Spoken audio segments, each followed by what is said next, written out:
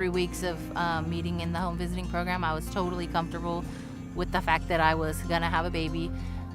Yes, I was still scared, but at the same time, I felt like I had some sense of strength behind me. If I didn't have those resources that Jeanette provided me, I think it would be harder now. I got into the program and I realized, like, oh, this is nice. And now look at me, I work at a family resource center with parents and families, all this stuff. I'm so grateful that I got the opportunity to meet my home visitor, because without her, I think that I would be 10 steps behind from where I'm at right now. Pero pues aquí pues ya los enseñan un poquito más cosas que uno no sabía, como cómo cuidarla, cómo desarrollarla, cómo educarla, y pues es algo bien porque pues cosas que yo no sabía, pues ya usted nos las dijo y todo como consejos, y pues muchas cosas que se aprendieron. I don't know what's normal for a 22-month-old baby or an 18-month-old baby, you know. When we get together, we usually discuss and get some progress made with the baby. It makes me feel comfortable, and I associate my parenting with her, my home visitor, telling me, yeah, this is going great. So it's nice to know where they're at, what stage they're at for every parent, and also to give, again, your children that head start in education. If I had any questions with her, just call her up on the phone. You know, it was very relatable, very personal. And, you know, with her getting to know my kids, you know, she got to kind of help guide me along the way. I mean, there were so many I'd like to call the April 23rd, 2024 Mendocino County Board of Supervisors meeting to order. Roll call, please. Supervisor Hashak? Here. Supervisor Jurdy? Here. Supervisor Williams? Good morning. Supervisor McCordy? Chair Mulhern? Here. At this time, I will lead us in the Pledge of Allegiance, if we could stand.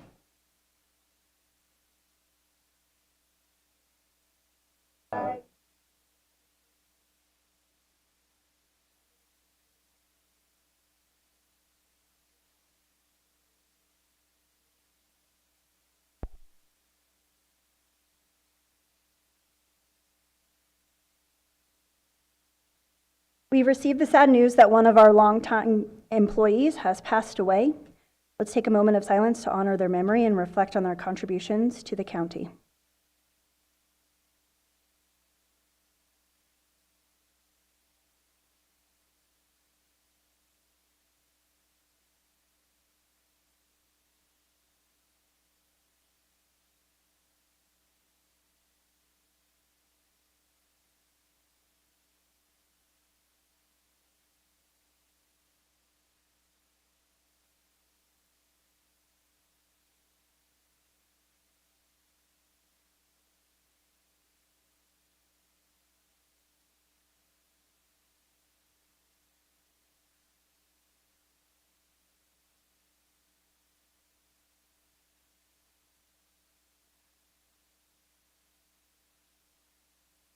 Thank you.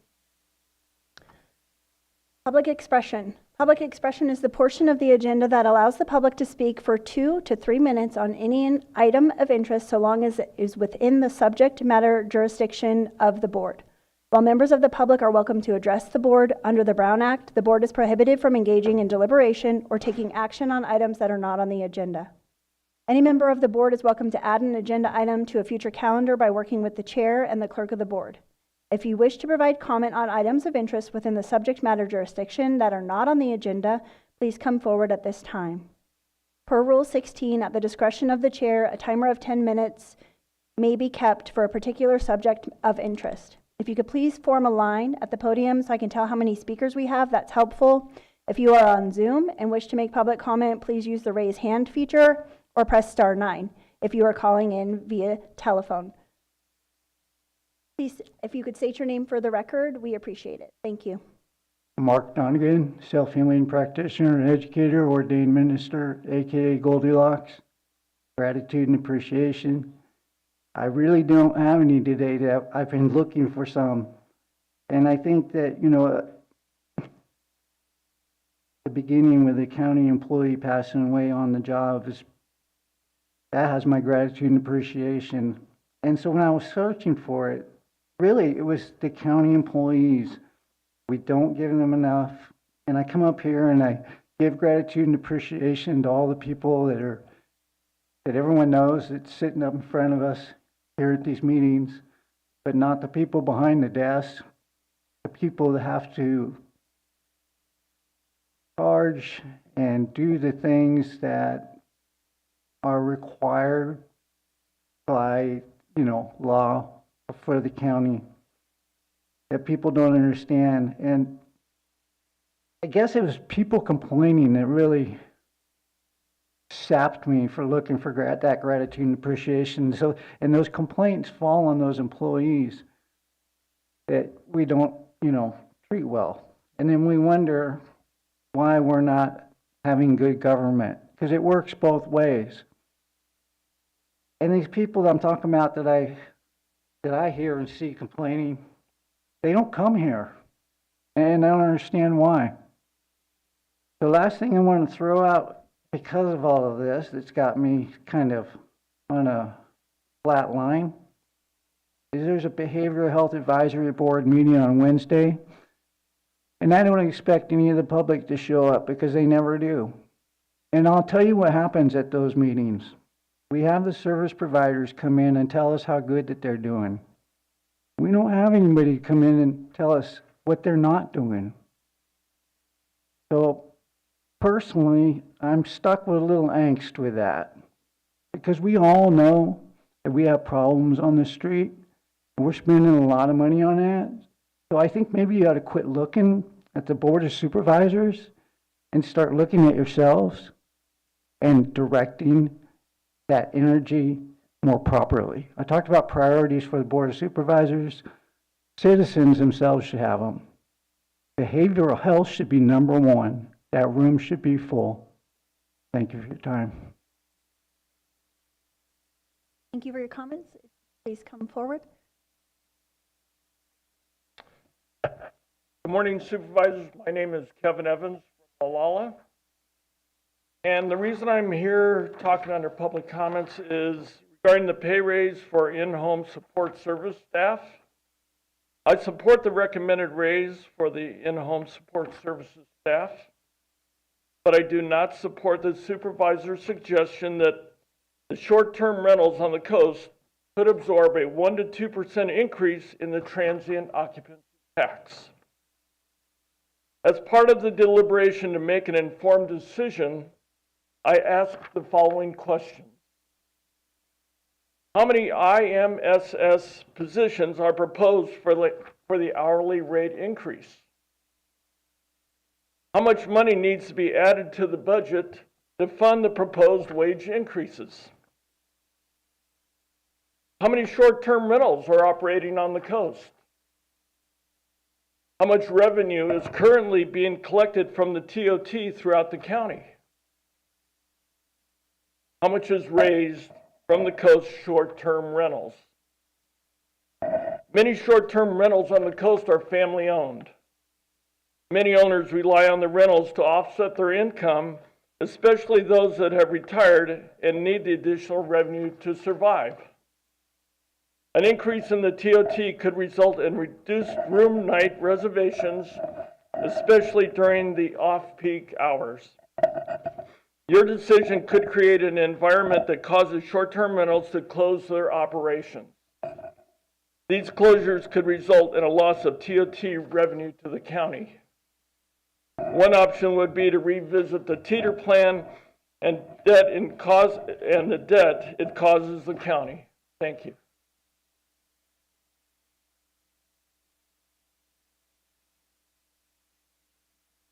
Thank you. Are there any other members of the public in the room that wish to speak on public expression? If you could please come forward. And if there are any members of the public on Zoom that wish to speak, if you could please use the raise hand feature. Seeing no one come forward, I will now move on to item number 3, the consent calendar. Clerk, has proper notice been established? Proper notice has been established. To my colleagues, are there any items you wish to pull for separate consideration? Supervisor Hashak? Yes, I'd like to pull item 3H. Anyone else? Supervisor McGorty? Just a comment on item 3AO, which was great.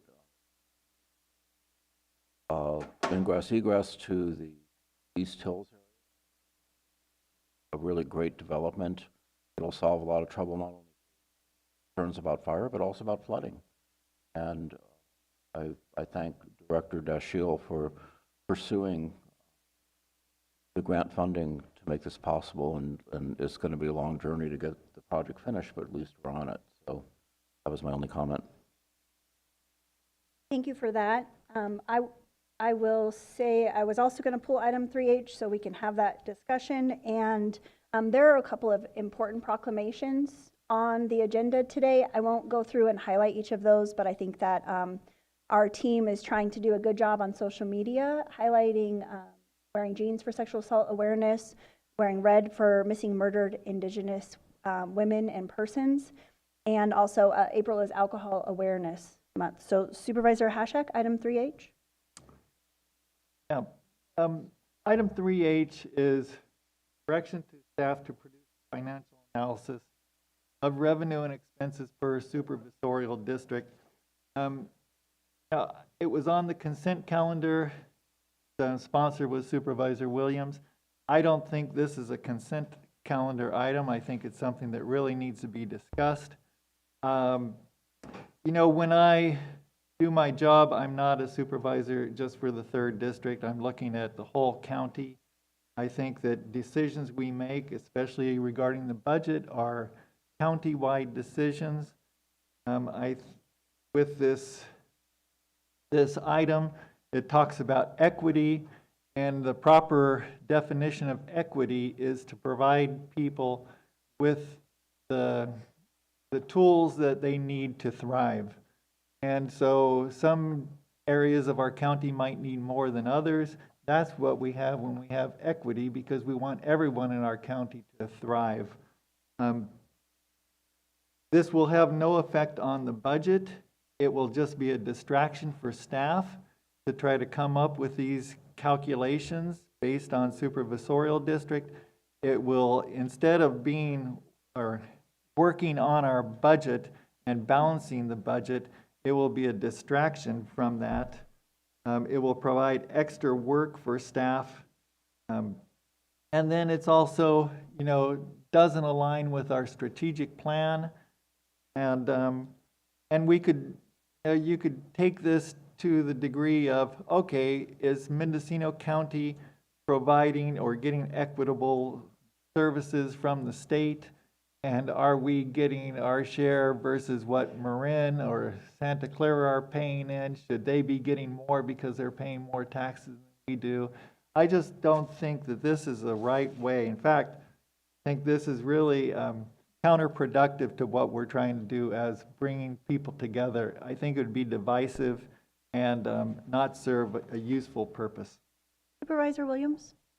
So several people asked me for this information, and when we went through the process of enacting fees for PRAs and then later retracting that as not our best idea, a suggestion from the board to the public was, we have access to information. If there's something you need, try asking us first, because it's a lot less expensive than a PRA. So the information that item 3H requests, the people have access to. They can file PRAs, they can get all of it, but it will be far more costly for the county to go through that process of PRAs for expenses and revenue, every department, every line item. And my hope was we could mitigate some of those PRA costs by handing over what we know. CEO talked to me about this item, asking for clarification, and I suggested round the numbers to the nearest $1 million. We're not looking for down to the penny. We're looking for ballpark. You know, there are parts of the county, I think the South Coast, obviously, in the 5th District, is one of the areas where people feel they're paying taxes and they're not really seeing much service at all. There are other parts of the county. North County, I think, is also in that predicament. This isn't to adjust the budget. It's just to give the people the information that they're requesting. One of our strategic plan goals was more transparency. This item speaks to transparency. Share what we know. Supervisor McGorty? You know, I also think it's healthy to have good data to understand where your weak spots are financially and where your strong spots are. So as we look at long-term planning, realizing where we really need to focus to build some economic capacity in the county. And if we see that there's a district that really isn't doing well, it gives us the opportunity to take a look at economic development, to focus on maybe some of the resources they have in that area that are underutilized. And also appreciate where our cash flow comes from, because I think all those things are important as you go through financial strategic planning. So I don't see this as a distraction. I see this as information gathering and data, which is something we traditionally have not done really well in Mendocino County.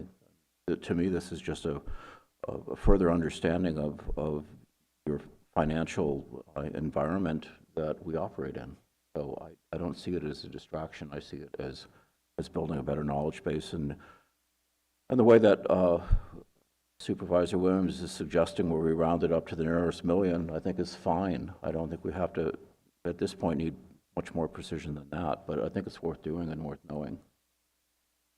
Supervisor Jody? So I think getting the information is important for the public. I don't know what's a realistic time frame for how back. I think the other piece of this is that the county, I think, does generally a pretty poor job of explaining about taxes. So, for example, property tax bills, the largest line item in there, the largest line item on the property tax bill says county, but it's not actually true. The 1% ad valorem, the county keeps about 35 cents if your property is outside of a city. If it's inside of a city, it's a little bit less than 30 cents. But the county's own mailing says county. So taxpayers twice a year, once a year, whenever they pay their property taxes, are seeing information from the county that's incorrectly telling them that they're paying thousands of dollars for county services, and they're not paying most of that to county services. So I put in a request, and I'll keep repeating it, that the executive office work with the auditor controller's tax collector's office to refine that document that goes out to taxpayers to say 1% ad valorem in that line item, and then have a note at the bottom that explains that countywide, the county keeps about 30% of that, the schools keep about 63%, and the special districts in the cities combined keep about 7%. Before I go to Supervisor Hashak, if you don't mind, as I tried to review this agenda item, I really felt like I didn't have enough information as to how granular Supervisor Williams wanted the item to be. I think that it is a distraction to our staff as we're trying to manage our budget and have a lot of challenges with overcoming a deficit. Certainly, it would be an interesting research project to see how many law enforcement calls we have to the 5th district right outside of the city limits. That would be interesting to know. I can find that information roughly using the sheriff's portal. I can roughly tell how many of our citizens throughout the county qualify for subsidized services such as Medi-Cal, food stamps, or child care subsidies based on census data that I can research and find. Board is up to about $15 million on Ackerman Creek Bridge, which is in the 1st district, and we just approved $7 million to repave Mountain View Road, which is in the 5th district. So I think that as a board member, there's a lot of information that I can share with constituents about how the money is being spent within the county. And at this time, I don't believe that I'm interested in sending our staff on this research mission. If they were sitting around and needed something to do, certainly they could pull this task off the shelf, but at this point, we have a lot on our plate. Supervisor Hashak? Well, I appreciate those comments, and I was just working with the treasurer, tax collector, about people who come in with partial payments. And the problem, someone came in with an $8,000 check, and that the staff couldn't deal with that because of the board policy. And so the person left with that $8,000 check, not paying it. And the problem was, in essence, it would require a lot of staff time to deal with that because it'd have to be dealt with by hand. And and it wasn't easily inputted into the system. And so we have problems like that in our county that really need to be dealt with. And getting this information will just be a distraction. I don't see it as a push the button. I think that what you're saying, Chair, is totally correct, is that this information is out there and people can find it if they want to look for it. But I guess my question to the CEO, and I think Ms. Antle is on the line, is that, is this something that people, can we just push a button and get this report, or is it going to take staff time away from other valuable issues and processes that we need to be working on? CEO Antle, then we'll go back to Supervisor Williams. Through the chair, yes, I can't tell you today if that's a button that we can push in the system. As you know, we've switched to a new property tax system called Momentum that also has our TOT and sales tax data.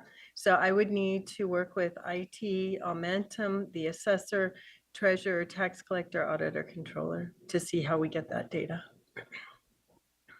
For revenue. Expenses to Supervisor Mulhern's point, we might be able to find the expenses per district, especially for roads, PBS, and environmental health.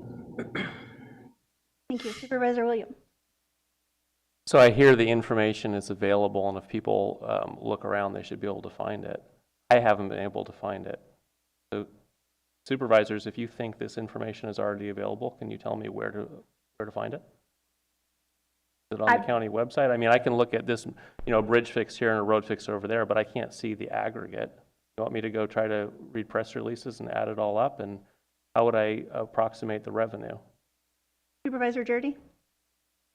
Yeah, I think anecdotal information is available, but I don't think it's in one report. I mean, it gets back to my point. If county government was run like a city, we would use the property tax mailers as an informational vehicle to the public. I don't know why we don't. We're already paying for the mailing. We're already sending out a letter. Why don't we do what every city does, which is they include with their water bill, they include basic information about the county, about the city budget. And I'm saying I think what the county needs to do is revamp that mailing so it stops incorrectly telling the public that they're paying thousands of dollars to county government when they're not in that property tax bill. And secondly, it should have a summary, I would say, in some kind of form of how their dollars are being spent, the portion that does go to county government. And I think this kind of information by a supervisor district could be folded into that, maybe not right away, because I have no idea how soon they're going to get this information, but I think this is the kind of information that could be put in that semi-annual mailing. Supervisor McGordy? So building on Supervisor Jordy's idea of sort of a going forward approach to this, it could be the same thing, that we don't try to go back in time for data, but start to collect it now. So as projects are expended, we know which district it is, and then we build a database. It's a pretty simple addition to a budget document to say, where exactly did this go? Which district benefited? So it's a going forward kind of project then, and it doesn't necessarily involve as much time and expense to gather the data. CEO Antle? Thank you, Chair. I was just wondering if any of the CEO or any of the board have seen such data at another county that we may be able to look at and review as the start of this project. Supervisor Williams? Sorry, please finish. I was just going to say to you, Supervisor Jordy's question, I'm sure we could probably find that in tax bills, but as far as a report per district, if Supervisor Williams or one of you know a place to start, that would be helpful.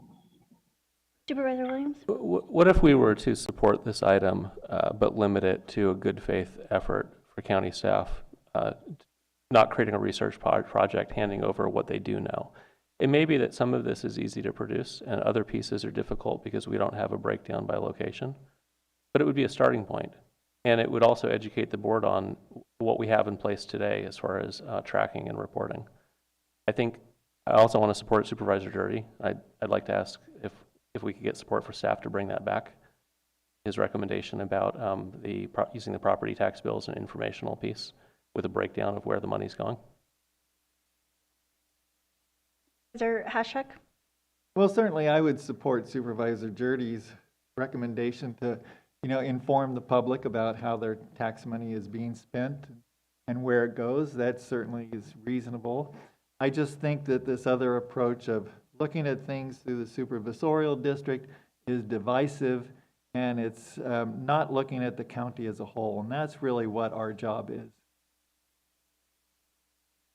Thank you for that. And at this time, I'd like to go to public expression. So if there's anybody in the room that wishes to speak on this item, if you could please come forward. And I do see that Peter McNamee has his hand raised online. So I'm going to take a comment in the room first and then go online. Thank you, Supervisors. I am speaking in support of item 3H.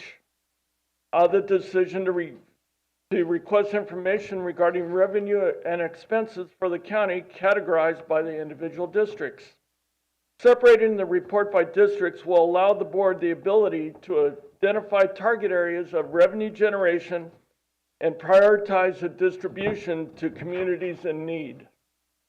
Identifying notable segments throughout the county that have the ability to increase revenue generation will allow the board the flexibility to address the growing service needs in the county.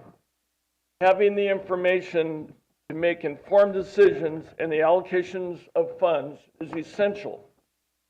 Property taxes, TOT, sales tax, BLF, and gas tax are the foundation for the general fund. Being able to identify and monitor the revenue generators in real time will assist the board in meeting its financial obligation and future growth.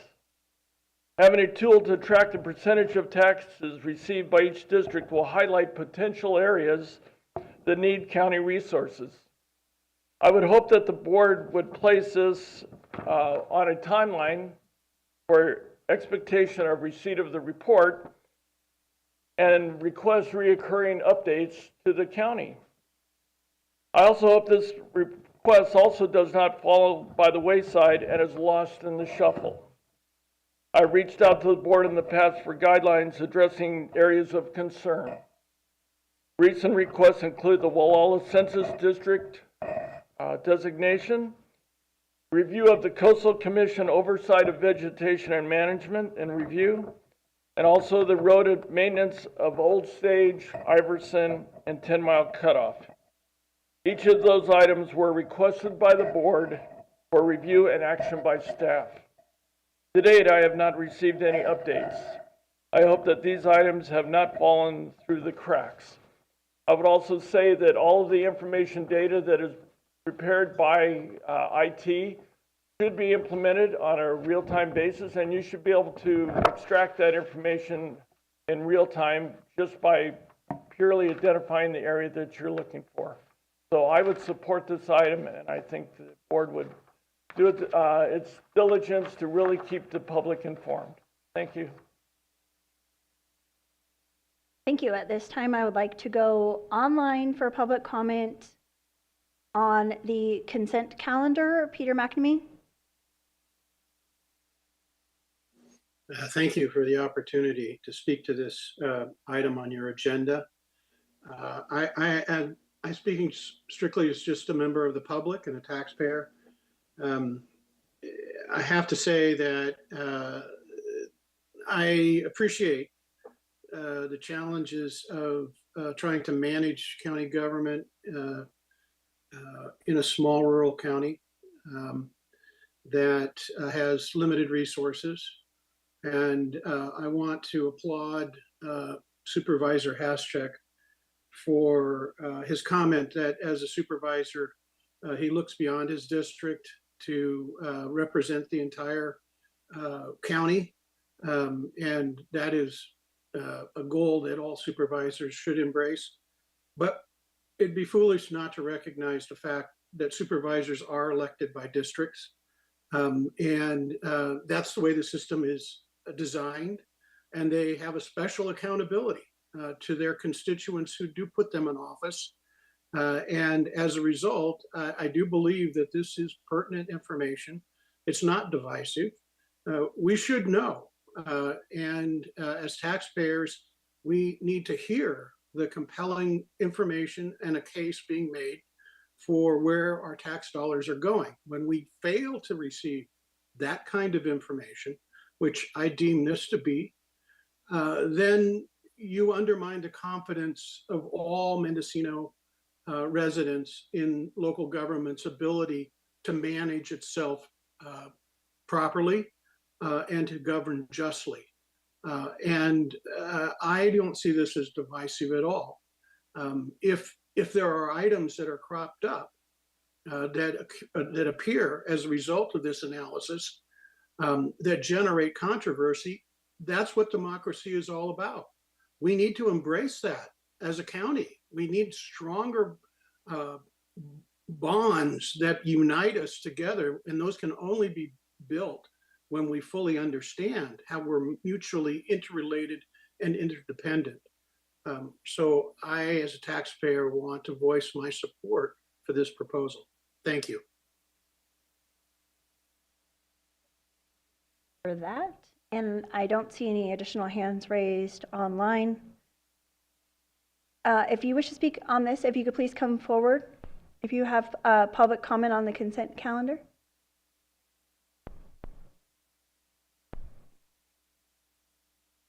This is public expression for the entire consent calendar. All of the items that are labeled 3 alphabet soup throughout. Thank you. CEO Antle and members of the board. This April 23rd Board of Supervisors meeting includes agenda item 3X, adoption of a proclamation recognizing this week of April 21 to 27, 2024 as Crime Victims' Rights Week. Members of the District Attorney's Victim Witness Assistance Program stand here before you today with gratitude and profound appreciation for the decision to acknowledge and uphold the rights of victims. In a world often fraught with adversity, your commitment to recognizing the voices of those who have endured hardship is not only commendable, but also deeply inspiring. Your acknowledgement provides hope that victims are heard, respected, and supported, and serves as a glimmer of possibility and opportunity for countless individuals who have experienced trauma and injustice. In extending this acknowledgement, you have paved the way for meaningful change and progress. This proclamation embodies the principles fairness, equality, and dignity for all. This reaffirms our office's commitment to building a more just and compassionate world. As we continue forward, our office will remain steadfast in our resolve to continue advocating for the rights and well-being of victims everywhere. May this message serve as a catalyst for greater awareness, empathy, and action, igniting a positive change that can impact many. On behalf of those voices that have been silenced and whose struggles have gone unnoticed, I extend my deepest gratitude to each and every one of you for your unwavering support and your commitment to make sure justice is served. Today, let us continue to stand in solidarity with victims, honoring their resilience, courage, and unwavering spirit. Thank you for your time and your support. Respectfully, the Mendocino County District Attorney's Victim Witness Assistance Program. Thank you very much. Are there any other members of the public? Oh, if you could please state your name for the record, that would be very helpful. Ingrid Johnson. Thank you so much. And are there any other members of the public that wish to comment on the consent calendar? Seeing no one come forward and seeing no hands raised online, I'm actually wondering if I could get a motion to approve the consent calendar without 3H so that it can be given a little bit more discussion and possibly sounds like there might be a direction, but I do want to take a look at the remainder of the consent calendar. So move. Second. Thank you. We will be voting by the button on the consent calendar with the exception of 3H.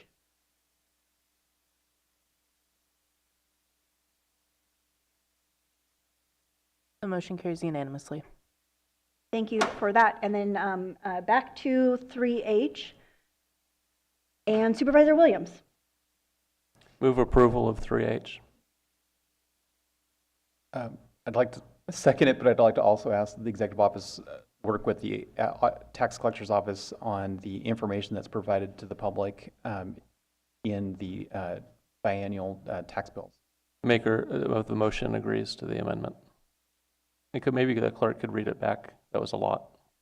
Well, I think there's more discussion to be had. Supervisor McGorty? So by voting for this, are we directing staff to work on coming up with a way of accounting for our revenue, and at what level are we doing it? I mean, are we just directing staff to come back to us with a plan, or what? My expectation is staff comes back with what we have readily available, and that'll answer some questions. It may open new questions, but at least we can turn over what we have and avoid a large number of PRAs that will otherwise come. Okay, so this is a sort of the view from 30,000 feet sort of thing? Here's what we know, and maybe some recommendations on how to track it better going forward. Thank you. I will be voting no. I think that this is a divisive issue. The County of Mendocino is not just the South Coast, and both the 1st and 5th districts wrap very tightly around the 2nd district, to where we have members of our community that live very near the city limits and do feel underrepresented. So I think that this is a task that maybe is for a future time, a research project that somebody could undertake. And I think it is the role of each elected supervisor to really be able to understand and explain to their constituents how they're represented. And some of that is financial, and some of that is by democracy, and making sure that the people that are underserved the most have representation, even though they may not contribute as much financially. Supervisor Hashak. I too will be voting no, even though I support the idea of providing more transparency and providing that information on the tax bill. Certainly we can give that information separately. But when we're talking about equity, we're talking about providing people with what they need. And that's what we do in our budget process. And this is not going to move us in that direction. It's really just going to say, oh, well, we're paying more taxes in POT in this area, or we're paying more sales tax over there. And it just doesn't move us forward as a county. And I think that the CEO is grappling with this, probably about trying to figure out how we're going to provide this information when we're dealing with millions of dollars in deficit, and we're trying to work on those problems. And at the same time, we're throwing this kind of motion that's not going to move us forward. Supervisor Williams, did you have a final comment before we vote? Final comment. I think it'll be difficult if the county tries to enact any new taxes if we can't provide this information, because it's really the cornerstone to accountability and transparency. Before we can ask the public for more tax revenue, we have to explain how we're using the taxes that they already contribute. The button.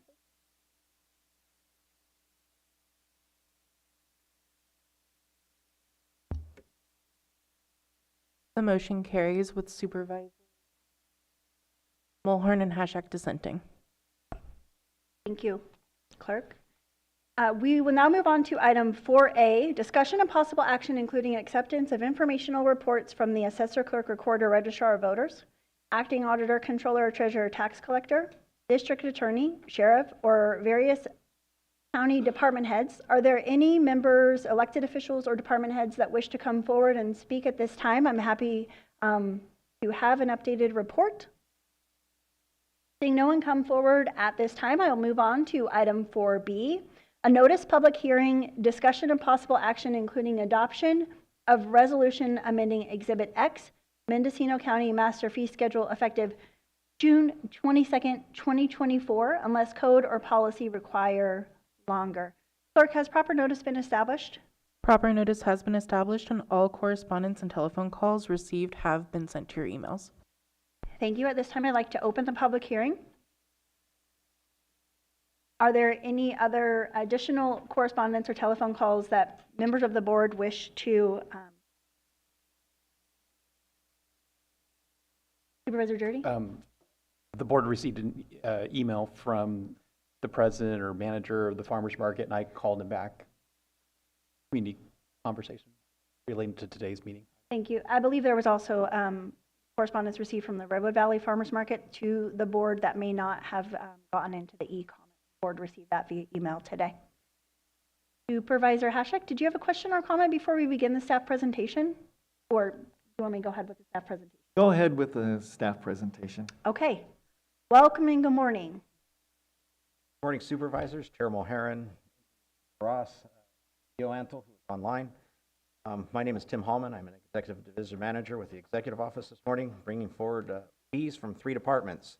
We have fees being updated for the cannabis management unit, county council, as well as environmental health. The timing of these fees at the end of April are designed to be brought forward so that any changes that are expected coming in the future fiscal year, they can be incorporated into those fees, such as the expected salary increases or any accounting changes that were expected as well coming forward into the new year. At this time, we are looking at an increase in fees being proposed at $58,000 by the cannabis management unit. County council is not expected to really see too much in change just because they're only going up a few dollars. It's based upon the salary changes, and most of that is for internal use. So generally speaking, we won't be seeing a huge change or in volume for our fees and for our revenues in that. And as far as the environmental health is concerned, they are coming forward with $268,000 in decreases for their fees for the 3 units that they have brought forward. And this is specifically because there is a change in accounting in the background dealing with the way admin fees were being charged for realignment, as well as changes in which the salaries are now being forecasted going into the next fiscal year, and they are now being kept in salaries as opposed to expenses. And that is a change that has been implemented by the current auditor controller's office to make it a little more transparent, a little more clear. Right now, if there are any questions, I'd love to hear what they are. Supervisor Hashek and Supervisor Dirty. Well, I'd like to make a couple comments first. I checked with the cannabis department, and there was some concern about some of the increases which are in some of the areas of the cannabis department, even though a lot of the fees are coming down. Those fees were due to salary increases, and they do reflect the efficiencies that are going on in the department. So really appreciate that work being done there. With environmental health, I really want to do a shout out to Marlena Dooley for her work on really taking a deep dive into the different fees and bringing almost all of them down. And so that's really responding to the community, and I appreciate the work that she's done on this. There's a couple in there that the cottage food fees and the farmer's market fee, which is 2 of the, well, those 3 fees. At the last fee hearing, we had a motion to make them status quo, and my understanding is that there's a need to track those fees, but what I would like to do in a motion is to approve those, well, fees at the status quo level that they were before being raised, but that the department track the fees, but don't bring them forward until the board asks for them, because it creates a lot of anxiety when we just bring them forward, but we need that information. So if they could just be brought forward in that regard. And so I guess my motion would be to approve the fees and take the cottage food fees, class A and B, and the farmer's market fee back down to what it was before. Supervisor Dirty. Yeah, I was going to discuss that about the farmer's market fees, so I would support that. And I do appreciate the fact that the environmental health director is looking very closely at the fees and trying to reduce them wherever possible. I do have a question, maybe this is for Tim. So I think I heard you say that both efficiencies in the department and a different way of charging out salaries resulted, a combination of those things resulted in the fees being reduced. The board also said that we wanted to be a part of, we wanted to make the decision about how much state realignment dollars are retained by the environmental health department and not shifted to public health. And I guess I'm not clear on what you said, that we're changing any of that. So just rolling back, at the beginning of this year's budget adoption, I think largely unknown to the board, in the preparation of the budget, this year for the first time, the executive office budget team removed state realignment dollars from environmental health. And that, unbeknownst to us, was a part of the driver of why the environmental health fees had went up so much later when we were doing adoption. And I think the board would like to know how much did environmental health receive from the state realignment dollars prior to this fiscal year, and how much are they now going to receive? Because while everything that the public health department does is important, not every program by definition can be as important as the other. I mean, at some point there's a judgment to be made. And I think the board would like to see, at least I would like to see, and I think the board would like to see, some subsidy of this department because so many of the people who pay these fees are tax-paying businesses contributing to the community. And you know, some of the public health programs are kind of nice to have programs, but they're not really necessarily all essential or not necessarily essential to fully fund. So that's kind of where I'm coming from. Thank you. Yes, Mr. Hallman, and then we'll go to the Environmental Health Director. Okay, I'm going to give you a little bit of a 30,000-foot point of view, and maybe Marlena can key in if you need any details. But it's my understanding that in the past, environmental health had approximately $1 million coming in for realignment in order to subsidize. Going forward, the part of the reduction that we're looking at on those fees is specifically related to the fact that we are no longer seeing an admin charge coming from public health that is used to bring the realignment dollars back into public health. So I do think that there probably needs to be a better analysis done as to what that impact would be if we do bring realignment back in. It's a suggestion of the board, and determining how we would offset those costs to make sure that we're capturing an appropriate level of realignment as well as the admin fee that would then be charged from public health. But if you need more specifics, I think Marlena can speak to those. I also see that CEO Antle has her hand raised, so we'll go ahead and have Marlena comment first, and then I'll go to the CEO before coming back to the board. Good morning, Marlena Dooley, Environmental Health Director. In the past year, I would say recently, environmental health needed $1 million in realignment. Before that, it was less. I believe it was reported closer to, on average, $400,000 to $500,000 in previous years. In this fee proposal, the main efficiencies are coming from the ability of EH staff, existing staff, to grow and stretch and take on new assignments that were previously being provided by public health admin for our payroll, our budget, and our fees. So the cost savings in this set of fees is directly from no longer having that additional $300,000 cost that was paid to public health for those services, because we are now able to do that internally. I do understand that if realignment monies were again assigned to environmental health, we would need to understand the impact of that, because it would most likely not be a dollar-to-dollar savings. It would cost some to receive some of those monies.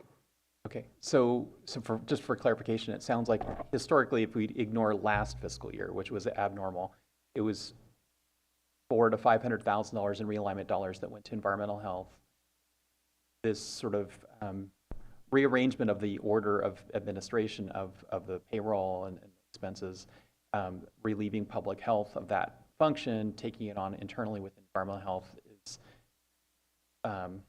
saving environmental health a payment to public health of around $300,000. So it's maybe it's maybe $100,000 to $200,000 in less revenue to environmental health, and that's being absorbed effectively by the fee increases that have gone into effect and would still be in effect with this, because these fees are still higher than they, even at this reduced level, are still higher than they were 2 years ago or a year ago. CEO Antle? Yes, thank you. I appreciate the comments from Director Dooley. She got to the numbers that I wanted to clarify for you. I believe on the average, to the point, it's 350 to 400,000, with either last year or the year before being a high outlier, mainly due to workload and COVID. The folks were unable to get some of the additional work done, but they have really crunched the numbers, looked at the efficiencies. With the support of the Executive Office, the fiscal unit, they've become more sufficient within their department to be able to handle the duties and offload that overhead that was prior supported by public health. So it will be a look back as to see if those funds were actually realignment funds going into supporting EH, or were they realignment funds that were being to support the admin services provided by public health. So just something we may want to look at. And again, Director Dooley may speak to it, but the majority of their fees have not been revisited for a number of years. I would defer to her to that timeline. I know we did some maybe in 18 or 19, but prior to that, I'm not quite sure they had been updated a lot. And to that point, wage increases have gone into effect every year with health plan increases as well. So. I think that the makers of the motion were calling out several specific line items, and so it might be noteworthy if staff can address whether or not just realignment funding for those specific items as a reduction to those businesses is possible. But first, I'd like to go Supervisor McGorty, Williams, and then Hashak. So I have a question for Ms. Dooley on items 60 and 61, which are the well permits and how the numbers are generated and what are the applicants going to get for their money. Absolutely. These two new proposed fees are for agricultural, industrial, or commercial proposed well applications. As Supervisor, you're aware, there's an executive order from Governor Newsom that requires the county to make findings now that require the review of a hydrologic report by a licensed hydrologist, and that is a position that the county does not currently staff. So we, Environmental Health, the county, have funded the review of 2 applications that we received since the executive order. And we did that through contracting with a licensed hydrologic firm. The estimates that we received from that firm were the basis for these 2 new fees.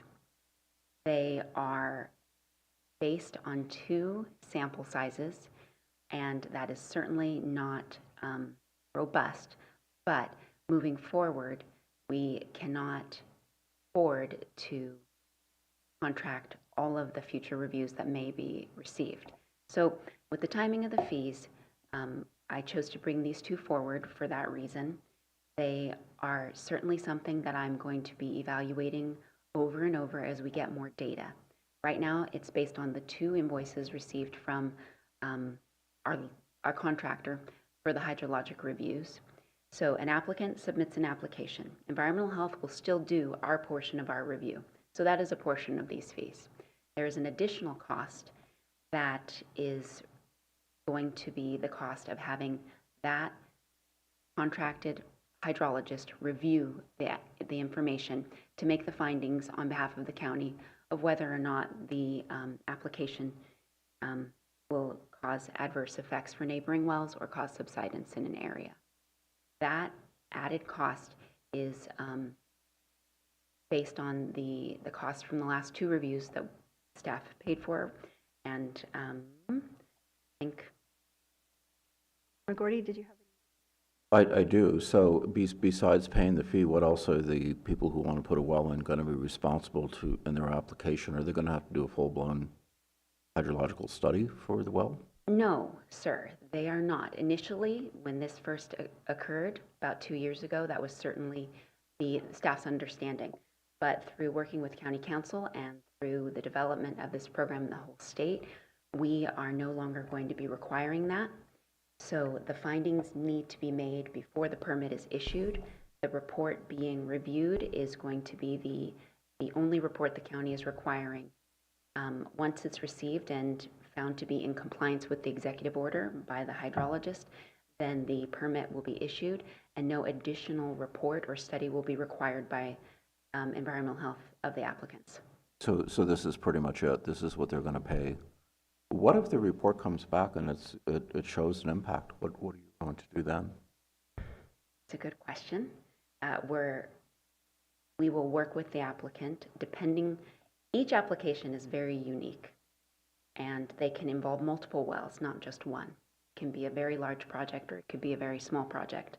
And we will certainly make every effort to work with the applicant to see if they can get their project to a place where the findings can be made that negative impacts will not occur. But until those findings can be made, the Environmental Health Department will not be issuing a construction permit for that application. So my concern here is this could drag on for years, and depending on the issue, and I think we have to bake something into this that is a little bit more decisive. And I don't know if this is quite ready for prime time, or whether we should have some more study on it before we set a policy and a fee. Certainly, that's the board's discretion. Yeah, I would so move. Someone would. Well, we already have a motion on the table, and I think I see that there's more discussion to be had. So perhaps we can just make a note of it. Make a list. And we will go back at the end of the meeting and clarify the motion for. Okay, I like that. Thank you. Supervisor Williams? Okay. It had been a long time since environmental health had raised fees to keep up with inflation. So I think it's the right thing to do to be what it actually costs to run these programs. I support the director fully. I think she's done a good job. One piece that's missing for me that I need to support this is the underlying data. And I had asked back on November 12th email and then asked again on December 2nd to the executive office. I haven't received anything yet. And what I asked for was the actual study data. I'd like to see, the county can't raise fees because we're broke and we need more money. It can't be a revenue source. We can only charge higher fees to cover the actual cost. I would like to know that we did a study, credible studies on each of these to look at, with a fair sample size, what it actually costs for us to administer. And I think staff has done some of that. I don't know how much because I haven't seen it with my own eyes. And I guess I'm a little bit jaded now with the VSO. I went through telling the public, we're over budget, we can't afford it, right? Because I was trusting this analysis that had been done. When I asked for the analysis, I was told, sure, we can get it to you. Still haven't seen it with my own eyes. Maybe it exists, maybe it doesn't. So as a supervisor, I don't want to be in a position of telling the public these fees are justified by a study unless I see that study myself. Supervisor Hashek? Well, for Director Dooley, are those numbers available? Yes, they are. Right, I think I've seen those. So I appreciate that, and certainly I wanted to call out a couple things with the new tier that you have for the prepackaged temporary food facilities and for non-hazardous. That is a new classification. Yes, right? There are several new fees proposed, and those are to a 9 or 10. Right, and so that's bringing the cost down for Yes, for those people and for others too. It creates a lower tier within that permit. And I also wanted to note that the Cannabis Department decreased the fees for the withdrawal fee, which received a lot of comment, and they moved it down to 0. So really, it's just showing that our department heads are being responsive to the community wish and the supervisor's wishes. Certainly with Supervisor McGordy's issue with items 60 and 61, I would move that into the motion to research that some more. So I'd pull that out of the. Thank you. I think we'll get there. Supervisor Durst? Yeah, so maybe Supervisor McGordy could follow up on this, but it sounds, I think I'm hearing you say that you're concerned that the fee that's proposed to fund this additional study will bring money in very slowly, and the study won't happen as soon as it needs to happen. What I've been bringing up is the fact that this board still hasn't been asked by staff to weigh in on, do we want no realignment dollars going to environmental health? And I, for one, think we want some. Ideally, we'd have some spent in environmental health in some strategic way. And I think the specific example you're bringing up sounds like it's a strategic investment to get this information, this study, this baseline information, so that permits can be processed more efficiently as they come in rather than on a case-by-case basis. So maybe I'm way off base in summarizing what I think you just said, but I think if that's what you're getting at, then maybe that would be the kind of follow-up decision point that should be brought to the board and soon as we develop next year's budget, that the board should have an option to say, okay, we have X amount of dollars of state realignment for public health, environmental health, and the board in the end decides we want blank going to environmental health, and maybe it's for this, maybe it's going to the department generically, but we're specifically asking that those extra dollars go to one or two things.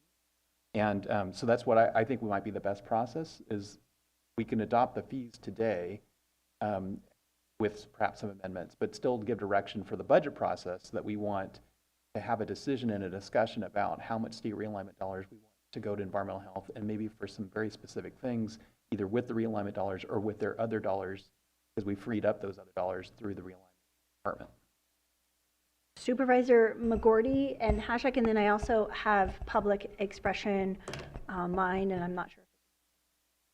I think that's a great idea, but what I don't want Director Dooley is to get stuck in a corner where she can't move forward because there isn't information or there isn't a process, and that's what, because then the applicants get upset too. So these are things that we want to be sure we can be as timely as possible when we have to make permitting decisions. And this is a complicated one. This is not simple because it involves a lot of issues. So, I'm very happy to work with her, and we have other knowledgeable people in the county. Just. Supervisor Hashak? So just for clarification, with the discussion about the realignment money, that will be part of the budget development, right? Okay, so wanted to be clear on that. Thank you. I have a question before we open up to public comment for Director Dooley. Have members of the public, businesses that have licenses in particular related to the food permits, have members of the public paid that based on the December fee that is now being reduced for April? So essentially, have we taken already funds on the backs of some people, and then 5 months later we're reducing? We bill on a calendar basis, Director Julie. Environmental health bills on a calendar basis. So this year, we billed in February for the year of 2024. This coming year, for 2025, we will be billing we'll mail out invoices in December. And they will be at potentially these reduced rates if that's what the board chooses to approve. I will say that these lower fees are based on lowering costs that have been developed within the last 6 months that did not exist last year. And we will be continuing to look at our costs. Some of our fees are going up as we are able to identify the costs of those programs better. Thank you. CEO Antle? I want to confirm, I'm not sure Tim Holman mentioned this at the beginning, but these fees will go into effect July 1st. It's usually 60 days from the date of adoption on the board unless otherwise stated in code or regulation. Okay. We will go now to public comment. I just want the makers of the motion to consider that people would be paying a higher fee 1 year and then it would reduce based on the billing practices of the county. That's something for the board to consider. I'd like to go to public expression Online, I have Stephen Amato, Devin Bohr, and Michael Foley. Stephen, if you could please unmute.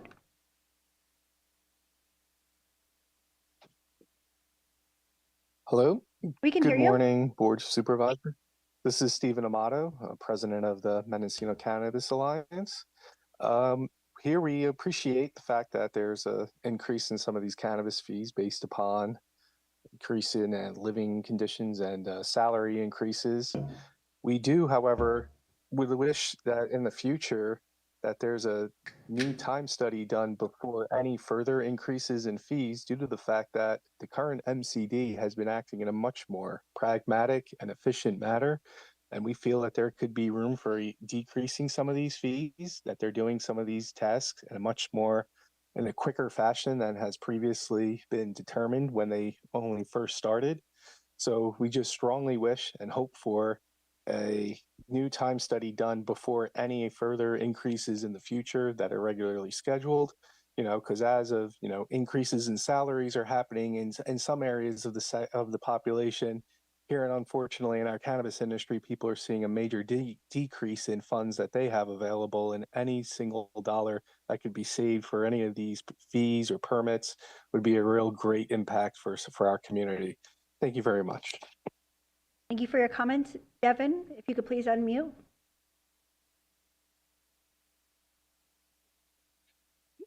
Yes, hi, good morning. Devin Bohr, Mendocino County Farm Bureau. Some of our comments this morning have been touched on by Supervisors McGorty, but I always want to reiterate a couple questions.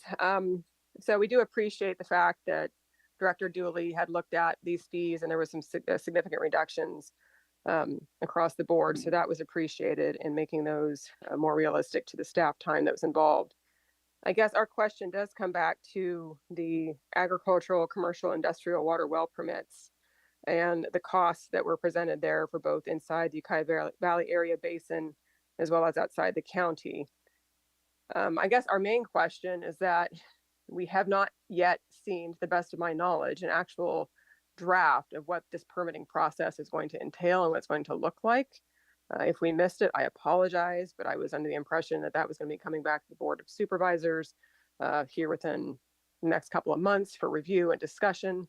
So there was some slight concern that we haven't really even seen what the process is going to entail before we have a fee established. So I just wanted to bring that forward. A second thing is that there seems to be a little bit of a confusion, I suppose, in terms of what the starting point of some of these fees were.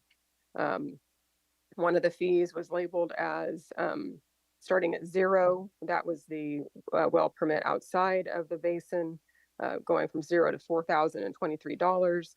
However, in the health fee hearing workbook that was presented, there was also a current cost of $1,204 for those permits. So I just wasn't sure, are we starting from $0 or are we starting from that $1,204 point for that fee? So I want some clarification on that if possible.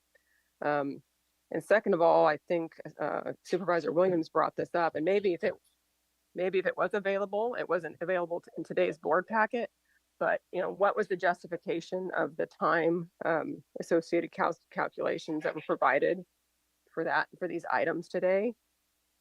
It'd be nice to have that public data available so we knew, what was going to be actually engaged by staff to defend these numbers that are coming for you. So if we can address at least where the process is with this well permitting, because this is something that's an issue that's very critical to our membership. Thank you.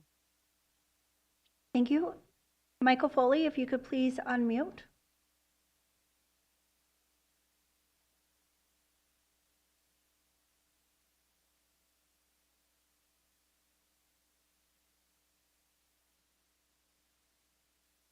Michael, if you could begin speaking. Thank you. I'm president of the Mendocino County Farmers Market Association. I've already submitted an e-comment and written to the supervisors, but I just wanted to elaborate a little bit on my comments.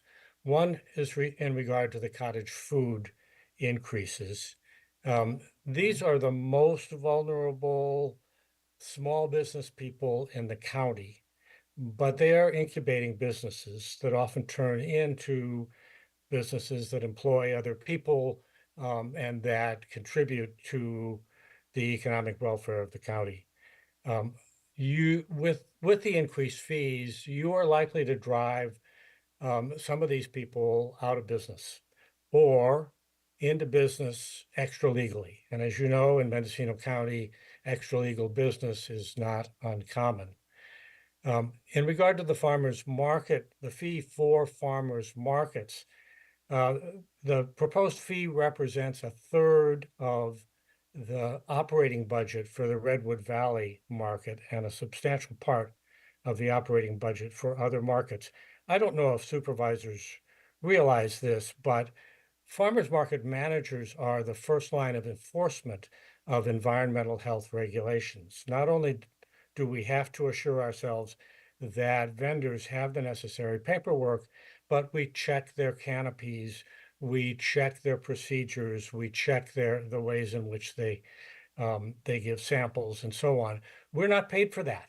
And now you're asking us out of our operating budgets to pay you for the service of being able to be your first line of enforcement. Doesn't make sense. I just wanted to comment on the basis for the analysis that was mentioned by Supervisor Williams and Supervisor Haschek. I've looked at the I've looked at the same figures, I think, as Supervisor Haschek, and they're given in percentages, and you can see, look at temporary food facility permits, for example, that as many as 7 different staff members are supposedly involved in a permit that involves only 1 inspection a year, including the director. So that's not a time study. I'm not sure what it is, but it doesn't represent actual time spent. Thanks for your attention. And I do want to commend the director of EH for all the work she's done, and in particular for lowering those temporary food facility permit fees. Thank you for your comments. I'm not seeing any additional hands raised online. If you're on Zoom and you wish to speak on this item, you can use the Zoom feature to raise your hand or press *9. I'm going to go back to public comment in the room, and if you could please state your name for the record, that's helpful. Mark Donegan, self-healing practitioner and educator, ordained minister, aka Goldilocks. I just, as a citizen, I can't believe that Supervisor Williams doesn't have the information that he needs, requests, has asked for. That, to me, is the job of the director, to make sure that everybody up here has that information. And, you know, raising the fees and killing business, that's just a terrible idea. And I've said it to a couple people this morning on this issue. You know, as government, you just can't charge money. You just can't go out and say, we're going to make money off the people. You have to show why. You have to justify your costs that you're putting on the people. Otherwise, you're going to be sued again. And I don't appreciate that. So I would like the director to make sure that she does a better job getting the information. This is basic information as a citizen that I see. This is basic information. Where is this money going? Why are these fees needed? I personally wouldn't pay a fee unless I knew exactly why it was needed. Otherwise, I would sue. And I don't know why nobody hasn't. So please take care of this before somebody does sue you. And justify your costs. And lower the cost. We're all here to try to make things better and work better. And it's not happening. And every time we get this little opportunities, we're blowing them. So pass this thing so we can lower, you know, make sure when you do whatever it takes to lower things and increase business, because you are killing it. You know, you are absolutely killing it. You wiped out marijuana. And now you're going to wipe out these guys that have shifted over into the legal market. Michael was saying, please don't. Thank you for your comments. I'm not seeing anyone come forward in the room. I have a question for perhaps CEO Antle or County Council regarding fees, and in particular, is there an opportunity to use realignment funds for the EH budget to reduce the fees for the domestic water wells and also some of the food-related businesses that the board was discussing? And then also, is there an opportunity for the item for a well fee to come back with a well ordinance or a separate agenda item? So those questions are for either the CEO or County Council. If I may, through the chair, I will take the realignment question and defer to the director on the policy and ordinance for the wells. I'm not quite as up to date on that, or County Council could take that as well. But with regards to the realignment issue for public health, we have $400,000 set aside, and I believe you have an item coming up shortly where we can have that discussion further about the budget coming forward. And if there's not enough information from our team or the public health director today, we can continue that conversation in our next budget workshop on May 7th. So we are taking note, and we'll have comment for you in the next item. Thank you. And Director Dooley, do you answer about the post fee? I will say there certainly is potential to bring that item back. We have contracted with a hydrologist for a review of that draft policy, and my estimated turnaround time from them is going to be the end of May. So if we would like that information, I would wait until that review and those comments have been brought in, so the full process could be brought alongside with the proposed fee. Thank you. County Council, is that? Yes, please go ahead. Mr. Ross. Through the chair, would you like to ask your question first so I can make sure I respond to that as well? Sure. The question was related to the water well policy, which is going to be coming forward, and whether the board can defer fees until that policy comes forward.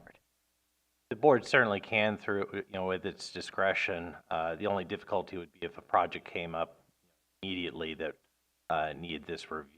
I will say that our office has worked with the department quite a bit on this issue.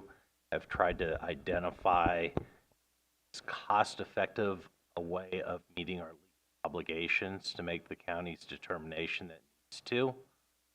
Study is part of that process. So the short answer is yes, the board can do that in its discretion. Difficulty would be if a permit application was submitted today and the fee, a fee needed to be charged. Thank you. I have Hashak, McGorty, Beardy, Williams.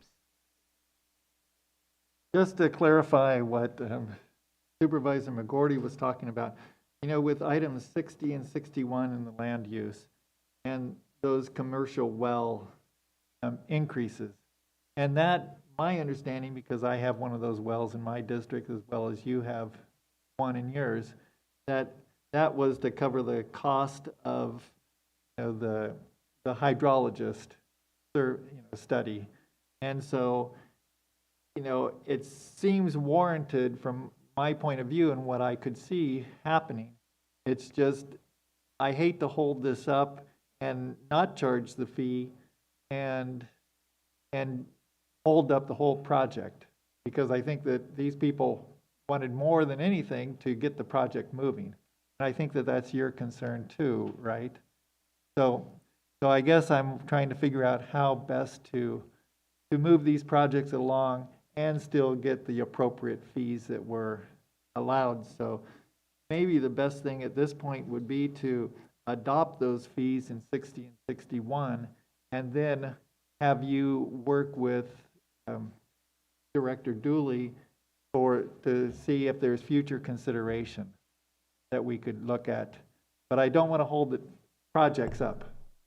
Does that make sense to you? Supervisor McGorty? It does make sense. I think that whatever Director Dewey and I have a discussion about should happen quickly. And if we need additional information, we should get it quickly so that we're not holding it up. So you have kind of a, did I hear a end of May sort of deadline for the consultant to come back on what would be included? May, through the chair, yes. And I would just want to point out, these fees are for new applications, not applications currently under review. So they're for applications we have yet to receive. Thank you for that. So I think we can meet that deadline. And I just want to, it's more clarification. It could be that $4,000 is actually a very reasonable fee if we're comparing it to a full-blown hydrology study, which would be somewhere between 20 to 50,000. So this is something I want to discuss with stakeholders and knowledgeable water people, and be sure we're making a good move here, that we're protecting our resource without bleeding our constituents financially. And what I wanted to add to that was looking at the cottage food fees and the farmer market fees.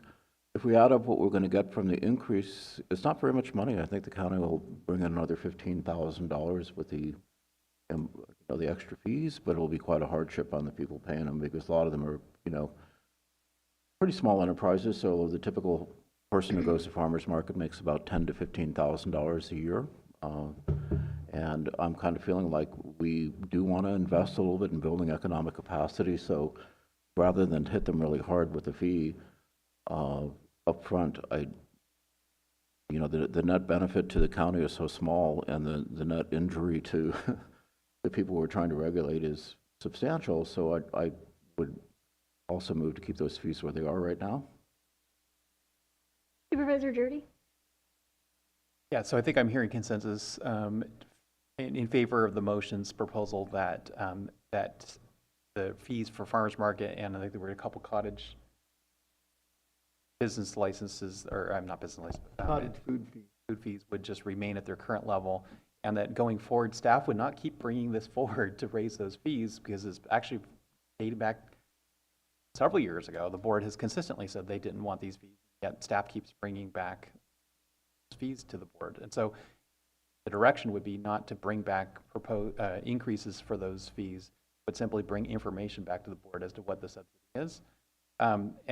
But I think importantly, that as we go into budget sessions, which we are now doing, that this board have better transparency into the state realignment dollars that are going to public health.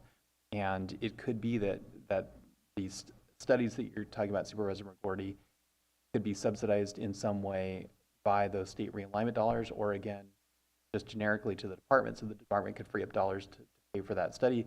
So the study doesn't languish because we don't have, an overabundance of people for these permits. It's kind of akin to a city updating its general plan. Yes, you'll put a general plan maintenance fee on planning permits and building permits maybe, but sometimes the city will still subsidize the cost of the general plan update.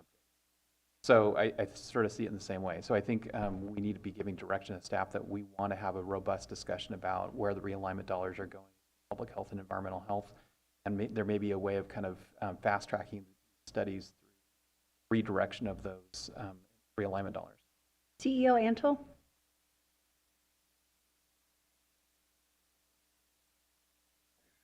Yes, if I may, through the chair, and maybe I need county council to help answer the question. I think to the point that Supervisor Jordy is asking to not bring back, which I believe are cottage food A and B and farmers market, is that for a specific time period, or does that lock future boards out of making having the opportunity to review and increase? So I think Supervisor Hashak's motion was to not bring back until directed otherwise by the board, but to continue tracking the cost. So we track the cost and we can report it back, just not ask for the fee increase. Okay, got it. Thank you. Well, I think also, CEO Antle, that the board is asking that realignment dollars specifically be called out for those fees and for tracking the costs. So Supervisor Williams? Yeah, citing economic development, which is in our strategic plan, I support not charging farmers market at all. Wipe out those fees. Use realignment dollars. They're growing food for our community. They're encouraging business activity. You charge large fees when you don't want something to happen. So I have a second question though. I'm looking at items 44 through 47. Actually, correction, 42 through 45. These were at about $1,000 to $2,000, and now we're proposing $250. I would like to see the study that gave us these original numbers of 1,000 to 2,000, and I'd like to see the study that brings up down to 250. What happened? And I'm not against it. It's a fee coming down. That's great. But I can't explain it to the public. What just happened here? Is it that we built so much efficiency we could drop from 2,000 to 250? Or was the previous study not substantiating the fees that we were charging? And I'm more concerned about process than the final numbers. We need to have a process that's legal and makes sense. And I'm not sure if we're there yet. And I say I'm not sure because I haven't reviewed it. It may be that it's all above board and it makes sense. Could we attach those two studies to this item so that the public has access to the same information? CEO Antle? If I may, through the chair, it's not addressing Chair Williams' question, but it's the prior comment about the use of realignment. I do have the team researching what all fees, if any fees, can be covered by realignment, and we can have, again, further discussion in the upcoming workshop around the budget. And I'm assuming Director Dooley can talk about Supervisor Williams' question on the fees. I'm sure she has that study. Director Dooley, if you wouldn't mind coming forward, and then I have Supervisor Hashak with his. Marlena Dooley, yes, certainly we could provide that. I will say for those specific ones, I had staff redo a process map and map all of their time down to the minute, which does exist and was included in our supported documents, and we can certainly make that available. So we could get that study and the previous study that went into the last fee increase. Okay. Thank you, Supervisor Williams. And I think it's just important for the public and the supervisors to recognize that this board has made a lot of changes about policy and transparency within the county and with our budget. And as these things evolve, I just appreciate that staff is working diligently to try to figure out how to increase transparency and provide that documentation. Supervisor Hashak? Well, I'm going to call the question, and I just needed to know if the clerk needed to restate the motion. I have approval of the master fee schedule with the exception of the cottage food fee A and B and farmers market fees, bringing them back down to the previous fee and not to bring it back to the board until directed to do so. And then I just needed to know if the maker and the second agree with adding the realignment dollars be used for those suggested fees if able. And I wanted to talk about that because I think that that is something we talk about during the budget hearing. And when we figure out the budget, we can figure out whether we're going to use realignment or not, or whether these are just going to be general fund. I think right now we just need to approve these fees. I'll have a clarifying, so also just to be clear, that these fees would go into effect in July, which means that these folks would not be billed until 2025. So they are currently being billed at the higher rate. And I just, for clarity for the makers of the motion, is that your intent, or was it your intent that for 2024's fees, they would be at the reduced rate that we're being presented with today? Right. The intent is to make them applicable as soon as possible. And so I heard at a farmer's market yesterday that the person had already paid their fees, and I was saying, well, you need to contact the department. So I guess the question for the department would be, if we accept these changes, which we're lowering the fees for most in the food categories, that how can we make that effective immediately for this farmer's market season? Is it, what can we do? Annual permits are billed in the manner that I explained. Many of those temporary permits and other food permits are on demand. So if someone has opted to be operating and needed a permit to operate yesterday, then they did pay the fees that were paid and that were approved in December. If someone chooses to operate 61 days from now, then if you choose to approve these fees, that is the fee that they will pay. But those are the two scenarios that I'm aware of. There is not any other. If you need to operate today, then you have to pay today's fee.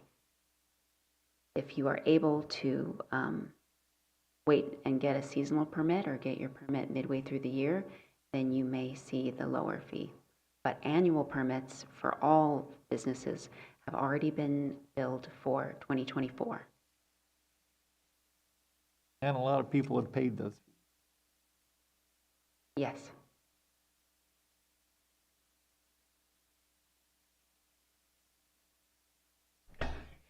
So I will just say before I know that Supervisor Hashak has called the question, I would like to see that the people that have already been billed the higher rate are able to come in with some type of refund process, and we'll talk about how that would be funded through realignment dollars in another agenda item related to the budget and not in this agenda item. But my concern is that many of the folks that are billed annually because they continue to be consistent with their businesses and attending farmers markets or other type of catering businesses or small food industry businesses that we do support for economic development have already been billed at that higher rate. Supervisor McGorty? So also include in the motion, this is, people would consider it, is the well fees to come up with a better understanding and you know, our staff deal with it right away. So that if these are the right fees, great, but I feel like there needs to be some interaction between environmental health and myself and other constituents who are interested in this. Clarifying, yeah, Supervisor Hashak? So like I was saying before, can we accept those fees and then you work with Director Dooley to figure out if that's the proper fee or the process and the policy in place? With the thought being that we have whatever we do, it's wrapped up and ready to go for the next fiscal year. Is that what you're thinking? Yeah, as soon as possible. Okay. Yeah, I'm okay with that since it's not really a fee that anyone's going to pay in before the 1st of July. So. Okay. And going off of what you said about reimbursement, is it possible to reimburse these people that have paid? Because really what it comes down to is last fee hearing, when we put the status quo for the fee increases for the cottage foods, Class A and B, and for the farmers market, the intent was to cover those farmers market people. And it turns out, as we found out, and then we've created a few extra categories too, that it didn't cover all those temporary food facility permits. And so I appreciate what you've done with those, and it's kind of, how do we make it right for those people? Well, Director Dooley, to be clear, the farmers markets and cottage food that were billed for 2024 paid the status quo rate. And Division did not feel it had the latitude to exclude certain fees when bringing fees back to the board. But I hear you loud and clear on those three. So for 2024, farmers markets were not billed anything because the fee was 0 and it remained 0. And cottage food remained the same. So they were billed at the status quo, not the proposed actual cost that's in the fee report before you today. And I think didn't quite capture your other question, but I do want to point out There are fees in this packet that are going up. So I would be concerned about a refund because in my mind that also means rebilling people who should potentially have been paying more in other industries. Well, really, the ones we're looking at are items 18 through 23. I think the majority of those are temporary events and those are on demand. We haven't started our temporary season I don't know off the top of my head how many people have come in for any of those, but temporary events start with our fairs and our summers. So those are not billed annually unless they opt for the single option to have an annual all year long permit. So the majority of those are on demand and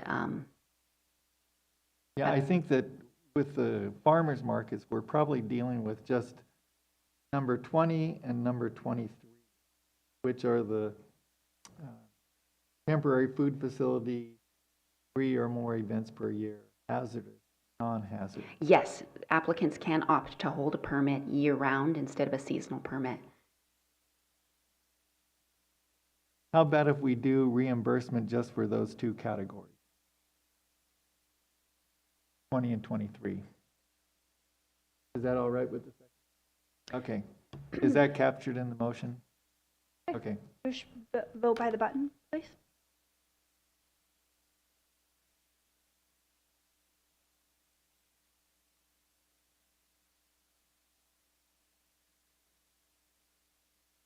The motion carries with Supervisor Williams abstaining. I regret to say I did not close the public hearing, but the public hearing has been closed. There were no additional comments from the public. We will now take Just a point for the chair is that according to our bylaws or rules that we can't abstain from a vote unless it's for recusing because of a conflict. I'm sorry, was there an abstention? Yes. Okay. I would have to refer to the rule book regarding abstention, and I'm not sure if the public. What's complicated here is if I were recusing myself, I wouldn't be here to push a button. So when would the abstention button ever be used? The abstention button is because the person has a conflict of interest. Press it before leaving the room. Is that what you're? That's a little weird because you wait to. Well, at least it gets recorded. Yeah, I see what you're saying with the button. I believe also, though, that the Robert's Rules of Orders just actually ask that you announce the reason that you're abstaining, but I'm going to look to County Council for some clarification.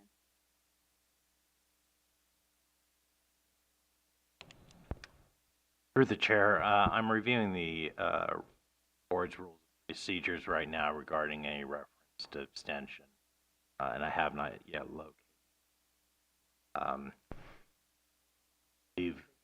Okay, well, we did have a break, so we'll have a 15-minute break and return at 10:55, please.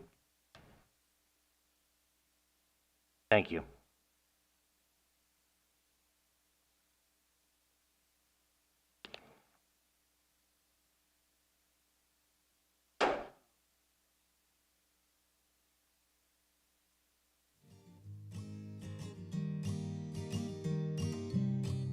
She has made me feel like I'm important and I can go at my own pace, and that's all you need sometimes when you're feeling like you got nobody.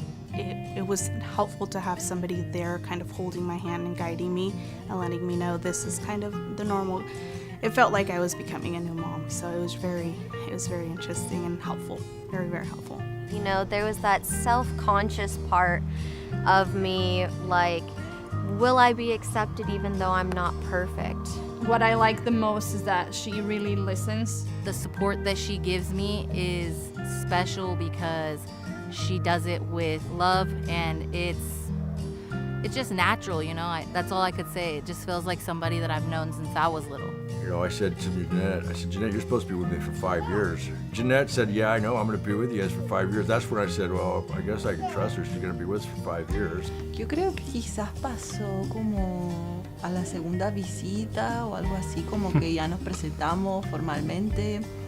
Y luego ya creo que en la segunda visita estaba como todo más tranquilo, como muy, como que el ambiente era muy familiar, entonces yo me sentí muy cómoda. Felt like she cared for Sparrow too, and Sparrow really enjoyed it. Yeah, she knew when Gabby came we were going to be making something or learning something, and she'd instantly start digging through Gabby's bags to find out what activity we were going to do. Not only did we get the assistance with this program, but we also made a really good friend. I'm happy to call Gabby our friend. I think the relationship that we've built has been just, she's a part of the family.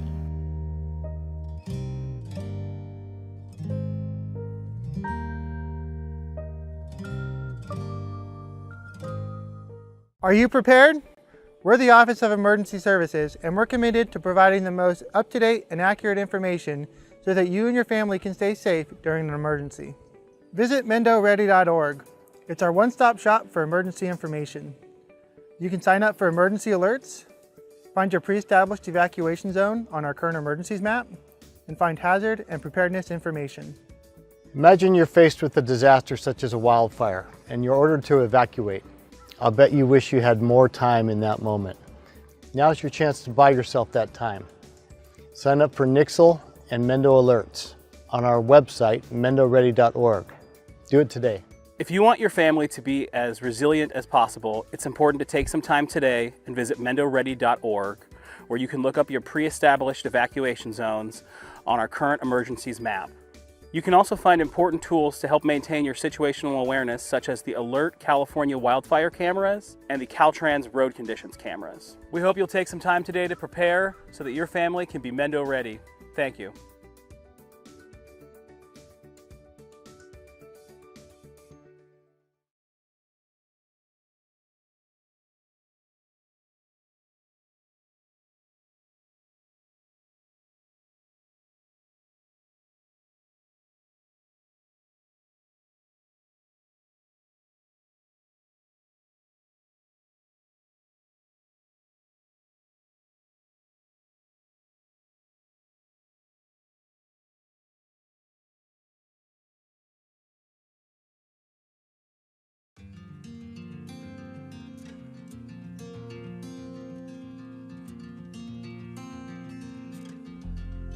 When I first realized that I was going to be a parent, I was super scared. After 2 or 3 weeks of meeting in the home visiting program, I was totally comfortable with the fact that I was going to have a baby. Yes, I was still scared, but at the same time, I felt like I had some sense of strength behind me. If I didn't have those resources that Jeanette provided me, I think it would be harder now. I got into the program and I realized, like, oh, this is nice. And now look at me, I work at a family resource center with parents and families, all this stuff. I'm so grateful that I got the opportunity to meet my home visitor, because without her, I think that I would be 10 steps behind from where I'm at right now. Pero pues aquí pues ya los enseñan un poquito más cosas que uno no sabía. Como cómo cuidarla, cómo desarrollarla, cómo educarla, y pues es algo bien, porque pues cosas que yo no sabía, pues ya usted nos las dijo y todo como consejos, y pues muchas cosas que se aprendieron. I don't know what's normal for a 22-month-old baby or an 18-month-old baby, you know. When we get together, we usually discuss and get some progress made with the baby. It makes me feel comfortable, and I associate my parenting with her, my home visitor, telling me, yeah, this is going great. So it's nice to know where they're at, what stage they're at for every parent, and also to give, again, your children that head start in education. If I had any questions with her, just call her up on the phone. You know, it was very relatable, very personal. And, you know, with her getting to know my kids, you know, she got to kind of help guide me along the way. I mean, there were so many cool things that I've learned. I went from a very rough type of life. I was homeless, and she was able to help me get into school, and I actually have enough credits to graduate with a business degree right now. I think I really want to mention just that I'm grateful that I took advantage, because it's something that has put me in touch with my child, or closer to my child and her development.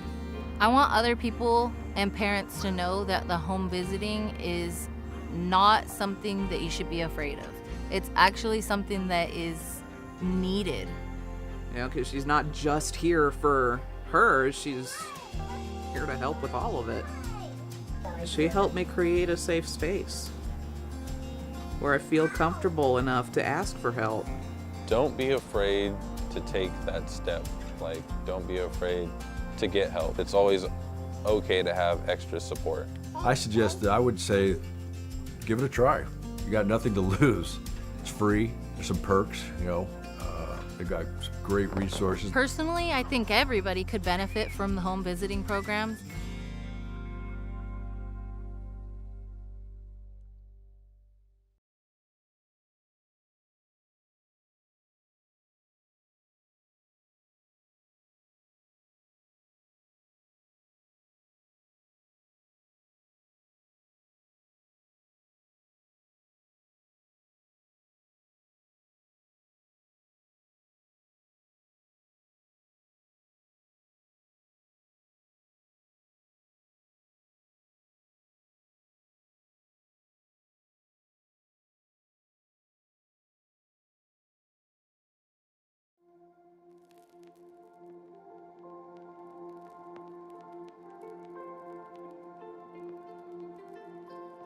I realized that my life was going to change dramatically in ways that I did not know or understand or even comprehend. I was going to have to really go to the well and become accountable and adjust to a lot of things differently. Que queríamos era que naciera, ya quiero tener, entonces ahorita lo que tenemos es aprovecharla, quererla y cuidarla lo más que se pueda.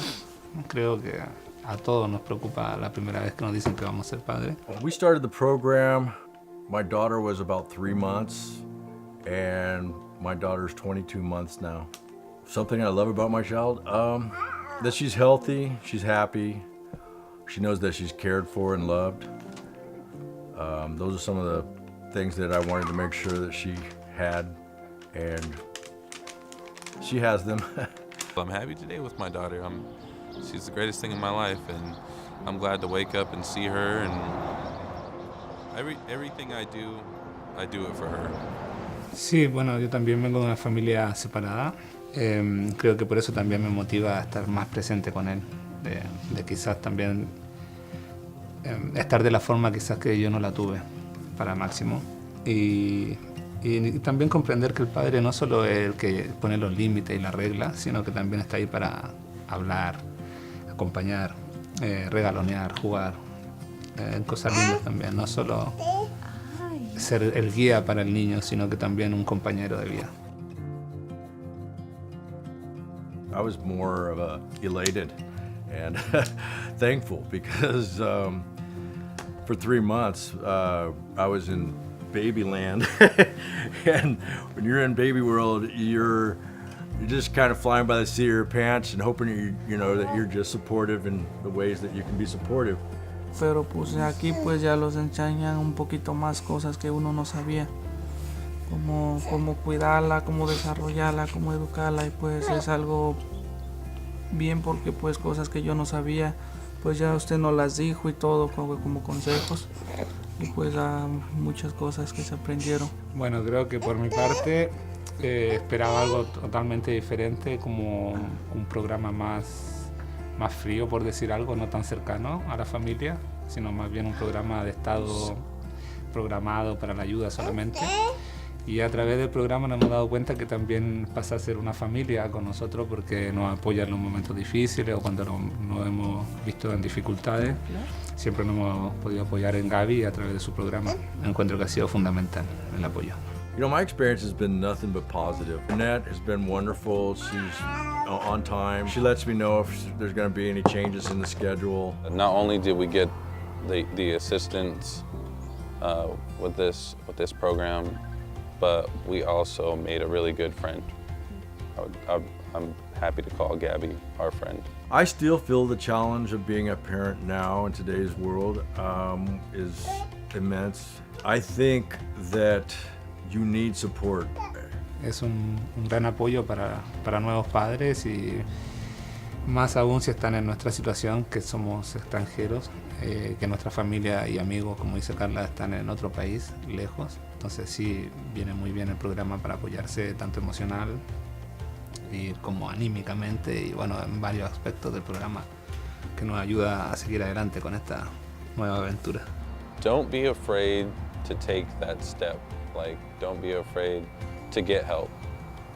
Because, you know, you might think that you know what you're doing, but it's always okay to have extra support, and don't do it alone. Give it a try. You got nothing to lose. It's free. I'm grateful that I took advantage because it's something that has put me in touch with my child or closer to my child and her development.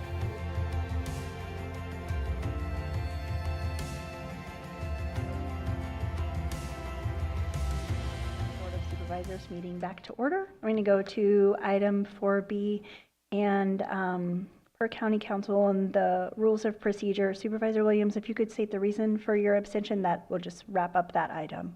Yeah, so just to reiterate, I had stated it. It was my last comment. I don't think there's enough information here attached to the item for me to ascertain whether we're operating legally. The numbers have bounced around by such large percentages in a short period of time. I don't think both studies could be accurate, and I don't know whether it's the old study that was inaccurate or the new study that's inaccurate. And so I'm not against increasing fees to cover cost recovery, but I just don't have enough information to make an informed decision. Thank you. We're going to move on to item 4C. Discussion and possible action, including acceptance of presentation and possible direction to staff regarding priorities and preparation of Mendocino County's preliminary fiscal year 24-25 budget. And I will turn it over to staff for your presentation. If board members could just, I think it's likely we could hold comments until the presentation is complete, but we'll see how it goes. Thank you. Good morning, Chair Mulhern, members of the board, Tony Rakes, Acting Deputy CEO. Thank you again for this opportunity to present the second of our fiscal year 2024-2025 budget workshops. At our prior workshop, we discussed a number of topics, including our county mission, our recommended budget goals, CalAIM, Prop 1, and a number of other topics, including the state budget and position allocations. We have for you today this next presentation, which includes a dive into our general fund NCC, our net county cost, and broken out by functional areas as defined by our county budget book. Then we have a presentation from the Department of Social Services that covers items such as staffing, fiscal impacts, and budget highlights. And then we'll end the workshop or the presentation with an update on the state budget deficit, and then the budget calendar going forward and final items. So with that, if I may, I believe we can probably skip the first. Oh, let me I apologize. I think we'll first want to start off with CEO Antle's comments on the budget workshop. Thank you, if I may, through the chair. A lot of this report reflects on general fund dollars. Those are the discretionary funds that come into the county. This is revenue, is primarily from property tax, followed up by sales tax and transient occupation tax.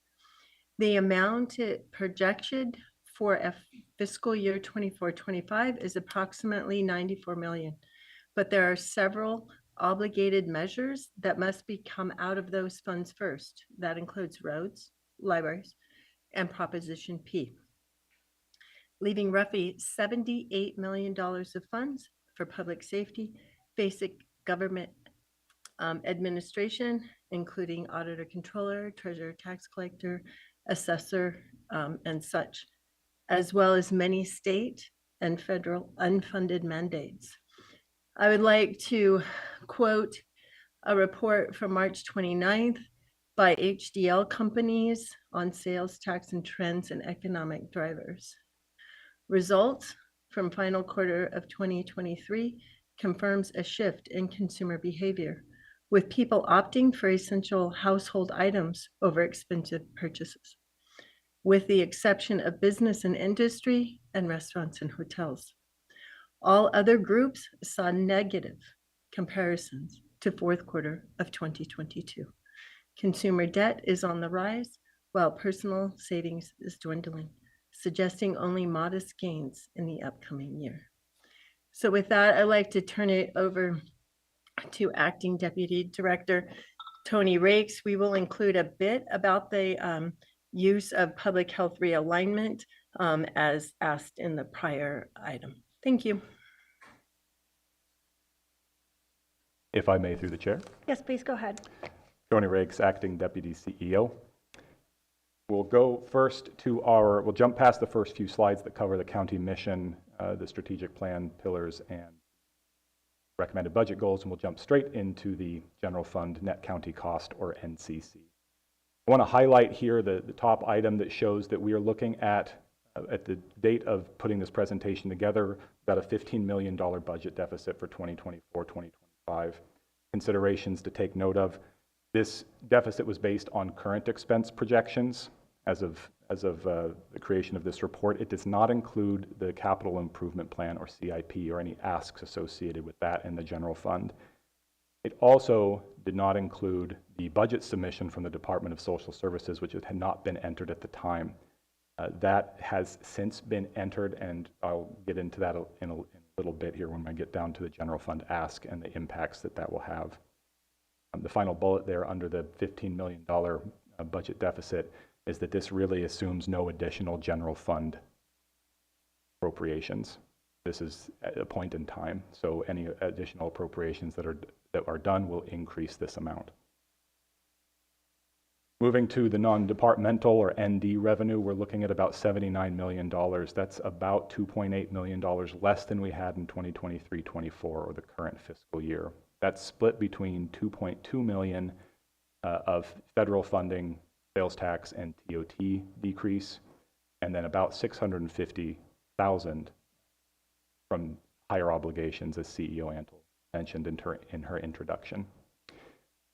The total ask as of right now with the department's submitted budgets, with no adjustments at the CEO level, is $94 million, or was $94 million prior to the submission of the social services budget.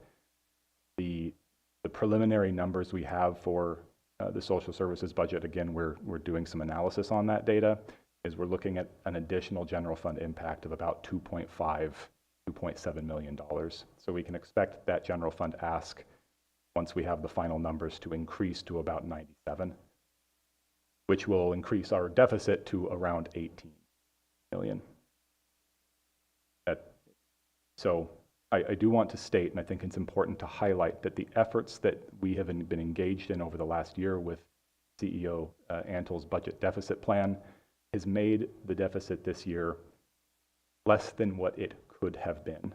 There have been significant salary increases that have been made across the board, and I think if we had not been engaged in the budget deficit activities that we might have seen a more severe budget deficit for fiscal year 24-25 than we are seeing now. So there's a lot of work that's been done that's offset that to some degree, although clearly we're still looking at a significant deficit that we need to contend with. With that, I'd like to move slides. And then here are a list of budget recommendations, preliminary budget recommendations that we'd like to make to the board that include $2.5 to roughly $4 million deficit offset for this next fiscal year. That includes up to $3.2 million in the county's retirement reserve. I want to be very clear that that is the county fund reserve dollars that we use to specifically to offset changes in our retirement costs. So we would use up to $3.2 million of that to offset the changes in actuarial assumptions. And then the $650,000 in the Information Technology Service Fund, or ITSF, that's a carry forward from 23-24. We had instituted a holiday this current fiscal year to offset the budget that we do not expect to need to use for this current year. The hope then is we can fund that this year and then enact that holiday in 24-25 to help offset the deficit next fiscal year. It also includes about $300,000 in the CAL FIRE dispatch budget. This is based on updated forecasting that we learned through our budget conferences. With better forecasting, we've been able to see that the budget that we had originally seen was higher than we will need based on trends. So we were going to recommend adjusting that down about $300,000. The last item there is to research and maximize EMS funding. I understand that that doesn't have any dollar amounts associated with it, but it's something that came up during budget conferences that we need to have additional research into to come back with recommendations once we understand. We recognize that it's an opportunity. We just don't know the details yet. So we're hoping to engage staff in looking into that and coming back on May 7th with additional recommendations with some dollar amounts tied to that item. And I believe CEO Antle has a comment. CEO Antle? Thank you, through the chair. I would just add, and Tony may capture it later when he summarizes, but this is where we could do research, the highest and best use of public health realignment in the area of environmental health. I believe we do have Director Janine Miller on for public health, as well as acting Deputy CEO Tony Ricks did some brief research. You know, it's not quite as simple as just using realignment in place of fees. So I think it's going to take more research for us to bring back on the 7th. If I may, through the chair. Yes, please. To expand a little bit on that, CEO Antle had mentioned prior that we have roughly $400,000 allocated in communication with the public health director, Dr. Janine Miller, for environmental health. It's important to note that realignment funds, while there is flexibility involved, are for specific purposes. For instance, to suggest perhaps that we use $400,000 to offset fees does not align in the use of realignment dollars, but it could be a consequence of the allocation of those realignment dollars. And so the suggestion or the recommendation included here, which is not included on the slide, is to work with the environmental health director and the public health department on what the impacts to environmental health fees would be if the additional realignment dollars were allocated to the department. Thank you. Yeah, so I'm just a little bit reluctant to do questions in between slides, but let's go ahead and give it a shot and see how it goes. Supervisor Williams, and then could you Supervisor elaborate on Jordan. the 300,000, not in detail, but just so the 5 of us understand the 300,000 adjustment for CAL FIRE dispatch? Of course. What we are looking at and during our budget conference is a budget amount, a trend that we had of budgeting based on some forecasting that was done that, based on trends, was clearly above what the actuals turned out to be. And so if I'm remembering correctly, we were looking at budgeting around $800,000, but the actual cost of the contract and the trends were more around the $500,000 mark. And so recognizing that, we wanted to make a recommendation to budget that appropriately based on the trends and forecasting and free up some of those dollars in the budget. Supervisor Jordan? Oh, you're okay? Okay. Please continue the presentation. Thank you. From here, and these recommendations will be repeated at the end of the presentation, so I will go on. So just for all of our speakers, including those in the audience, we're having a little bit of mic trouble today, so we'll just make sure we're very close to the mic and speaking directly into it. Thank you. Thank you. Here you have our general fund net county cost broken down by functional areas. As I mentioned prior, these functional areas are defined in our budget book, and so are available from year to year. The next slide contains what these functional areas, how they're defined. We'll get to that here in a moment. What this shows you is a breakdown of general fund dollars only. This is not total county budget, and so if you were to factor in a total county budget, you would see a shift in these ratios. And so we see here that public protection makes up of the general fund appropriations about 69%. Again, this is also submitted budget, so things may change as adjustments are made. 69%, general government 28%, and then the last four functional area categories make up 3% in that other category. There's an asterisk next to the public assistance, and that's there because it does not, again, include at the time of the creation of this presentation, did not include the social services full submitted budget. Now that we have that information, those numbers will shift pretty significantly with the potential impacts. Let's move to the next slide to look at how these functional areas are defined.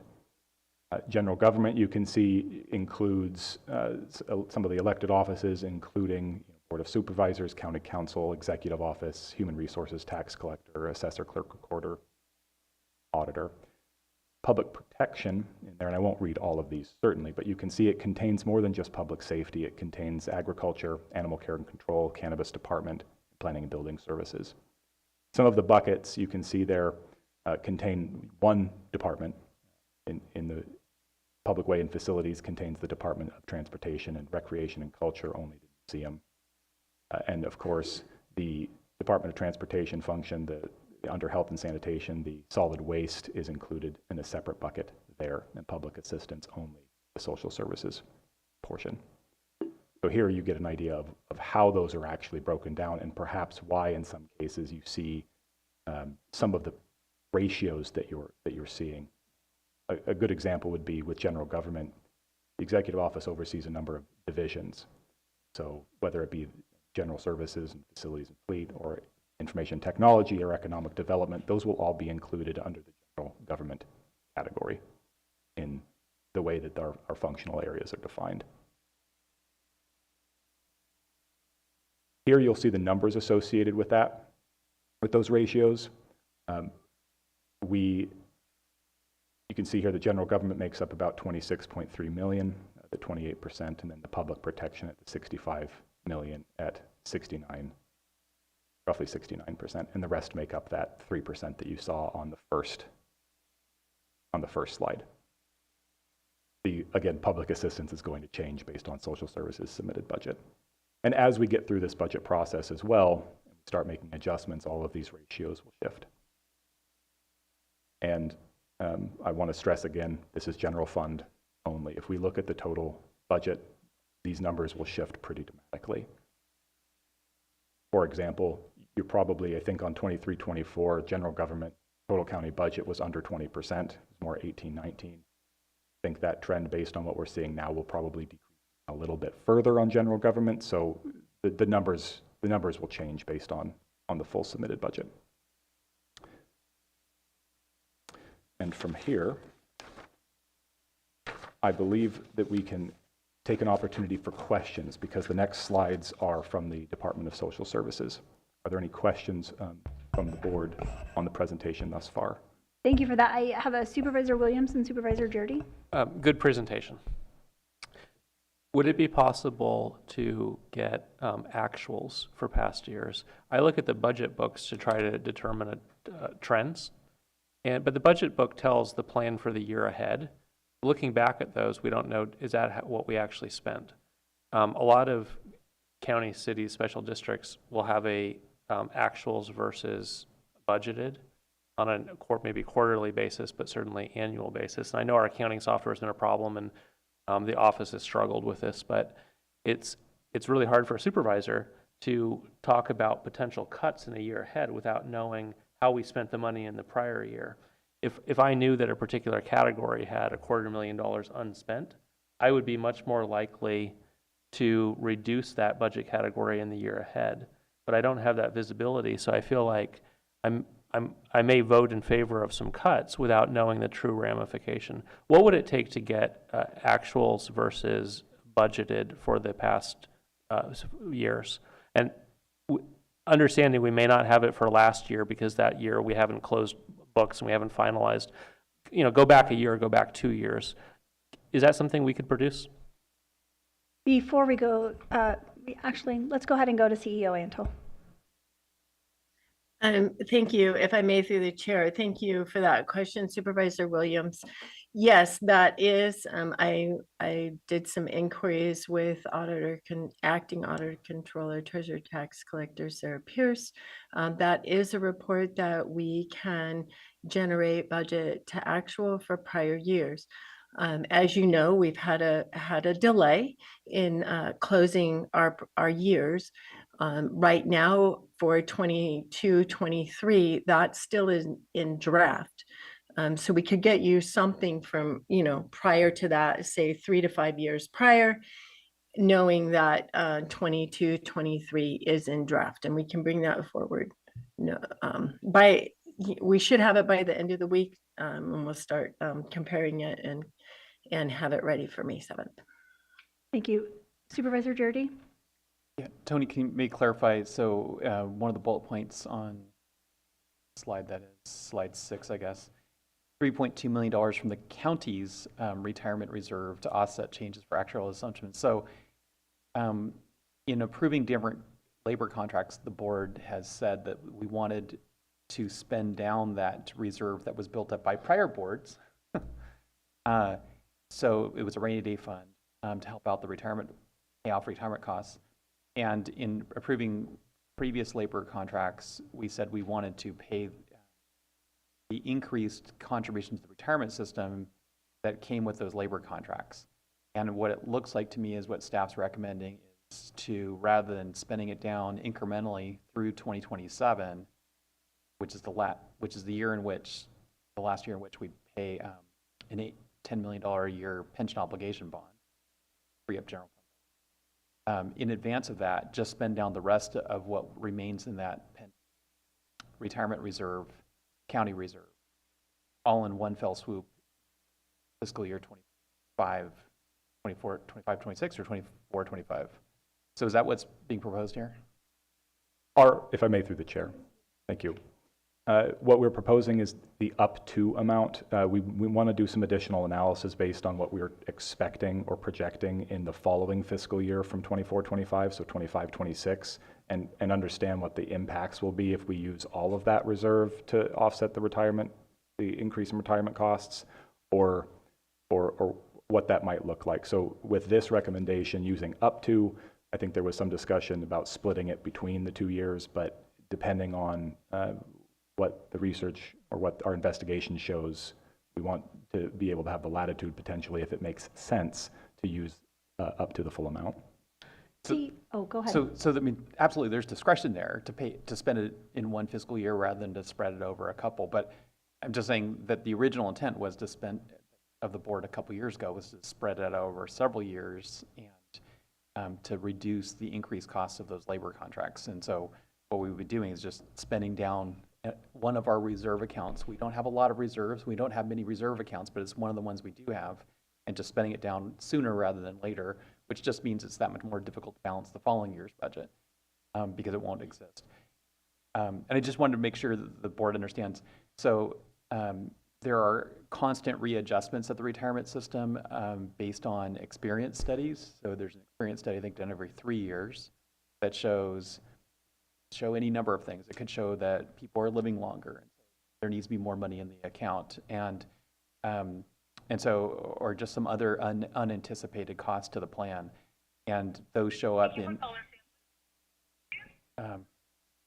new unfunded liability, and so those increase the county's contribution following years into the plan, and so The other way that the county's contribution can go up is if the retirement board makes a more conservative assumption about future earnings. And before I got elected and up until this last time, I was in favor of reducing the assumed rate of returns of the investment portfolio.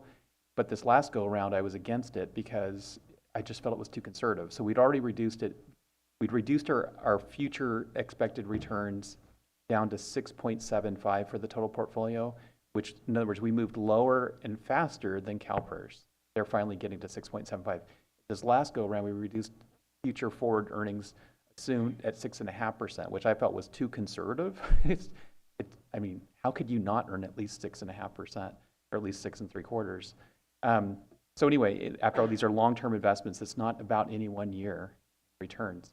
But anyway, all those things combined is why the county's contribution rate keeps going up. And even going forward, if we do, if the fund earns at least 6.5% or more, there can still be, just so everybody knows, there can be new things that crop up that create new unfunded liability in the pension plan. Again, there could be any number of things with a pension plan that could cause costs to go up beyond what people expected. And the classic example is just people are living longer, and those numbers tend to increase the cost of the plan. So anyway, just wanted to say that there's a number of things driving that. I don't support one of the reasons that drove our contribution rates going up. Necessary to reduce forward assumed returns down to 6.5, but it is increasing the county's contribution rate to the plan, and I see it's contributing part of the contribution of this 15, now we're being told $18 million deficit projected for next year. Thank you for that. CEO Antle, did you have a comment specifically about that? And then I have Supervisor Hashak and Supervisor Williams. Thank you. I just want to say Supervisor Judy said that much better than I do. That's the factors that are contributing here. We were told it's roughly a $3 million hit. We're seeing that to some of our departments, general fund departments, and we're really trying to scrutinize that and take a deeper dive into exactly where those dollars are hitting and the calculation that went into that. So those impacts, and to the question that acting Deputy CEO Tony Rakes mentioned, that's why it's up to that. And we can have more information as we sort through this and bring the workshop and the budget hearing forward to you. But Supervisor Judy said it very well as to what's impacting and driving that increase. Thank you. Thank you, Supervisor Hashak. So just to be clear, that retirement reserve, the 3.2 million that we're looking at using, that's really one-time only money, and it has to be used for our retirement contribution. No other uses for that money. Yeah, absolutely. Right? That's why the board created that reserve. Yeah, was for that purpose. Okay, and then my question for Deputy CEO Rakes is that with the department submitted 24, 25 funds, like general government, we're looking at 26,349,000. And you've been having the budget hearings for the last week or two. And so do these reflect the reality? And I guess it goes back to Supervisor Williams' question about what are the actuals? And so is the feeling like these are really reflective of what's actually going on? If I may, through the chair. Please do. Thank you. Tony Rakes, Acting Deputy CEO.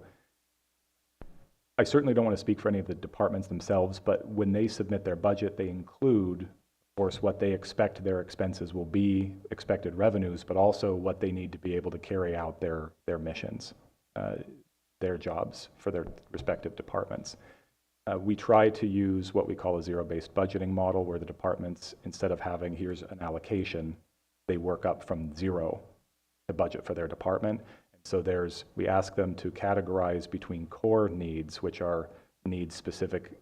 They can't, they're the wheels for the vehicle, that's the department. And then additional costs, and then nice to have or preferred to have funding. We're typically seeing right now everything kind of being more in the core category, because many of these are coming forward as needs from the departments. to continue operating, whether those are positions, funding for vacant positions, or contracts or training, whatever they might happen to be in their budgets. So you're looking at kind of bare bones. Yeah, yes. What you're saying. Thank you. Yeah, maybe CEO wants to comment on that as well. Those budget workshops, I've been able to attend some of those, and I think that our departments do understand that the board has placed a priority on raising employees' wages to market level, and that we understood that was going to have an impact on our expenses. And I think the departments are trying to be as respectful as possible about that. CEO Antle? Thank you, Chair. I appreciate those comments, and I just want to comment that the departments have been working with us, and we're very thoughtful in what they brought forward. There is very limited ask here on facility modifications or vehicles or any type of that. Again, the departments have heard and they've been listening to you. A lot of this is bare bones. Again, we know there's some areas where we have opportunities to work with the department further to reduce this, and we will.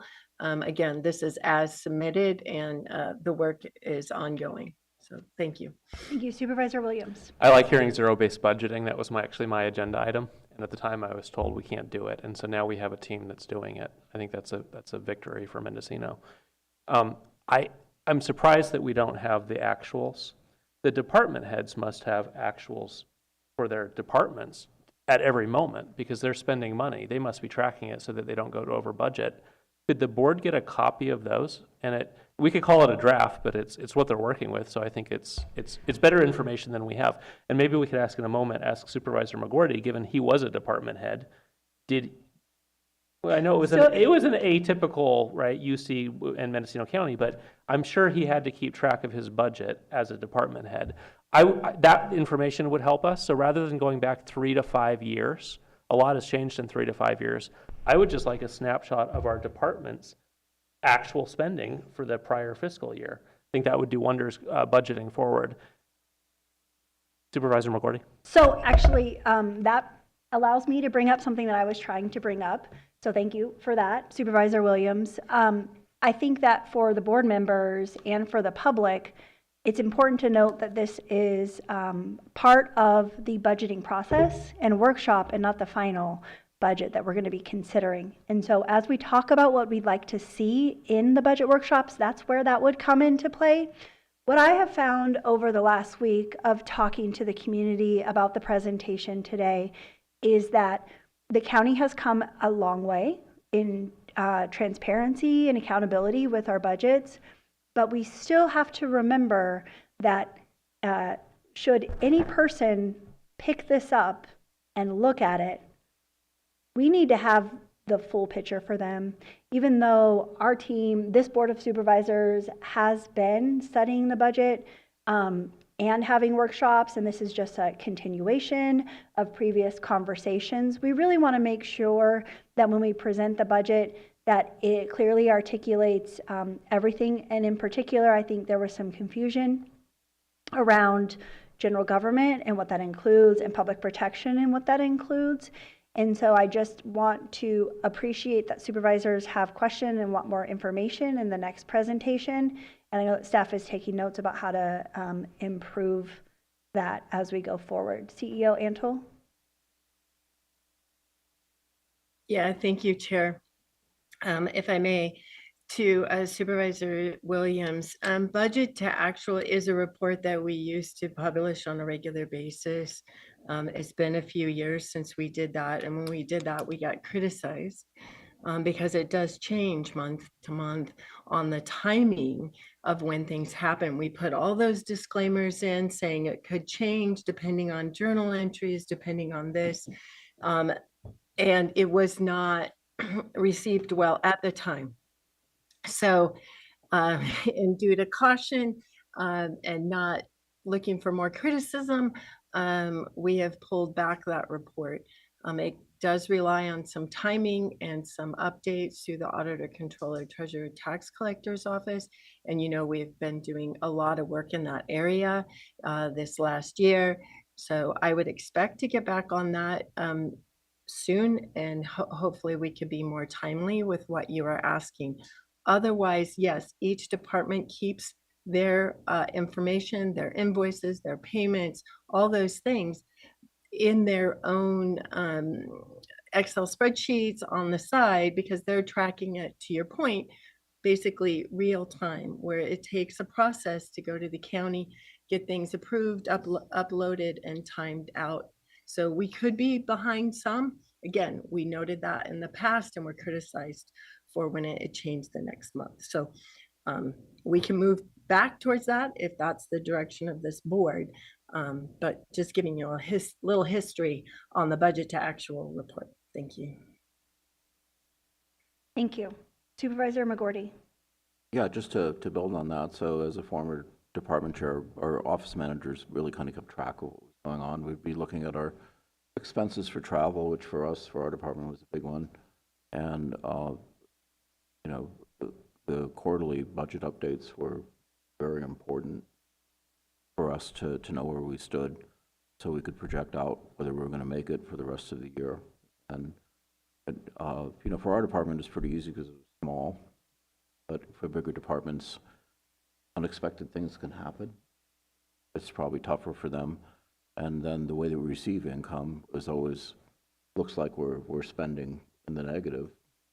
We're only getting paid twice a year, so with our tax income. So that's always an issue, and I think that's what CEO Antle was referring to, that people would criticize us, that it looks like we're, you know, being flaky with our money, but we weren't. It's just the way that money is distributed. Our Supervisor Williams. I don't think the public being critical should be a reason for us to not publish the financials we have, right? It's critical thinking. They're going to ask questions, and you know, it's the public's money. And I'm okay with the numbers shifting month to month. I think month to month we're spending money, and so I would expect there to be changes. If it's going the other direction, that it shows that we unspent money, there may be some questions about what happened. So I think the board direction should be to get that back in place. Maybe it's not every meeting, maybe it's once a month, but we should be publishing the financials as we know them. And second concern,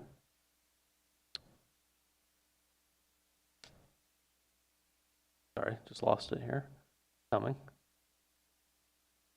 I heard spreadsheet or Excel. I hope staff can tell us that that departments are not tracking their spending in a spreadsheet, that they're putting it into Munis so that we can run reports. I believe that our acting deputy CEO, Tony Rakes, is ready to answer that question, and I will also just think likely CEO Antle would say that yes, the board has given direction, but again, this process is taking some time, and to be able to get caught up to speed. Tony? Thank you. Regarding the use of the spreadsheets. So in many cases, those are supplementary spreadsheets. The data comes from Munis. Okay. For example, I'll just use one that I'm very familiar with, which is the information technology budget. We have that through Munis as a report on demand at minimum once a month to understand where we're at to make decisions. So with just a few keystrokes, not a research project, someone in the organization should be able to generate by department, by category, and send it out to the supervisors? If I may, through the chair. Now every department's going to be different. So IT may have some less complexities than other departments and less considerations. In some cases we might have more, but on the whole, again, every department's going to be different, but the data should be within the finance system. Appreciate that. So I think, accepting that there may be some quirks to it, I think the board should ask that we get a copy of those reports every month. If it's just a few keystrokes, that's valuable data for us to understand how we're spending and whether we're tracking our budget. I personally understand that the budget team, CEO Antle, the financial team are tracking that. And again, as we transition, I think quarterly reporting would be sufficient for me and not monthly, but I will tell you that it is going to be up to the members of this board to clearly articulate to the public when they have concerns about the budget, why the numbers look the way that they do. And if board members are not articulating that to the public, then our staff receives undue criticism. So I want to be very clear that it is our responsibility to be able to also talk about the challenges that we're having related to software systems, updating the budgets and the financials. And we have transitioned quite a bit of our financial data. We have transitioned the auditor, controller, treasurer, tax collector's office, but that department is still under transition to be able to be caught up to speed, as well as the assessor, treasurer, or assessor, clerk, recorder's office, and being caught up to speed in Momentum. So we still have additional slides. Supervisor McGorty, did you have questions or comments about this general fund portion of the presentation? Well, just a quick question for Supervisor Williams. So in these monthly reports or quarterly reports, do you expect to see all budget categories, or would it be a simplified kind of report? I think it would be budget categories by department. And if you don't include those, there will be questions. If you show social services spent $23 million without the categories, people will ask, well, how was it spent? You include the categories and you'll see new tools, training, education, right, fuel. So I would run the report the same as other counties, the cities in our county, special districts in our county run, that shows the breakdown by category. And I don't know, I don't know of a situation where the public was showing up criticizing us because we published financial data. I'll tell you offline, I guess. Supervisor McGorty. Well, you can tell us here. I mean, this is an open discussion. And, you know, if the public is confused, maybe some of the headings need to be fixed. I don't think we pull back from publishing financials because the public is asking questions. Supervisor McGorty. Just a question for staff, for CEO Antle, Interim Deputy CEO Rakes. What does this look like in terms of workload? Is quarterly something that is monthly much higher bar, or how do you see it? If I may, through the chair, I believe CEO Antle has her hand up to respond. CEO Antle. Thank you. Yes, through the chair. Yeah, quarterly, it's more, you're going to have more accurate data and the timeliness. Again, it's all about the timing. You know, the staff may put an invoice as they paid it, you know, it was paid and sent to auditor controller at the end of April, but it doesn't reflect until their May finances. That's the difference I was talking about, the Excel spreadsheet and tracking their invoices. We are working on trying to get a budget module, but there were several updates to the Munis system that had to go into place first before we can get a full-on budget module working within Munis. So again, work in progress to chair's comments. A quarterly report would be more reflective due to the timing of revenue. A lot of our revenue, again, is billed to the state or reimbursed by the state. That does happen either quarterly or every 6 months. I can tell you, and I can't see who's in the room, but Chief Locatelli, through probation and juvenile hall, was extremely offended by some of the reports because of the revenue delays in the billing. So it looks like he's overspending in his budget when it is not. So, you know, to say that it's easy and it's straightforward, and I appreciate Chair's comments stating that we do need support explaining and showing the transparency to the community of the timing and the collections of our revenue. As you know, property tax only comes in twice a year as well for the general fund. So just something to consider. Certainly not afraid to do it. I was doing it before, but it's just need everybody on board. And there was undue stress on the board at the time, and they were asked that we pull it back along with the auditor, controller, treasurer, tax collector at the time. Supervisor Hashuk. Well, certainly if we can get quarterly reports, that would be sufficient. And if there's something that happens between those quarterly reports, I think that we as supervisors need to take the responsibility of communicating with with the executive office and see what's happening. So I would go for the quarterly report. Thank you. I'd like to continue the slideshow presentation. Or in Thank you. social services. Thank you.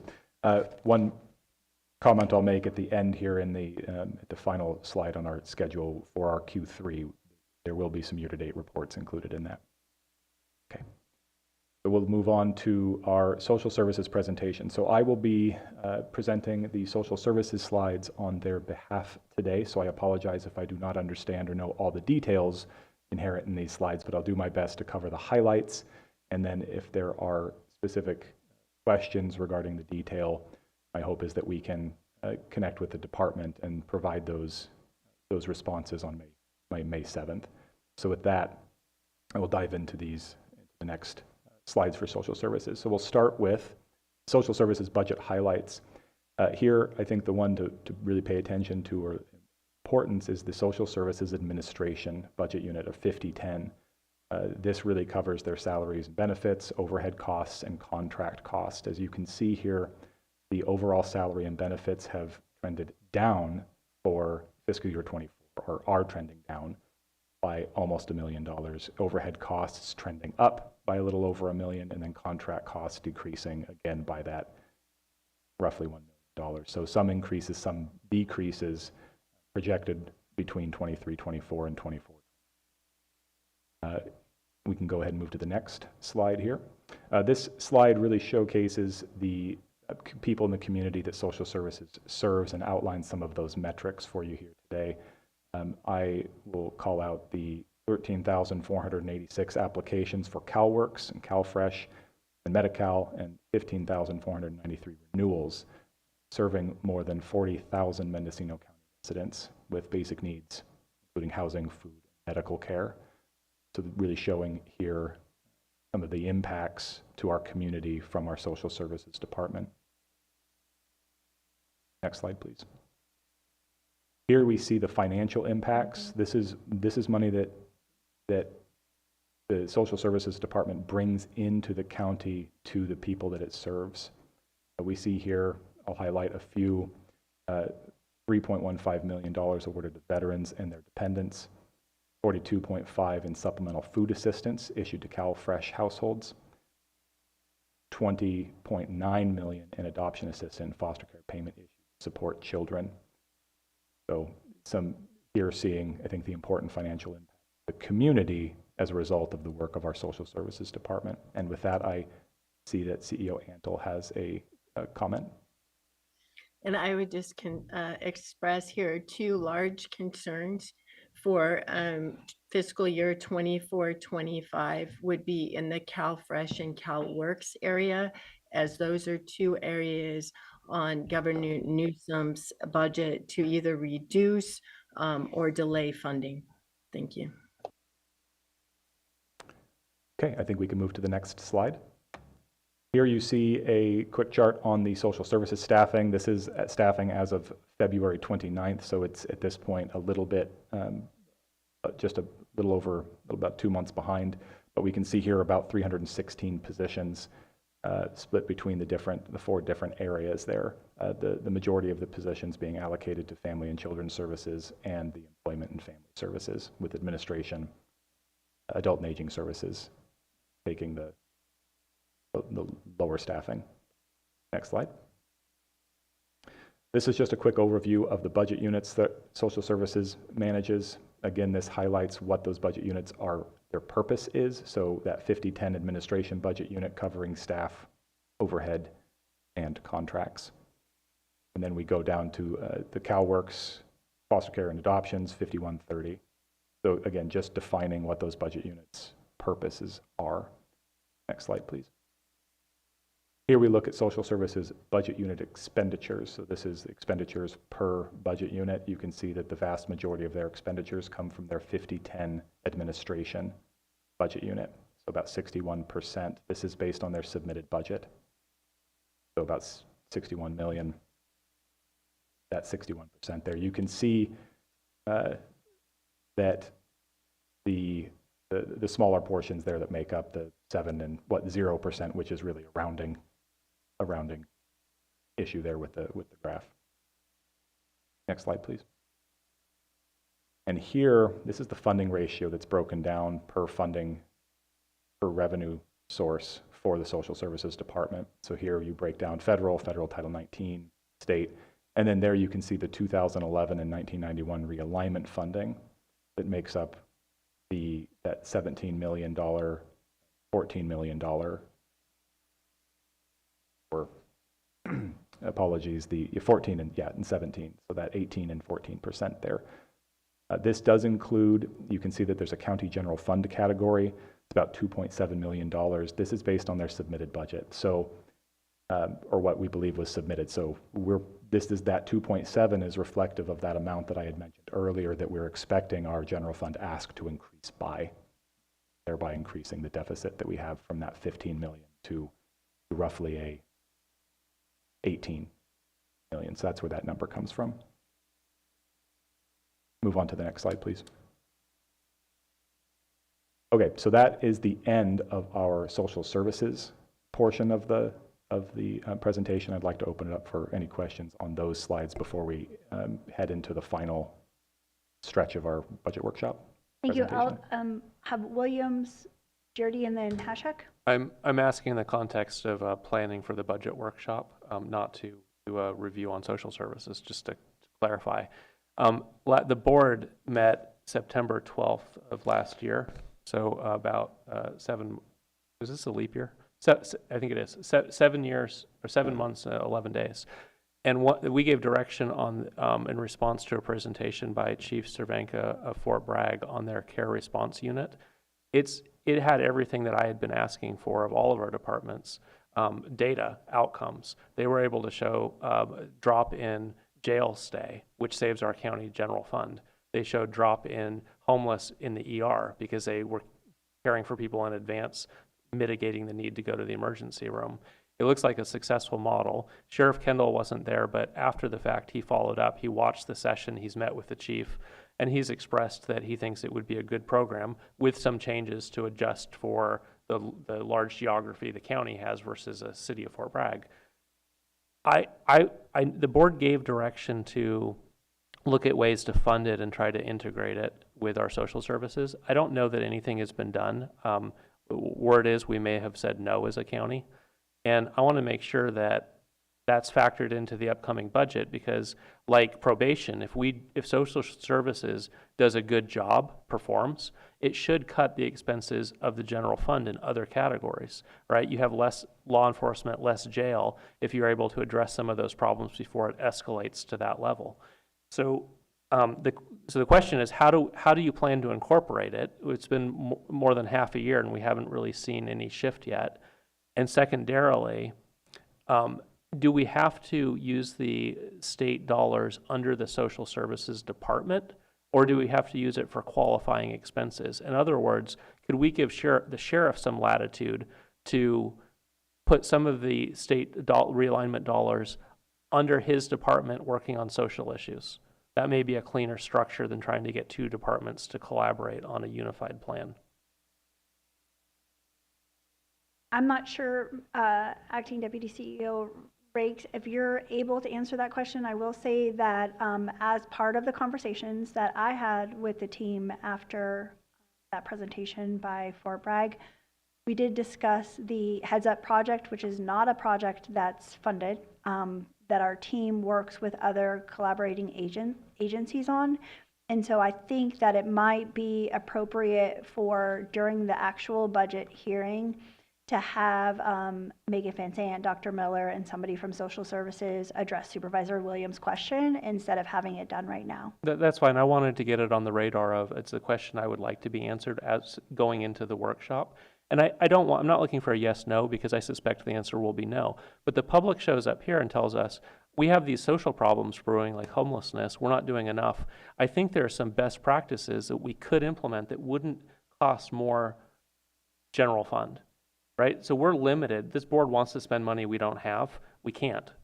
But we could make more effective use of the state dollars we have.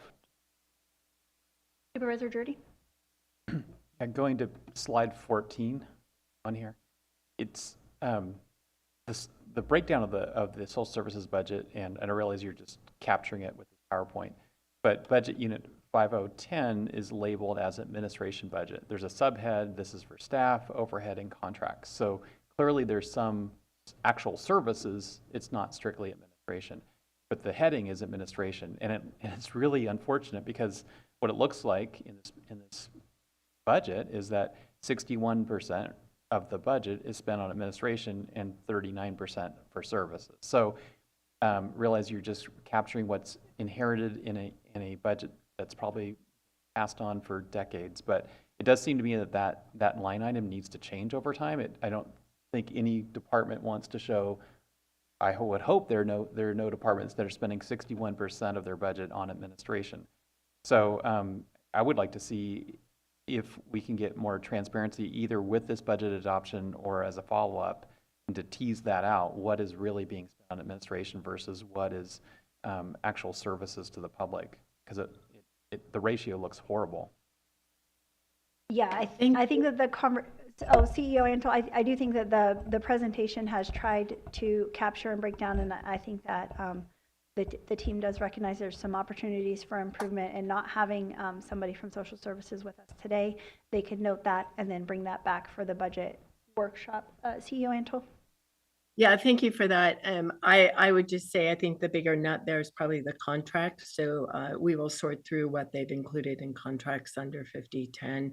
I know some of that is education and training, as there's significant training that occurs for new hires in several of our areas. So we'll get that broken down for you for next meeting.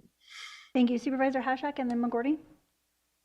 Yeah, one of the last things you said, Mr. Rakes, is that 2.7 million, the 3%, which is the county general fund ask, and that will be added on to the $15 million we're already looking at as a deficit?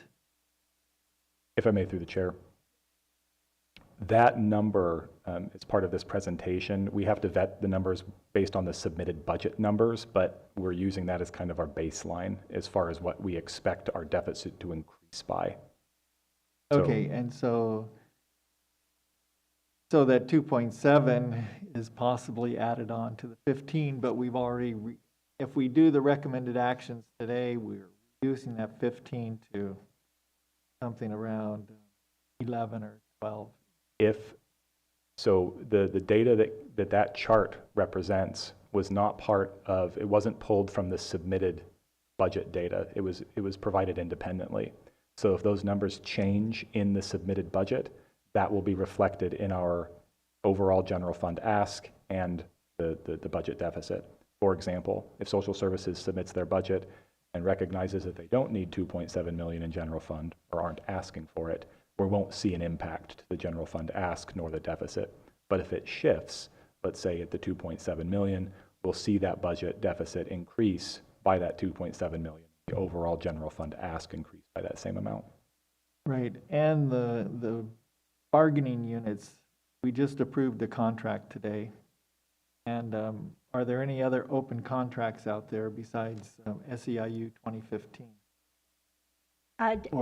Deputy CEO Sherry Johnson is in the room and could answer that. There are, I believe, at least two or three. So those conversations are ongoing and we can't get into the specifics on those. There are 3 that are still open. Any other?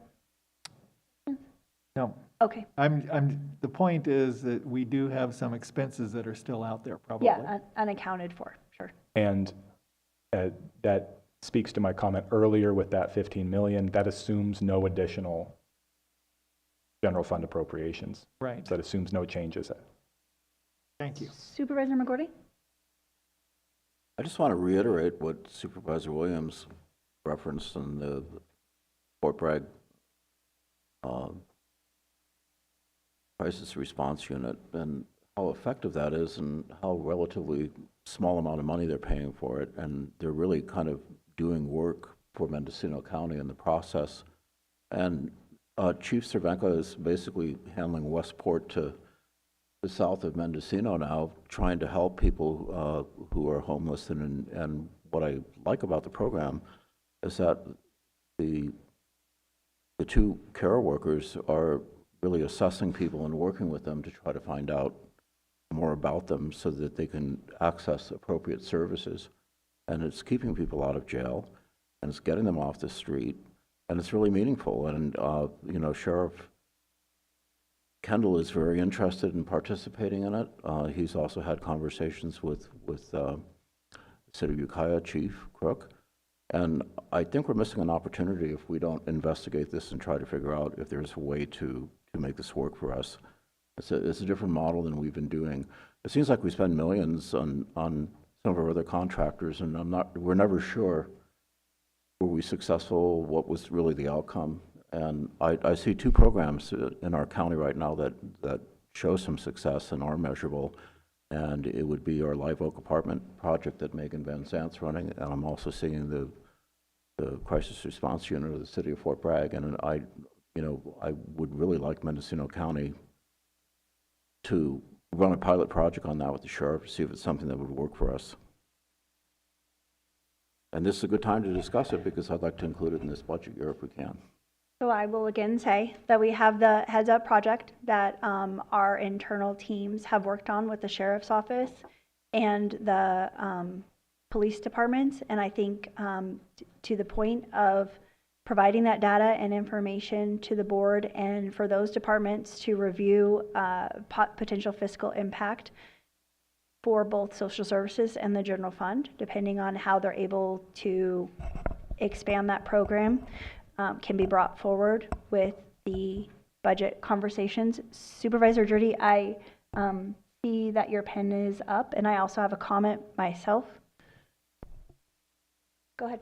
I just wanted to support what Supervisor McGordy and Williams said about that we should look at this as a service and not look at it as, say, state dollars that are guaranteed, promised forever to any one department.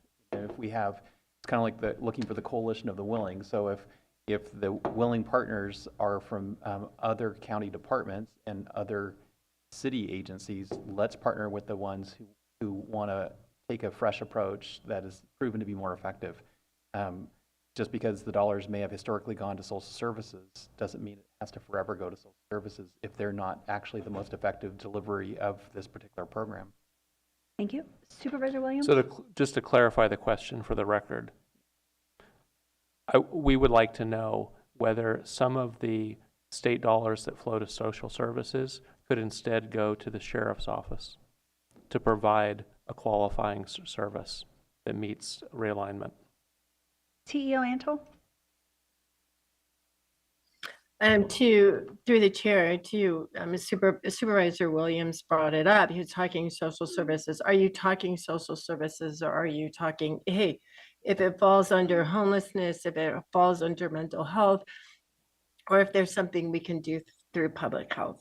I mean, I don't think you're just looking at one funding stream. You're kind of asking us, how can we fund this? Fair enough. If it's funded through the sheriff. Yeah, fair enough. Let me rephrase. If staff could come back with an answer on how the board could use state or federal funds that go to other departments repurposed under the sheriff's office.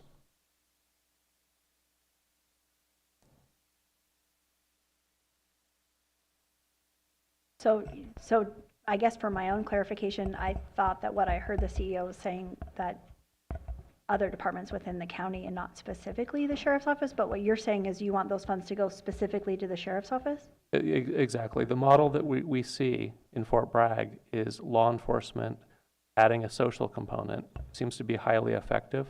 I don't think a collaboration of two departments has proved effective. And it's my understanding that the funds don't have to be spent by social services. They have to be spent for qualifying purposes. And if those purposes are homeless on the street, the law enforcement's coming in contact with, let's make sure our law enforcement has the resources at its disposal to address those types of problems. And that's not always, a badged officer with a gun that's needed. There's sometimes a lower cost solution that may be more effective. And heads up, I like to see pilot projects everywhere, but it's really a different program than the Care Response Unit in Fort Bragg and what Supervisor McGordy and Sheriff Kendall are talking about. Director Miller? I think you can unmute. Yeah, There you good go. morning, Dr. Janine. Yeah, good morning, Dr. Janine Miller. I just wanted to address a couple things. I can't speak to the social service side of the house. I can speak that I know we spoke about the Heads Up program.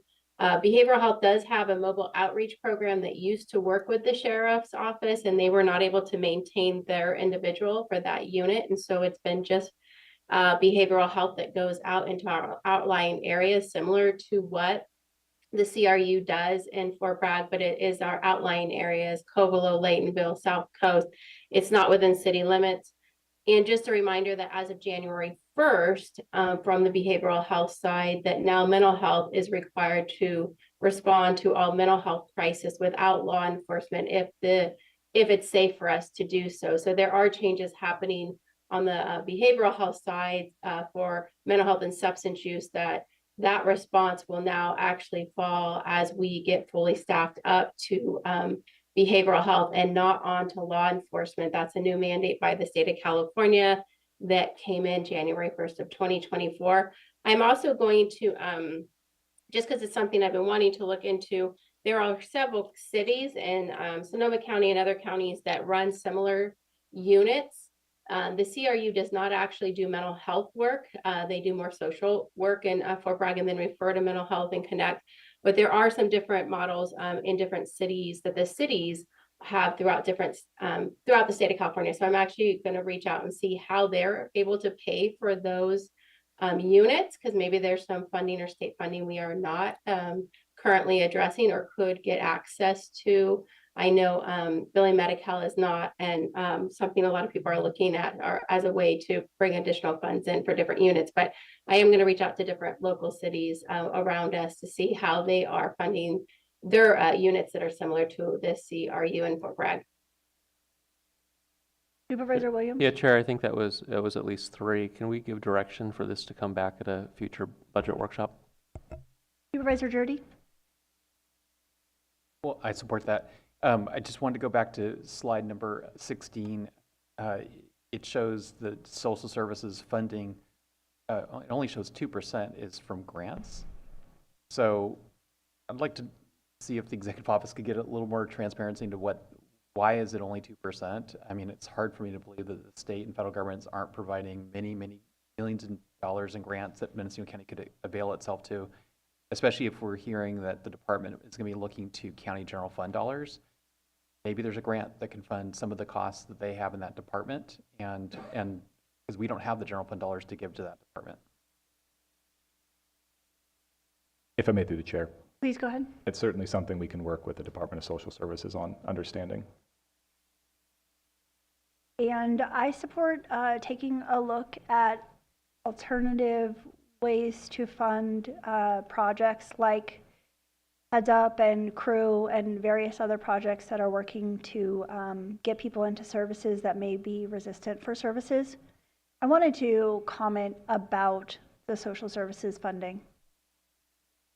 I serve on various boards and commissions on behalf of the Board of Supervisors, and I think it needs to be made clear to the public, which has been a little bit challenging in the past, with the county's budget deficit that we're facing and transitions of health services and social services to be funded with realignment dollars, other federal and state dollars, and reduction of the use of the general fund, there will be programs that are lost in our community. And I think that likely is going to come back in that contract piece for other organizations and nonprofits that serve the most vulnerable in our community, and that is especially kids that have financial instabilities, home instabilities, and also our older adults that are vulnerable in our communities. So I just want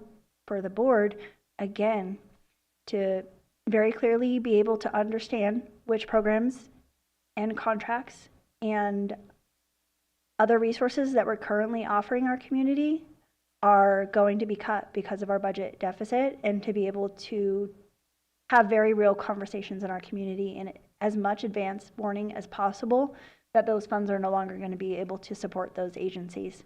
I think that we as policymakers and as we oversee the budget, often task our staff with making some of those very hard decisions and being the face of those decisions. And I think that it's our responsibility also to clearly understand the impact that our choices are having on the community.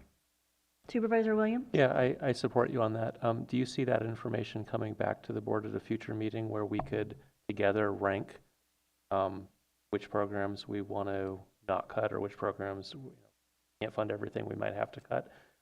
I'm worried that I've been in a position before where sort of the system here makes choices, and then I'm out there sort of as a cheerleader telling the public, well, here's what we did and here's why it's good. I think the board needs to be in a lead position making those decisions on if we have to cut, where we cut. What does that process look like this year? I'll look to Acting Deputy CEO Tony Rakes and CEO Antle as they're working to work with the departments to bring forward the budget workshop. I think, again, as we discuss the 24-25 budget in our workshops, it needs to be clearly articulated to the board which programs or, I mean, for instance, we have the conversation about fees today. The board directed that departments be dependent, reduce dependency on the general fund and essentially become fee neutral to the services that they're providing. The board has reversed that decision saying except for these related things that are for economic development and serving our community. Well, as we continue to have these very important budget conversations and transition, there's going to be more of that that's coming up, and I don't want for our staff to feel like we are micromanaging their choices and their decisions, but I also think that as leaders, we are accountable to the public when offices move or fees are proposed, that type of thing. CEO Antle? Thank you, Chair. Yes, I concur with that. Just to talk about environmental health, as it was a topic here earlier, we have taken away all general fund from environmental health, and now you're directing realignment dollars from public health to environmental health. I cannot say today if those public health funds or funds similar could go to fund something like the program in Fort Bragg. That's the research that we're going to continue to need to do as this board struggles with the decisions that are going to come before you on making cuts and what those purposes are. Now, I can tell you for social services, public health, and mental health, some of their funding is driven by how they bill and what they bill, and they're very specific to the buckets that you see before you here. Again, Deputy CEO Tony Rakes and I are not the expert on those buckets today. We are working on that and hope to have those experts with us at the next meeting. So appreciate your participation, your concern, and we will have the team here next meeting to help us with that.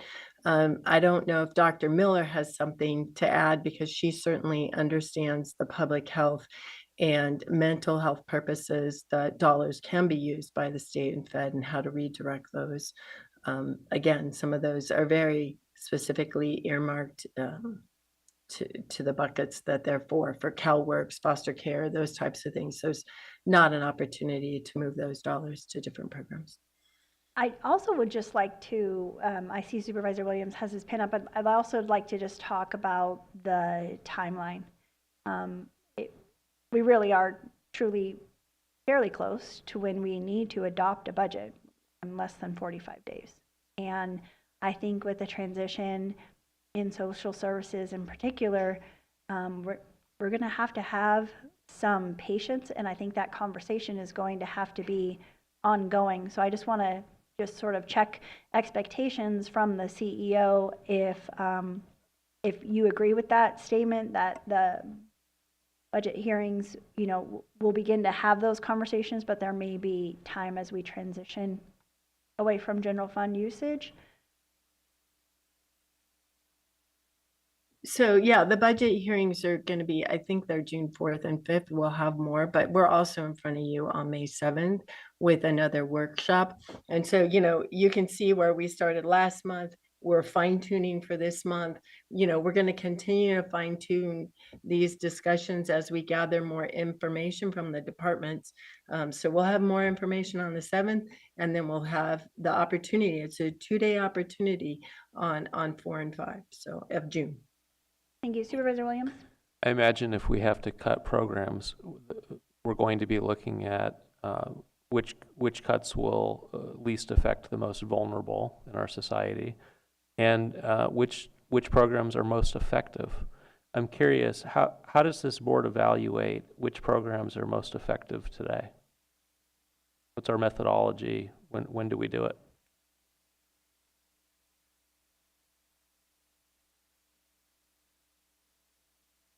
Well, I don't see anybody else's pen going up, so I'll go ahead and take a stab at it, Supervisor Williams. I think that, especially when we are talking about our most vulnerable, and I'll use transitional age youth, aging out of foster care as an example.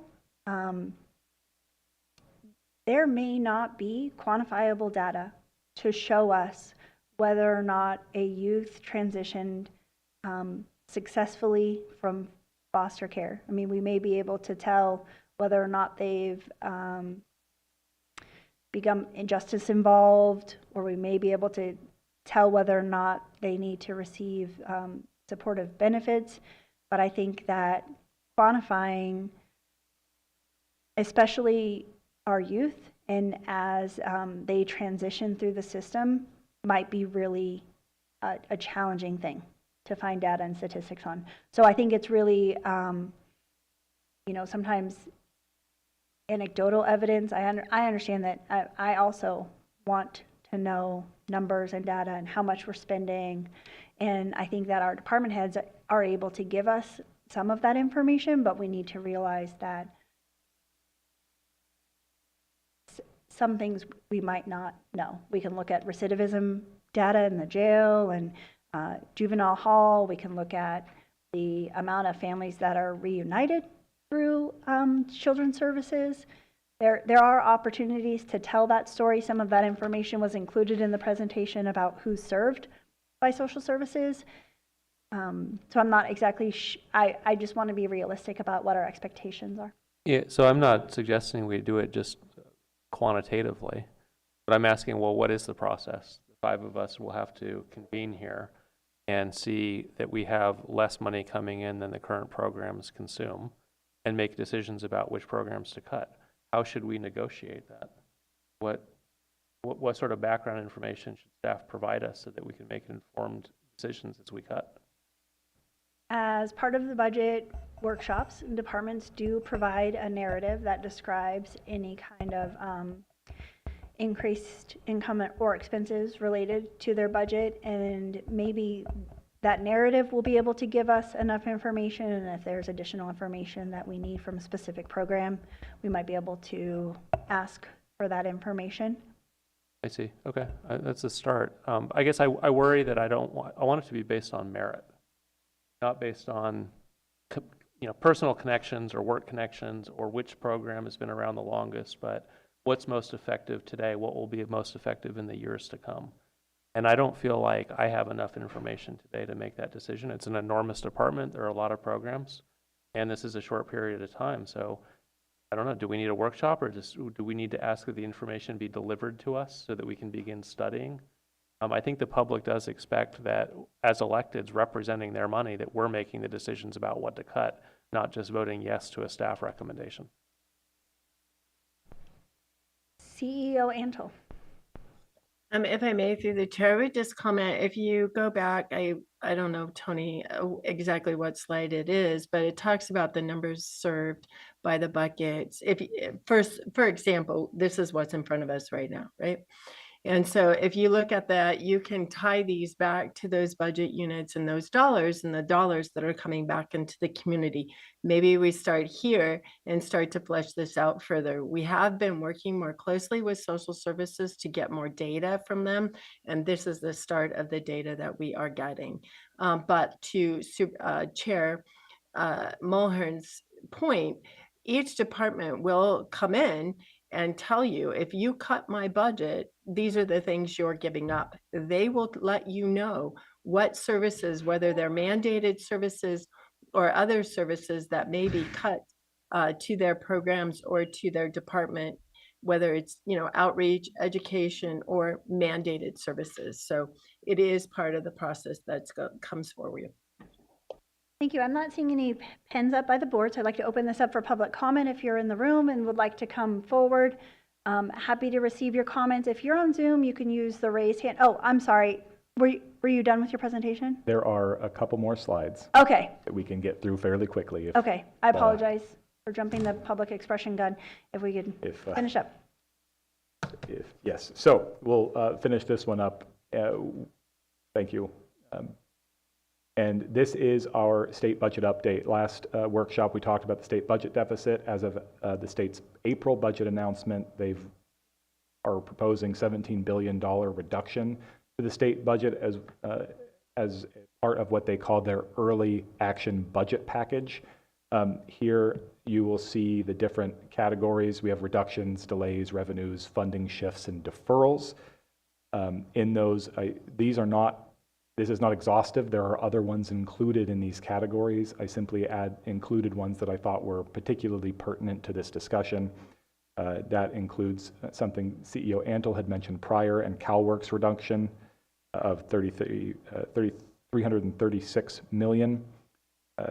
Broadband loan loss reserve program at 150 million, and under delays, another 100 million in the broadband last mile. We don't know exactly how these are going to impact yet, but I'm sure we'll know more as the state continues their budget process.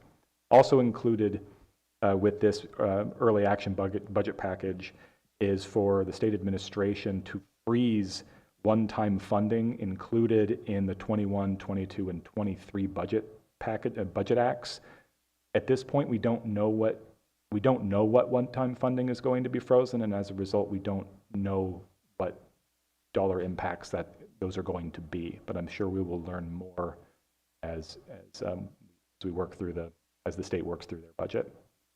Just wanted to give a brief update on this, and with that, I think we can move on to our upcoming, our reiteration of our budget recommendations.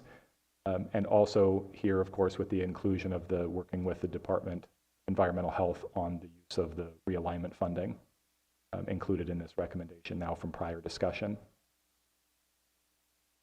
We move on to our last slide, which is our budget workshop schedule. So here you see, obviously, today we have our fee hearing and budget workshop, May 7th, our third quarter report and budget workshop. Then some sub-items there to kind of highlight some of the things we were going to be talking about, including some of the items we're going to include from today. For quarter three, we are going to include our fiscal year 23-24 year-to-date reports, some usage of one-time funds for our 23-24, our current year budget. The museum is going to do a presentation on their proposed operating model. And then we're going to address some of the property tax report questions that came up as a result of last budget workshop. The total valuation reports and the discovery assessments done through the discovery process and where we are in that process. And then June 4th and 5th, as CEO Antle mentioned, our final budget public hearing. And with that, the end of our presentation. Supervisor Williams? One final question. Is it okay if I share my screen briefly? I believe you can. Yeah, okay. And I didn't ask Tony in advance, and I trust his numbers, but this is our OpenGov. Substantially different than what we've talked about today and in past meetings. And because I pointed the public at this tool, I think it's a great way to explain, because you can say public protection, click on that and see how it's broken down. But the numbers don't seem to add up. This was a submission on December 5th, 2023. So it's fairly up to date in theory. So the question is there a way to integrate what you've created here? Is there a way to push it to OpenGov so that the public is looking at the same information when they use this tool? If I may, through the chair. Please go ahead. You say right here, and just a point of clarification, this was updated on December 5th, 2023, but if above that, it does stipulate that it's fiscal year 21-22 adopted budget. Even so, general government, we're claiming through our OpenGov is 19%, and I think is at 28% in your slide. Apologies. I did mention earlier that this is reflecting the entire budget. Yeah. What we had in the ratios that I was reflecting were general fund only. Yeah, but the ratio 19% to 28% wouldn't reflect total budget to our general fund necessarily. So anyway, the overarching question is, do we need to push more updated information the way we want it presented to OpenGov so that our presentations match what the public browses at home? One thing I would like to add here is that, and you'll notice on OpenGov, is the functional areas are defined as they are defined in the budget book, but they don't, the way that the departments are organized under the functional areas are not the same. So I think that the team has had direction in the past and again are continuing to work to update Munis so that OpenGov works effectively. I think this goes back to the presentation conversation that I had earlier in Supervisor Williams.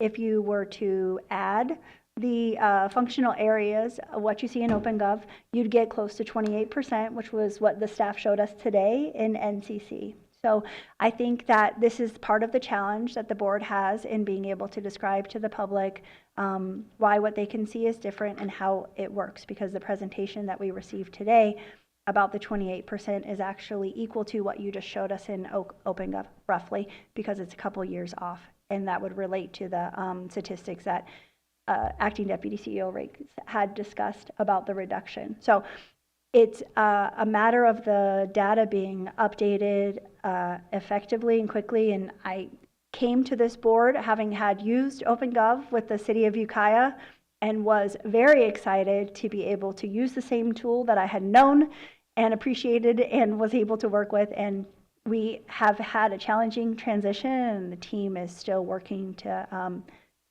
be there for sure. Supervisor Judy, did you have a question? No. Okay. Are you done with your presentation? Done with the presentation. Thank you. Fantastic. I would love to open this up to public expression. So if there are any members of the room that wish to speak, that'd be great. And I'm just skipping it. I'm being very informal. I apologize. We have a three-minute timer, and if you are on Zoom, you could please raise your hand or press *9. Thank you.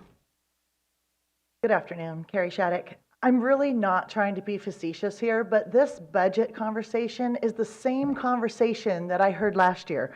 We don't have reports. We don't have updates. Supervisor Williams can't get his numbers. 22-23 isn't closed. Ms. Cubison, she was ousted 6 months ago. We still, who are we blaming now for not having updated information and reports? I mean, it's just the same thing back and forth. And the OpenGov, I've been talking about this for like a year. It's from 21-22. We say we're being more transparent and accountable, and we can't even update this OpenGov website to show what our current budget is. It's just really frustrating from a citizen perspective. Thank you. Please come forward. Thank you. Good afternoon, Chair, board members. Eisen Locatelli, the Chief Probation Officer. This is a pretty lengthy presentation. I'm going to have to circle back to a couple points. The heads up, for instance, process was designed to fill some gaps. I've been a part of it since its inception. It operates different than crew in respects that it isn't real time. They're not responding in real time like crew members are. That's called a dual response model. This was an after-action report where law enforcement's reporting to Megan's team, who then is going back to help the process from becoming a bigger issue. It does save time for law enforcement when social services are able to defer these issues and put them in the right buckets, and nobody was following up on this previously. So this was a gap that a bunch of our organizations identified, came together to try to close. It's been, in my opinion, pretty successful because it was completely underground for its first year to 18 months, and then other folks started hearing about it and wanting to know more, and now we're able to actually show some data. So it was a start. It had no funding, it had no organization, and it has no leadership. It was just a group of folks working together collaboratively to try to knock down silos and provide services to folks. So that's how that is. If somebody wants to try to move to a crew model in Mendocino County, I'd always love to be a part of that conversation. The more work that's done at the prevention intervention level, the less downstream costs you have, and that's ultimately probation in the sheriff's office. So that's my point on that. To circle back on the Supervisor Williams' comments on the, I thought our first quarter, second quarter, and third quarter reports was an actual provided to the board. That's what I'm submitting to the executive office, or my actuals with a projection. I'm not quite sure where there's a loss of information there, because I know that my department is doing that. And the last thing I would say about the reports is the actuals. CEO Antle mentioned my name about it, and I didn't like the way that report reflected. And the reason is I'm a 32% general fund last year for the fiscal year. If you look at my 1000 series at a point in time, you're only capturing a small portion of the data because the revenues aren't there. So it looked like a massive overage, and that is what was being written in newspaper articles and on social media, is that the county didn't know how to expend its money. No, it was a report that doesn't give you revenues versus expenditures and general fund versus state dollars. It wasn't all encompassing. So I tried to work with the executive office on a way to show revenues that are general fund, from a general fund department versus from a state funded department. It's just really complicated when you started trying to split it out at a point in time. The last I remembered, we were doing the first quarter, mid-year, and a third quarter to give you the actuals. And I would just caution the board again, if you're looking at my actuals from last year as a way to build future years' budgets, that's a concern.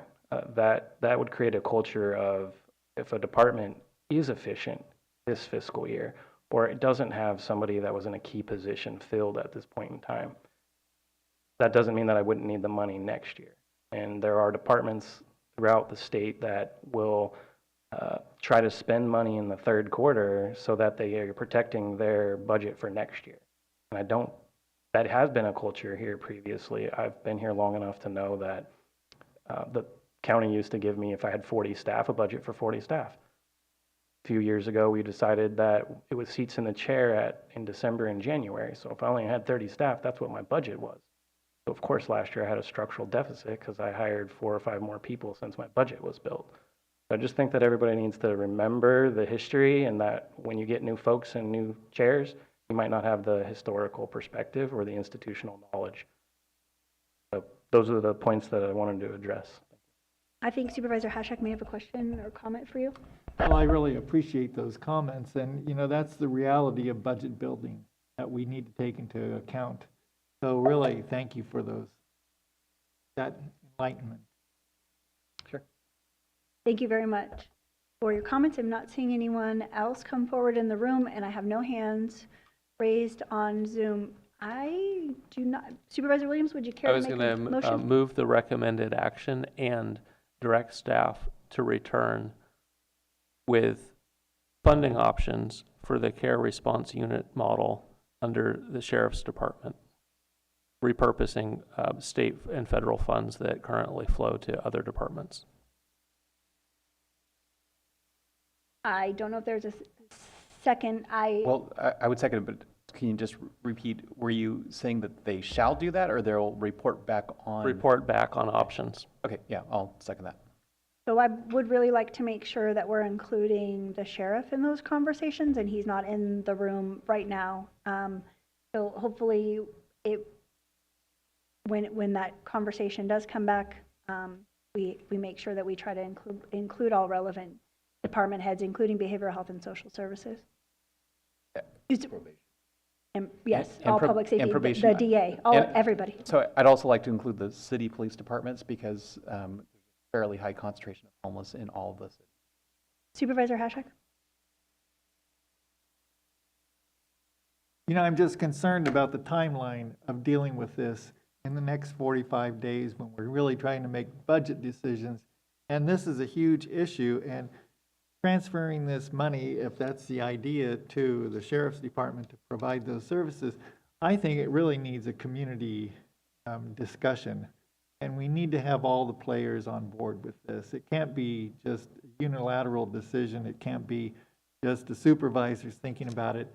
I think all those groups that BHAB and everyone else who really talks about these issues needs to be on board.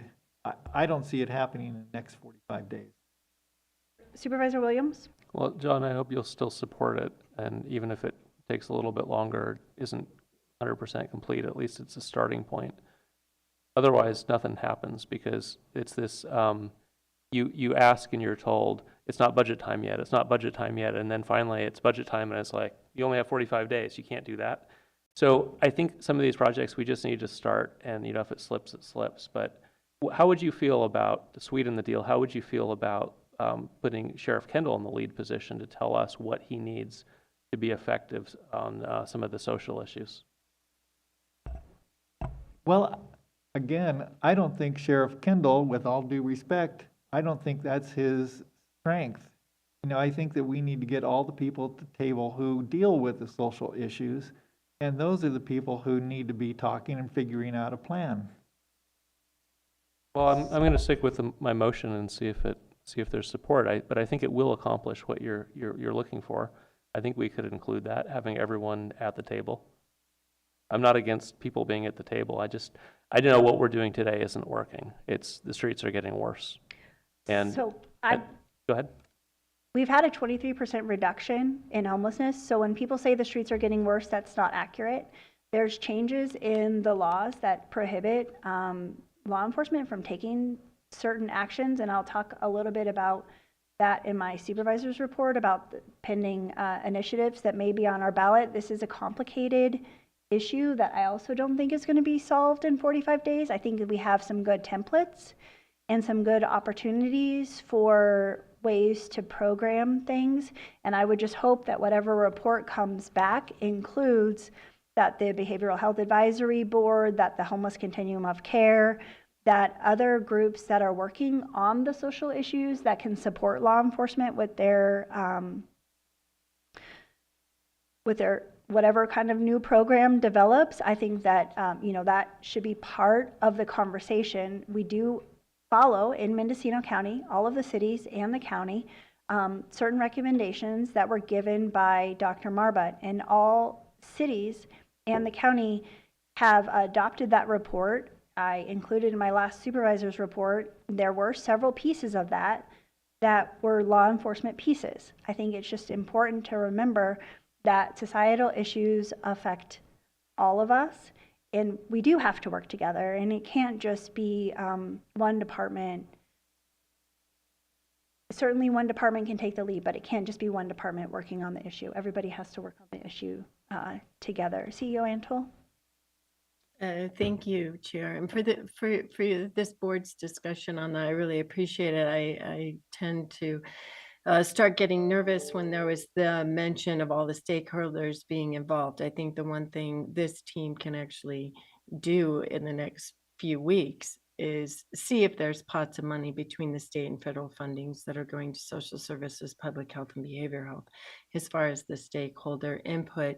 And certainly we would need the engagement from the sheriff and his office on if this is a project he wants or if he can even take it on at this point with his staffing levels. So, we will continue to look for those funding streams, being able to reach out to the stakeholders. Certainly during this time, we would not be able to do that, but we can look at the buckets that are allocated to the county. That's what we can do in this short time.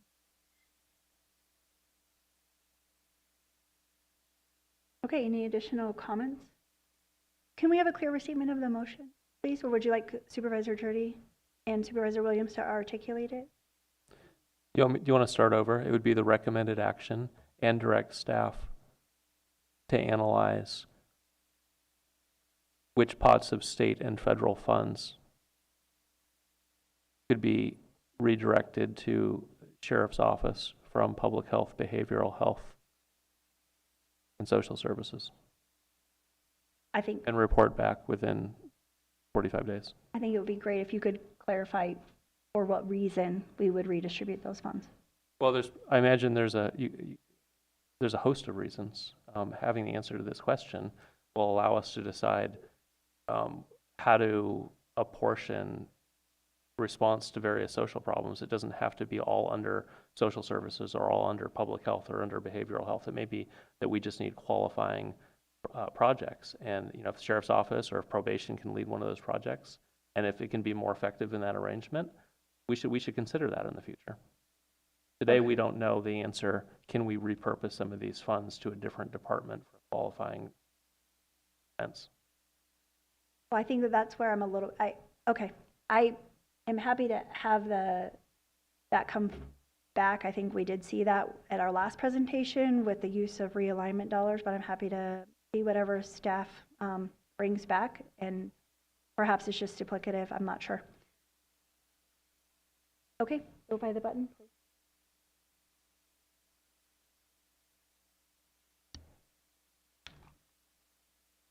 Motion carries unanimously. Thank you for that. That closes out that item. The board will now adjourn to a working closed session lunch to hear item 6A, and we will reconvene no sooner than 1:30 p.m.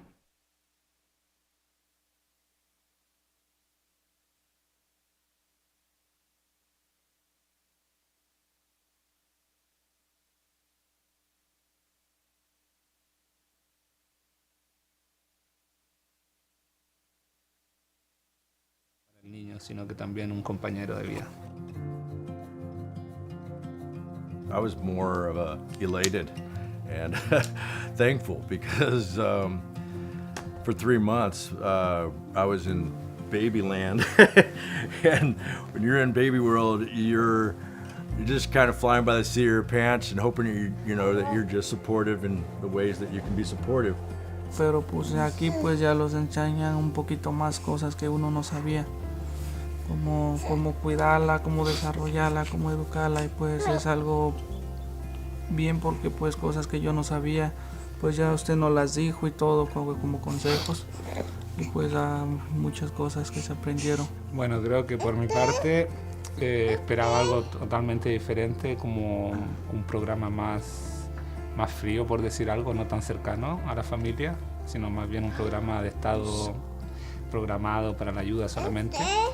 Y a través del programa nos hemos dado cuenta que también pasa a ser una familia con nosotros, porque nos apoyan en los momentos difíciles o cuando nos hemos visto en dificultades. Siempre nos hemos podido apoyar en Gaby a través de su programa. Encuentro que ha sido fundamental el apoyo. My experience has been nothing but positive. Annette has been wonderful. She's on time. She lets me know if there's going to be any changes in the schedule. Not only did we get the assistance with this program, but we also made a really good friend. I'm happy to call Gabby our friend. I still feel the challenge of being a parent now in today's world is immense. I think that you need support. Es un gran apoyo para nuevos padres, y más aún si están en nuestra situación, que somos extranjeros, que nuestra familia y amigos, como dice Carla, están en otro país, lejos. Entonces sí, viene muy bien el programa para apoyarse tanto emocional y como anímicamente, y bueno, en varios aspectos del programa, que nos ayuda a seguir adelante con esta nueva aventura. Don't be afraid to take that step. Like, don't be afraid to get help, because you might think that you know what you're doing, but it's always okay to have extra support, and don't do it alone. Give it a try. You got nothing to lose.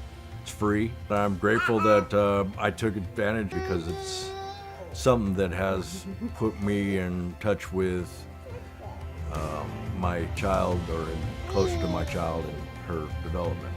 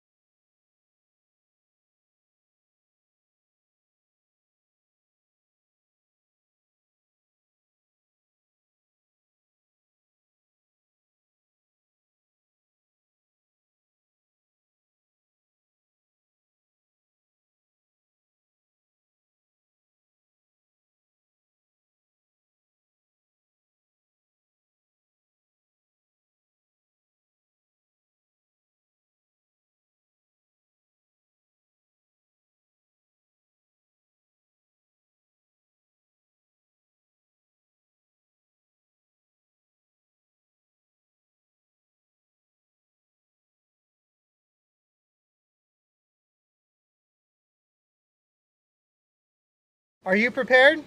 We're the Office of Emergency Services, and we're committed to providing the most up-to-date and accurate information so that you and your family can stay safe during an emergency. Part of being prepared is knowing your hazards and taking proper precautions. Visit mendoready.org. On the Know Your Hazards page, you can find hazards for where you work, where you live, and where your kids go to school. On the Plan and Prepare page, you'll find a plan template. It's important to know what you're going to do, what you're going to take with you, how you're going to communicate, where you're going to go, and how to get there. One great way to prepare is to pack a go bag. Each member of your family should have their own go bag. Visit our website, mendoready.org, to get a list of items that should be in your go bag. Gathering and organizing important documents before an emergency is an important part of preparedness. So visit mendoready.org today, where you can find a list of important documents that you should have ready near your go bag in case you have to evacuate. Not every emergency requires people to evacuate. An emergency kit will have supplies for you to remain self-sufficient for 72 hours. Find a list of supplies for disaster kits on our website, mendoready.org. A prepared community is a resilient community that will recover faster from disasters. So take some time today, visit our website, get yourself prepared so you can be Mendo ready.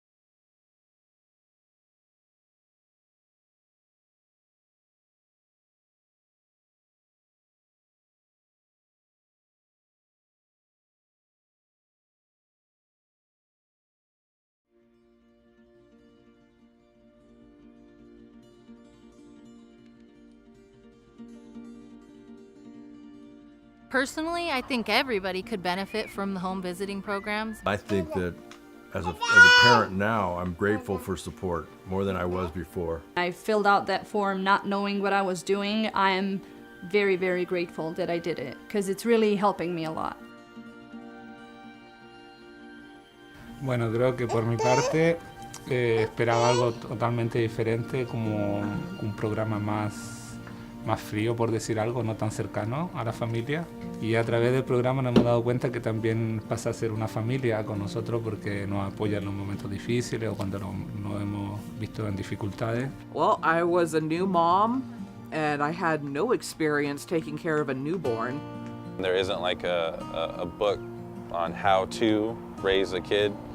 We come from like a lot of family history of, drugs, violence, alcoholism, so we didn't want our daughter to experience any of that. The thought that a parent was supposed to be loving, nurturing, supposed to be there for their kid, provide food, shelter, joy, and going in, becoming a parent for her, I had no clue how to provide that. ¿Cómo pensar educarla? Ajá. ¿Cómo educar a un hijo? Porque pues nosotros nunca, es la primera vez que íbamos a ser padres.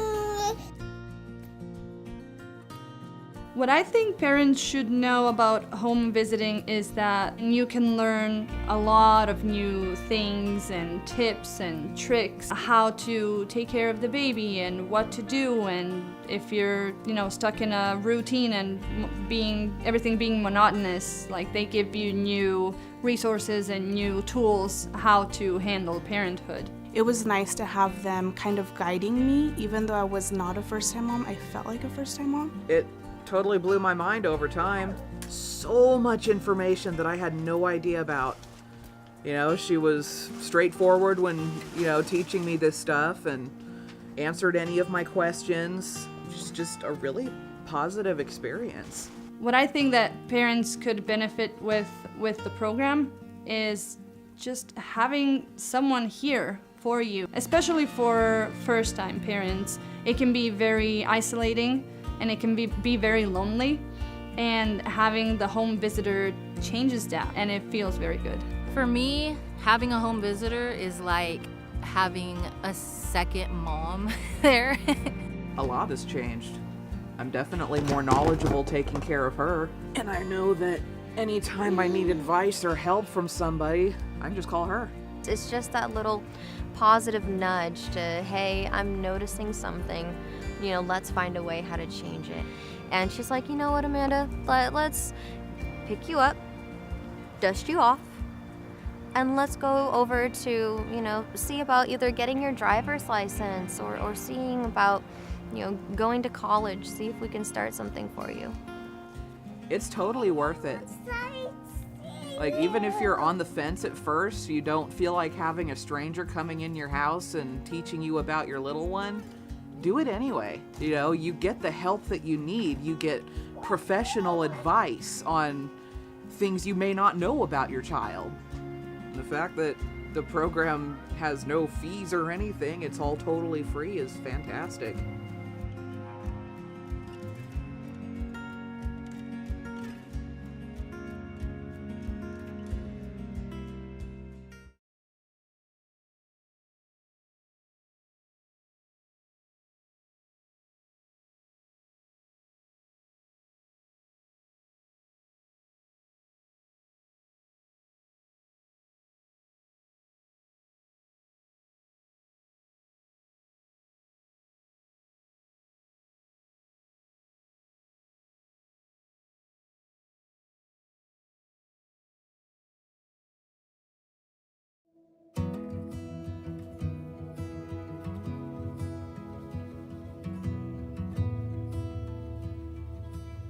Yo creo que si conozco a alguien que está próxima a ser mamá, lo primero que haría sería recomendarle el programa, porque te entrega mucho apoyo, mucha información y más que nada como apoyo emocional, una guía, te da una visión diferente de cómo es ser papá aquí, quizás en este país. Y así pues es algo, un bonito programa, porque pues es buena persona la señora y los ha atendido muy bien.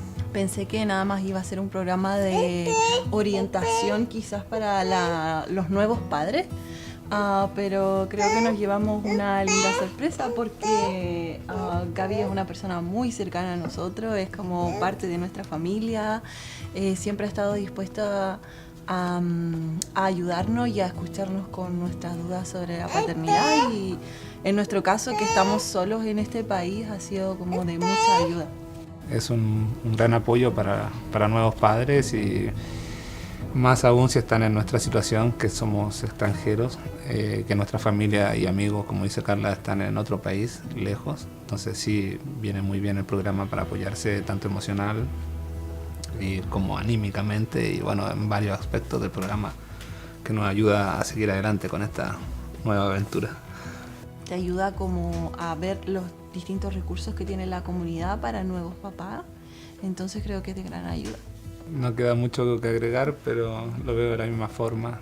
Que hemos aprendido algunas cosas aquí y pues los han ayudado, como este programa los ha ayudado para seguir creciendo a la bebé, como con buenos consejos y así. Sí, y creo que también ha sido muy importante el tema de apoyarnos con el libro y saber qué actividades hacer con Máximo de acuerdo a su edad, cómo estimularlo, cómo cuidarlo de los peligros de la casa, como cosas que uno como papá nuevo no conoce, claro. Pues a mí me gustaría que lo siguiéramos visitando aquí en la biblioteca de Covelo. Está tranquilo y muy bonito aquí. Cuando no nos podemos reunir, nos comunicamos por Zoom o una llamada telefónica o por texto. Donde nos visite, porque ha sido nuestra casa, a veces nosotros vamos a Wellits y puede ser en el parque.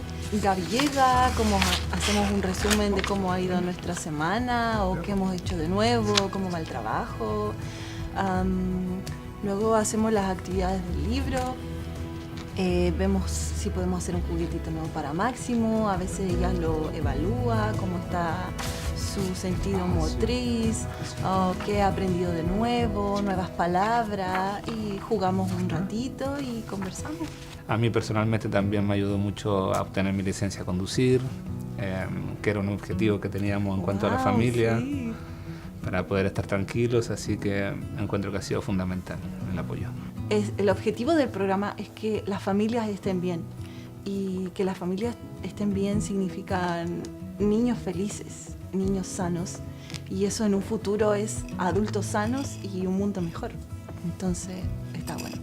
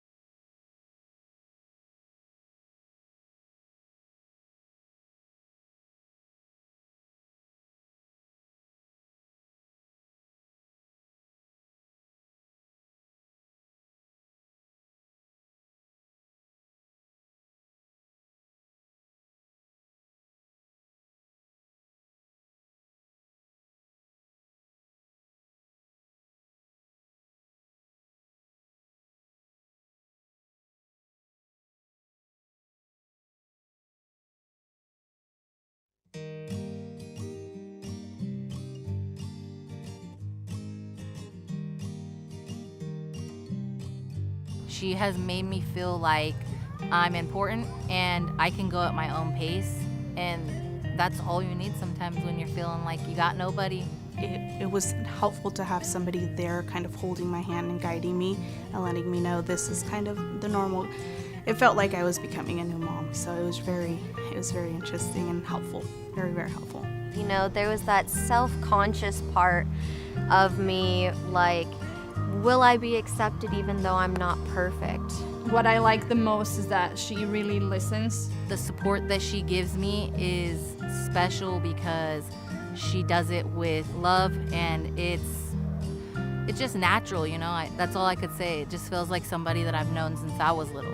You know, I said to Jeanette, Jeanette, you're supposed to be with me for 5 years. Jeanette said, yeah, I know, I'm going to be with you guys for 5 years. That's when I said, well, I guess I can trust her. She's going to be with us for 5 years. Yo creo que quizás pasó como a la segunda visita o algo así, como que ya nos presentamos formalmente. Y luego ya creo que en la segunda visita estaba como todo más tranquilo, como muy, como que el ambiente era muy familiar. Entonces yo me sentí muy cómoda. Felt like she cared for Sparrow too, and Sparrow really enjoyed it. Yeah, she knew when Gabby came we were going to be making something or learning something, and she'd instantly start digging through Gabby's bags to find out what activity we were going to do. Not only did we get the assistance with this program, but we also made a really good friend. I'm happy to call Gabby our friend. I think the relationship that we've built has been just, she's a part of the family.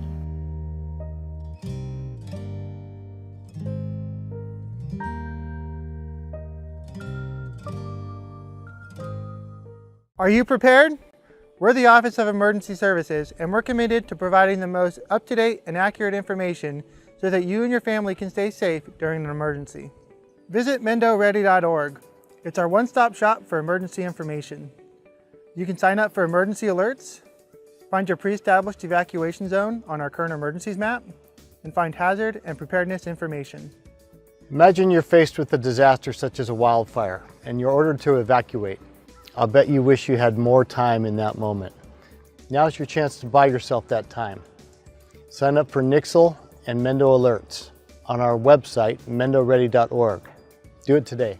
If you want your family to be as resilient as possible, it's important to take some time today and visit MendoReady.org, where you can look up your pre-established evacuation zones on our current emergencies map.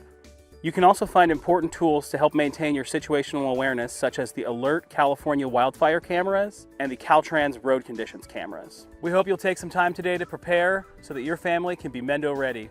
Thank you.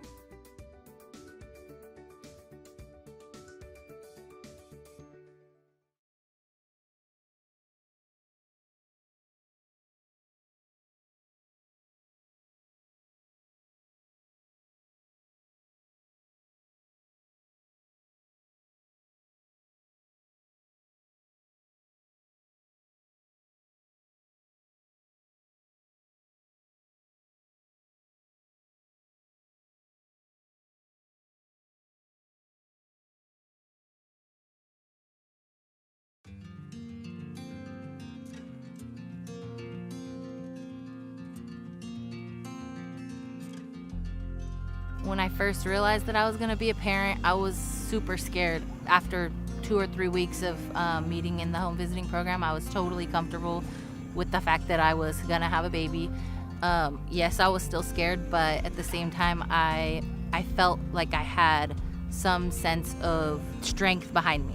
If I didn't have those resources that Jeanette provided me, I think it would be harder now. I got into the program and I realized, like, oh, this is nice. And now look at me. I work at a family resource center with parents and families, all this stuff. I'm so grateful that I got the opportunity to meet my home visitor, because without her, I think that I would be 10 steps behind from where I'm at right now. Pero pues aquí pues ya los enseñan un poquito más cosas que uno no sabía.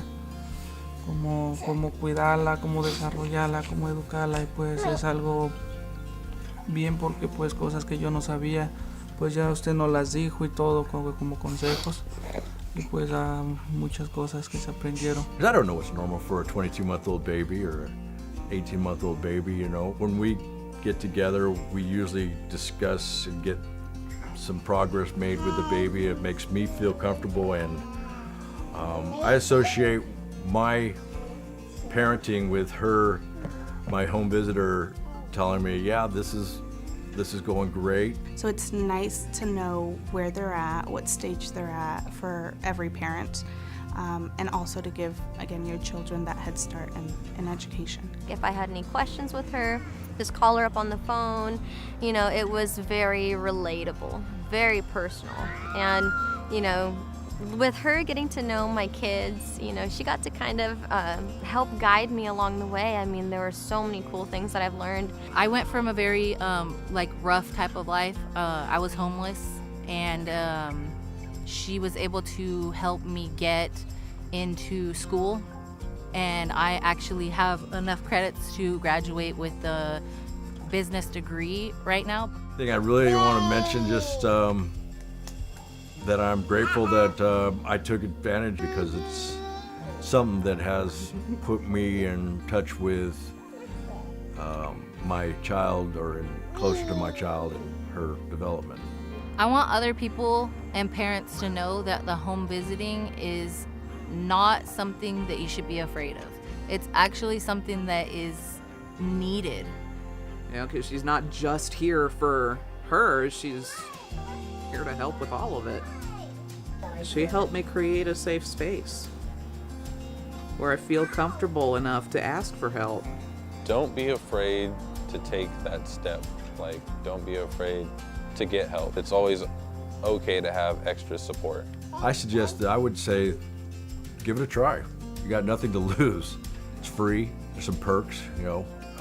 They got some great resources. Personally, I think everybody could benefit from the home visiting programs.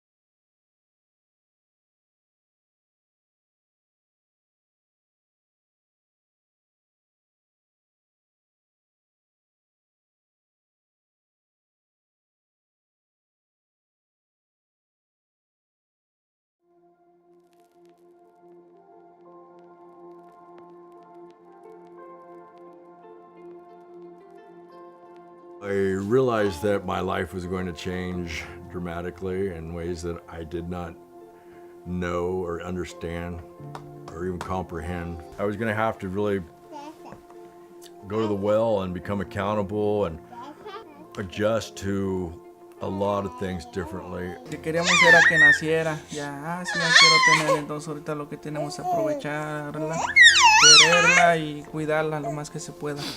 Creo que a todos nos preocupa la primera vez que nos dicen que vamos a ser padres. When we started the program, my daughter was about 3 months, and my daughter's 22 months now. Something I love about my child, that she's healthy, she's happy, she knows that she's cared for and loved. Those are some of the things that I wanted to make sure that she had, and she has them. I'm happy today with my daughter. She's the greatest thing in my life, and I'm glad to wake up and see her, and everything I do it for her. Sí, bueno, yo también vengo de una familia separada. Creo que por eso también me motiva a estar más presente con él, de quizás también estar de la forma quizás que yo no la tuve para Máximo. Y también comprender que el padre no solo es el que pone los límites y las reglas, sino que también está ahí para hablar, acompañar, regalonear, jugar, cosas lindas también, no solo ser el guía para el niño, sino que también un compañero de vida. I was more of a elated and thankful because for 3 months I was in baby land, and when you're in baby world, you're just kind of flying by the seat of your pants and hoping you know that you're just supportive in the ways that you can be supportive. Pero pues aquí pues ya los enseñan un poquito más cosas que uno no sabía, como cuidarla, cómo desarrollarla, cómo educarla, y pues es algo bien porque pues cosas que yo no sabía, pues ya usted nos las dijo y todo como consejos, y pues muchas cosas que se aprendieron. Bueno, creo que por mi parte esperaba algo totalmente diferente, como un programa más frío, por decir algo, no tan cercano a la familia, sino más bien un programa de estado programado para la ayuda solamente. Y a través del programa nos hemos dado cuenta que también pasa a ser una familia con nosotros, porque nos apoya en los momentos difíciles o cuando nos hemos visto en dificultades. Siempre nos hemos podido apoyar en Gaby a través de su programa. Encuentro que ha sido fundamental el apoyo. You know, my experience has been nothing but positive. Annette has been wonderful. She's on time. She lets me know if there's going to be any changes in the schedule. Not only did we get the assistance with this program, but we also made a really good friend. I'm happy to call Gabby our friend. I still feel the challenge of being a parent now in today's world is immense. I think that you need support. Es un gran apoyo para nuevos padres, y más aún si están en nuestra situación, que somos extranjeros, que nuestra familia y amigos, como dice Carla, están en otro país, lejos. Entonces sí, viene muy bien el programa para apoyarse tanto emocional y como anímicamente, y bueno, en varios aspectos del programa que nos ayuda a seguir adelante con esta nueva aventura. Don't be afraid to take that step. Like, don't be afraid to get help, because you might think that you know what you're doing, but it's always okay to have extra support, and don't do it alone. Give it a try. You got nothing to lose. It's free. I'm grateful that I took advantage, because it's something that has put me in touch with my child, or closer to my child and her development.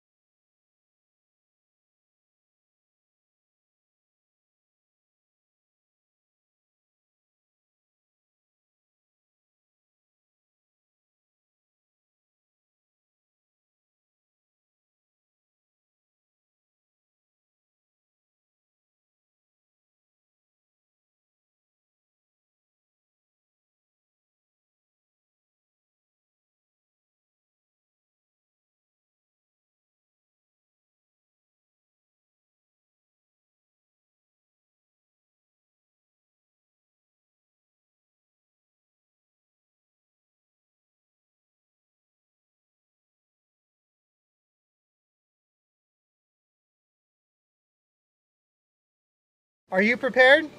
We're the Office of Emergency Services, and we're committed to providing the most up-to-date and accurate information so that you and your family can stay safe during an emergency. Part of being prepared is knowing your hazards and taking proper precautions. Visit mendoready.org.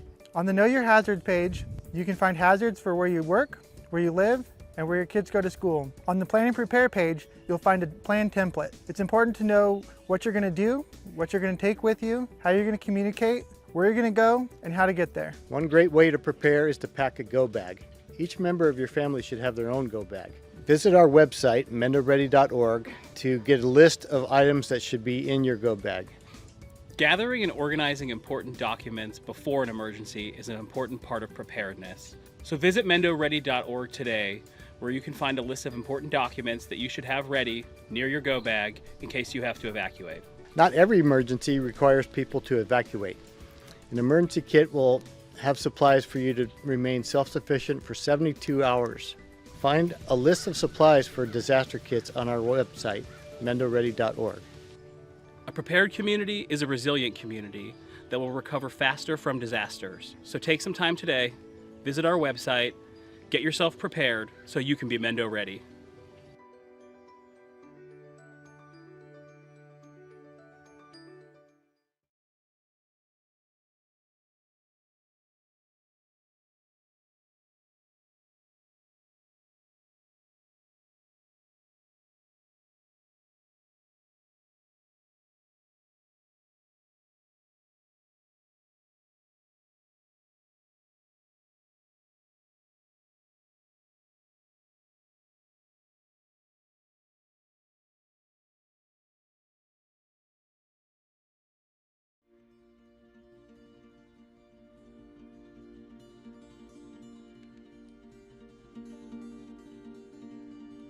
Personally, I think everybody could benefit from the home visiting programs. I think that as a parent now, I'm grateful for support more than I was before. I filled out that form not knowing what I was doing. I am very, very grateful that I did it because it's really helping me a lot. Bueno, creo que por mi parte esperaba algo totalmente diferente, como un programa más frío, por decir algo, no tan cercano a la familia. Y a través del programa nos hemos dado cuenta que también pasa a ser una familia con nosotros porque nos apoya en los momentos difíciles o cuando nos hemos visto en dificultades. Well, I was a new mom and I had no experience taking care of a newborn. There isn't like a book on how to raise a kid. We come from like a lot of family history of, drugs, violence, alcoholism, so we didn't want our daughter to experience any of that. We thought that a parent was supposed to be loving, nurturing, supposed to be there for their kid, provide food, shelter, joy, and going in, becoming a parent for her, I had no clue how to provide that. Cómo pensar educarla, cómo educar a un hijo porque pues nosotros nunca, es la primera vez que íbamos a ser padres. What I think parents should know about home visiting is that you can learn a lot of new things and tips and tricks, how to take care of the baby and what to do, and if you're, stuck in a routine and everything being monotonous, like they give you new resources and new tools how to handle parenthood. It was nice to have them kind of guiding me, even though I was not a first-time mom. I felt like a first-time mom. It totally blew my mind over time. So much information that I had no idea about. She was straightforward when, teaching me this stuff and answered any of my questions. Just a really positive experience. What I think that parents could benefit with the program is just having someone here for you, especially for first-time parents. It can be very isolating and it can be very lonely, and having the home visitor changes that and it feels very good. For me, having a home visitor is like having a second mom there. A lot has changed. I'm definitely more knowledgeable taking care of her, and I know that anytime I need advice or help from somebody, I can just call her.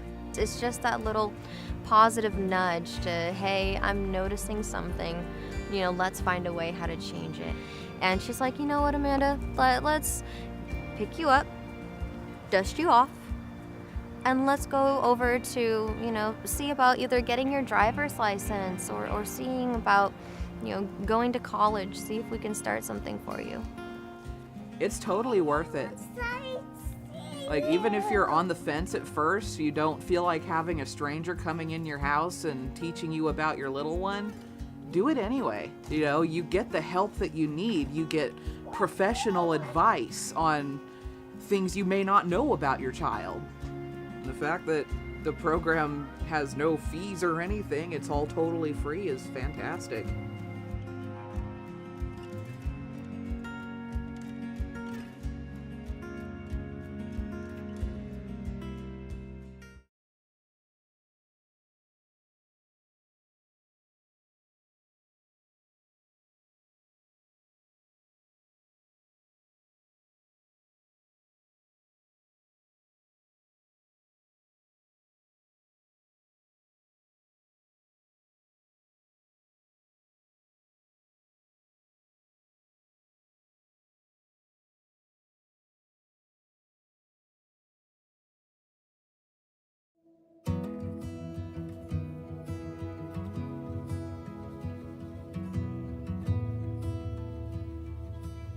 Yo creo que si conozco a alguien que está próxima a ser mamá, lo primero que haría sería recomendarle el programa, porque te entrega mucho apoyo, mucha información y más que nada como apoyo emocional, una guía, te da una visión diferente de cómo es ser papá aquí, quizás en este país. Y así pues es un bonito programa, porque pues es buena persona la señora y los ha atendido muy bien.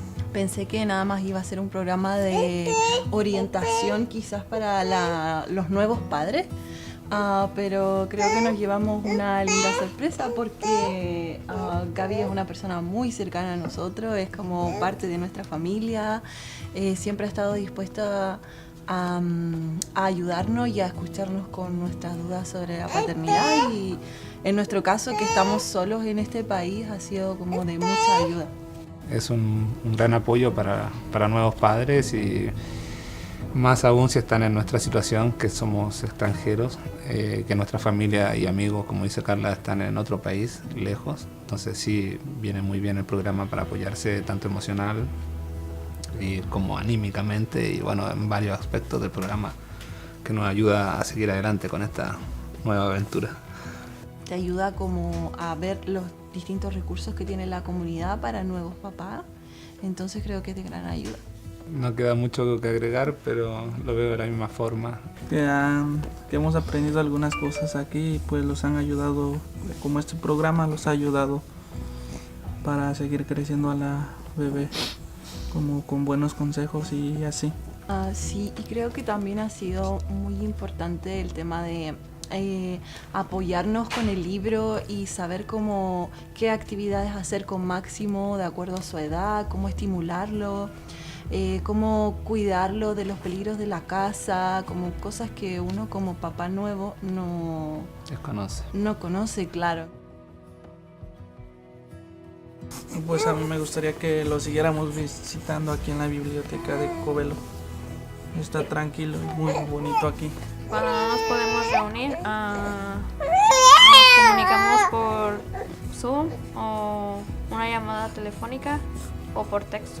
Donde nos visite, porque ha sido nuestra casa, a veces nosotros vamos a Wellits y puede ser en el parque.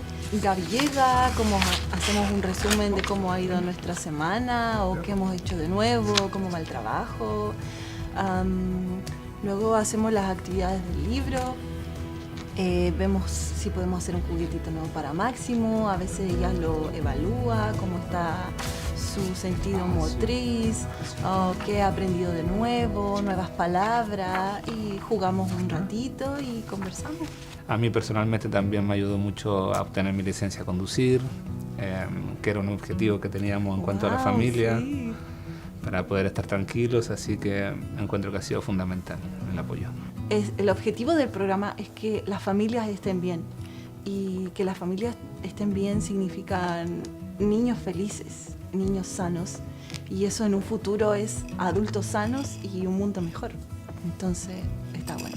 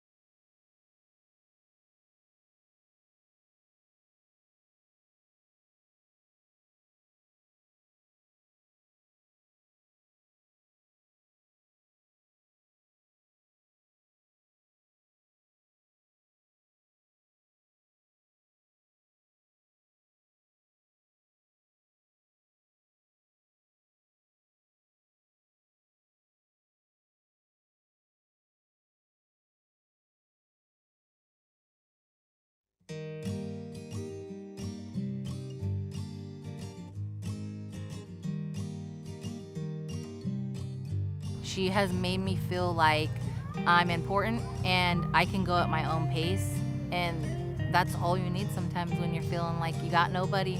It was helpful to have somebody there kind of holding my hand and guiding me and letting me know this is kind of the normal. It felt like I was becoming a new mom, so it was very interesting and helpful, very, very helpful.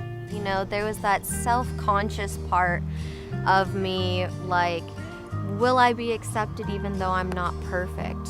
What I like the most is that she really listens. The support that she gives me is special because she does it with love, and it's just natural, you know. That's all I could say. It just feels like somebody that I've known since I was little.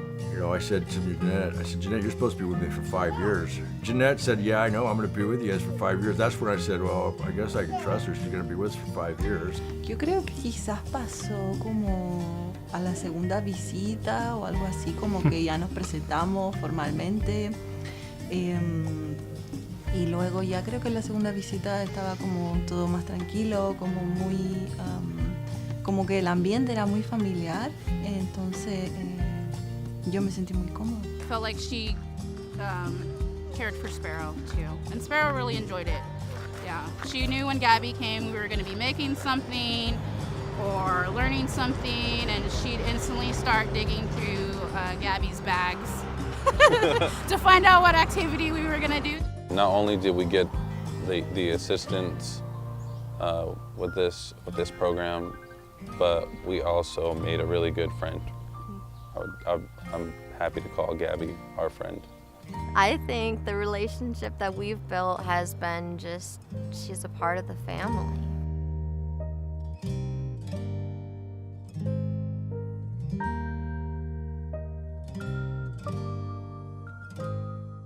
Are you prepared? We're the Office of Emergency Services, and we're committed to providing the most up-to-date and accurate information so that you and your family can stay safe during an emergency. Visit MendoReady.org. It's our one-stop shop for emergency information. You can sign up for emergency alerts, find your pre-established evacuation zone on our current emergencies map, and find hazard and preparedness information. Imagine you're faced with a disaster such as a wildfire, and you're ordered to evacuate. I'll bet you wish you had more time in that moment. Now's your chance to buy yourself that time. Sign up for Nixle and Mendo Alerts on our website, MendoReady.org. Do it today. If you want your family to be as resilient as possible, it's important to take some time today and visit MendoReady.org, where you can look up your pre-established evacuation zones on our current emergencies map. You can also find important tools to help maintain your situational awareness, such as the Alert California wildfire cameras and the Caltrans road conditions cameras. We hope you'll take some time today to prepare so that your family can be Mendo ready. Thank you.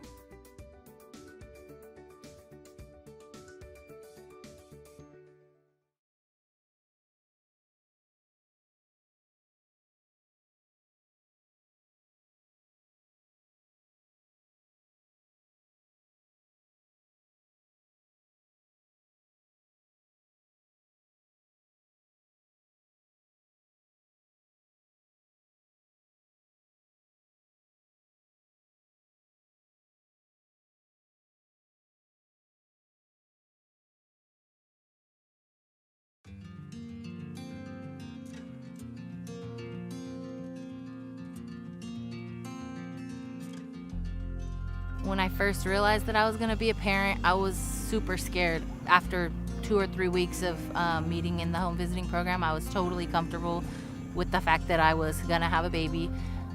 Yes, I was still scared, but at the same time, I felt like I had some sense of strength behind me.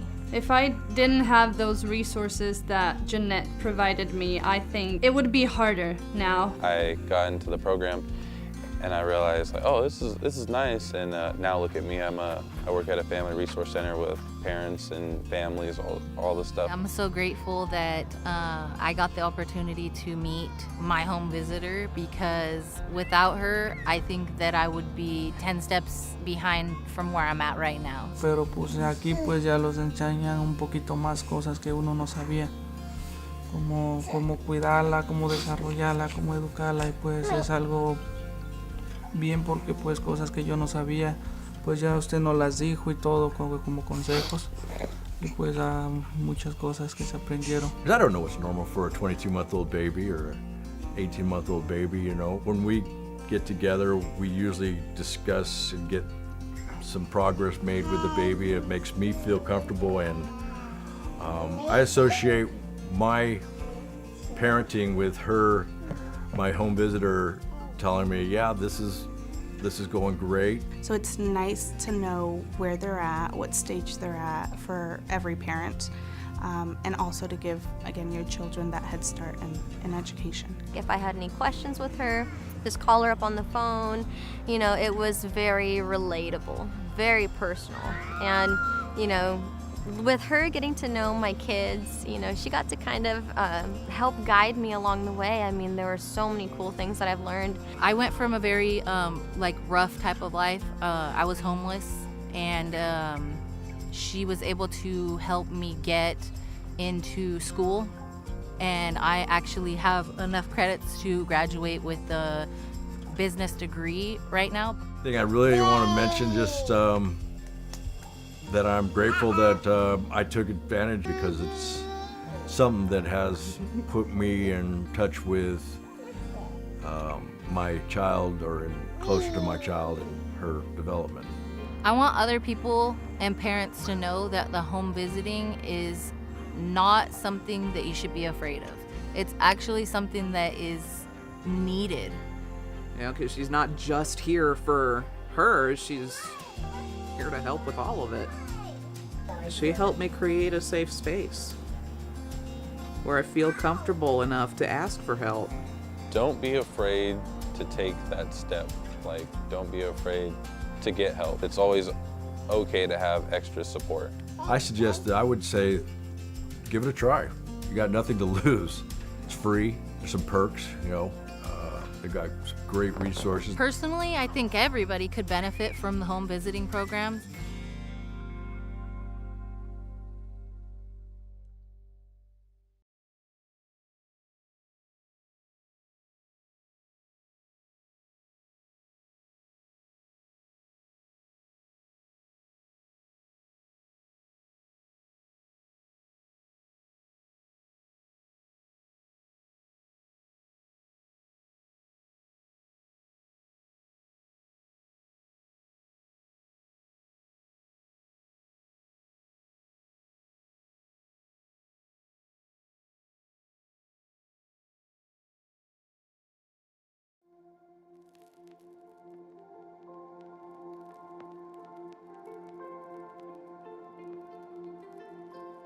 I realized that my life was going to change dramatically in ways that I did not know or understand or even comprehend. I was going to have to really go to the well and become accountable and adjust to a lot of things differently. Que queríamos era que naciera, ya, sí, ya quiero tener, entonces ahorita lo que tenemos es aprovecharla, quererla y cuidarla lo más que se pueda. Creo que a todos nos preocupa la primera vez que nos dicen que vamos a ser padres. When we started the program, my daughter was about 3 months, and my daughter's 22 months now. Something I love about my child, that she's healthy, she's happy, she knows that she's cared for and loved. Those are some of the things that I wanted to make sure that she had, and she has them. I'm happy today with my daughter. She's the greatest thing in my life, and I'm glad to wake up and see her, and everything I do it for her. Sí, bueno, yo también vengo de una familia separada. Creo que por eso también me motiva a estar más presente con él, de quizás también estar de la forma quizás que yo no la tuve para Máximo. Y también comprender que el padre no solo es el que pone los límites y las reglas, sino que también está ahí para hablar, acompañar, regalonear, jugar, cosas lindas también, no solo ser el guía para el niño, sino que también un compañero de vida. I was more of a elated and thankful because for 3 months I was in baby land, and when you're in baby world, you're just kind of flying by the seat of your pants and hoping that you're just supportive in the ways that you can be supportive. Pero pues aquí pues ya los enseñan un poquito más cosas que uno no sabía, como cuidarla, cómo desarrollarla, cómo educarla, y pues es algo bien porque pues cosas que yo no sabía, pues ya usted nos las dijo y todo como consejos, y pues muchas cosas que se aprendieron. Bueno, creo que por mi parte esperaba algo totalmente diferente, como un programa más frío, por decir algo, no tan cercano a la familia, sino más bien un programa de estado programado para la ayuda solamente. Y a través del programa nos hemos dado cuenta que también pasa a ser una familia con nosotros, porque nos apoya en los momentos difíciles o cuando nos hemos visto en dificultades. Siempre nos hemos podido apoyar en Gaby a través de su programa. Encuentro que ha sido fundamental el apoyo. You know, my experience has been nothing but positive. Annette has been wonderful. She's on time. She lets me know if there's going to be any changes in the schedule. Not only did we get the assistance with this program, but we also made a really good friend. I'm happy to call Gabby our friend. I still feel the challenge of being a parent now in today's world is immense. I think that you need support. Es un gran apoyo para nuevos padres, y más aún si están en nuestra situación, que somos extranjeros, que nuestra familia y amigos, como dice Carla, están en otro país, lejos. Entonces sí, viene muy bien el programa para apoyarse tanto emocional y como anímicamente, y bueno, en varios aspectos del programa que nos ayuda a seguir adelante con esta nueva aventura. Don't be afraid to take that step. Like, don't be afraid to get help, because you might think that you know what you're doing, but it's always okay to have extra support, and don't do it alone. Give it a try. You got nothing to lose. It's free. I'm grateful that I took advantage, because it's something that has put me in touch with my child, or closer to my child and her development.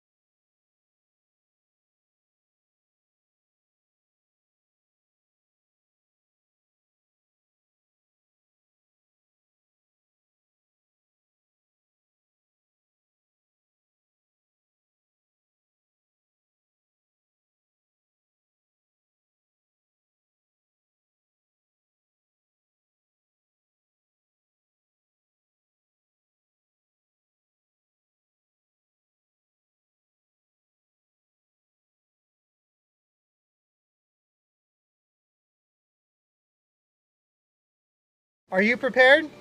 We're the Office of Emergency Services, and we're committed to providing the most up-to-date and accurate information so that you and your family can stay safe during an emergency.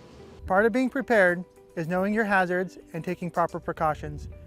Visit mendoready.org.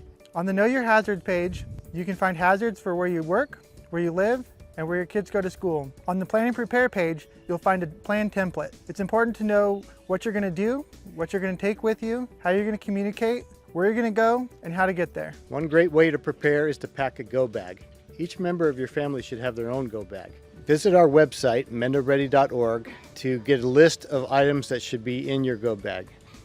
Gathering and organizing important documents before an emergency is an important part of preparedness. So visit mendoready.org today, where you can find a list of important documents that you should have ready near your go bag in case you have to evacuate. Not every emergency requires people to evacuate.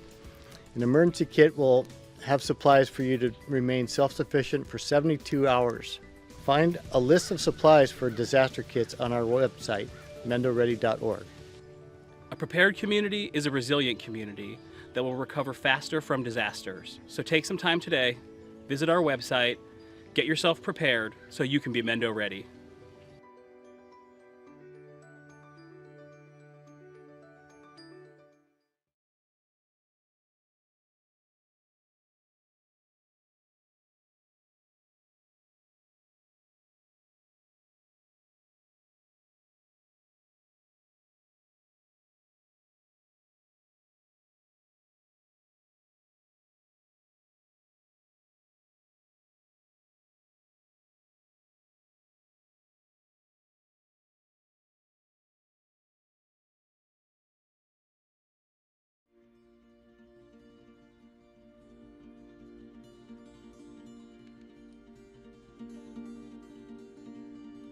Personally, I think everybody could benefit from the home visiting programs. I think that as a parent now, I'm grateful for support more than I was before. I filled out that form not knowing what I was doing. I am very, very grateful that I did it because it's really helping me a lot.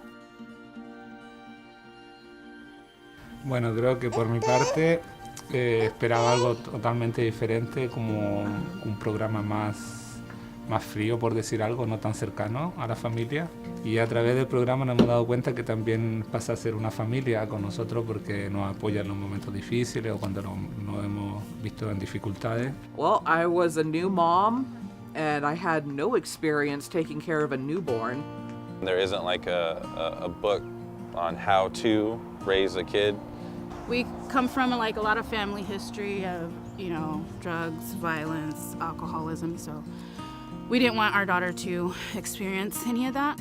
The thought that a parent was supposed to be loving, nurturing, supposed to be there for their kid, provide food, shelter, joy, and going in, becoming a parent for her, I had no clue how to provide that.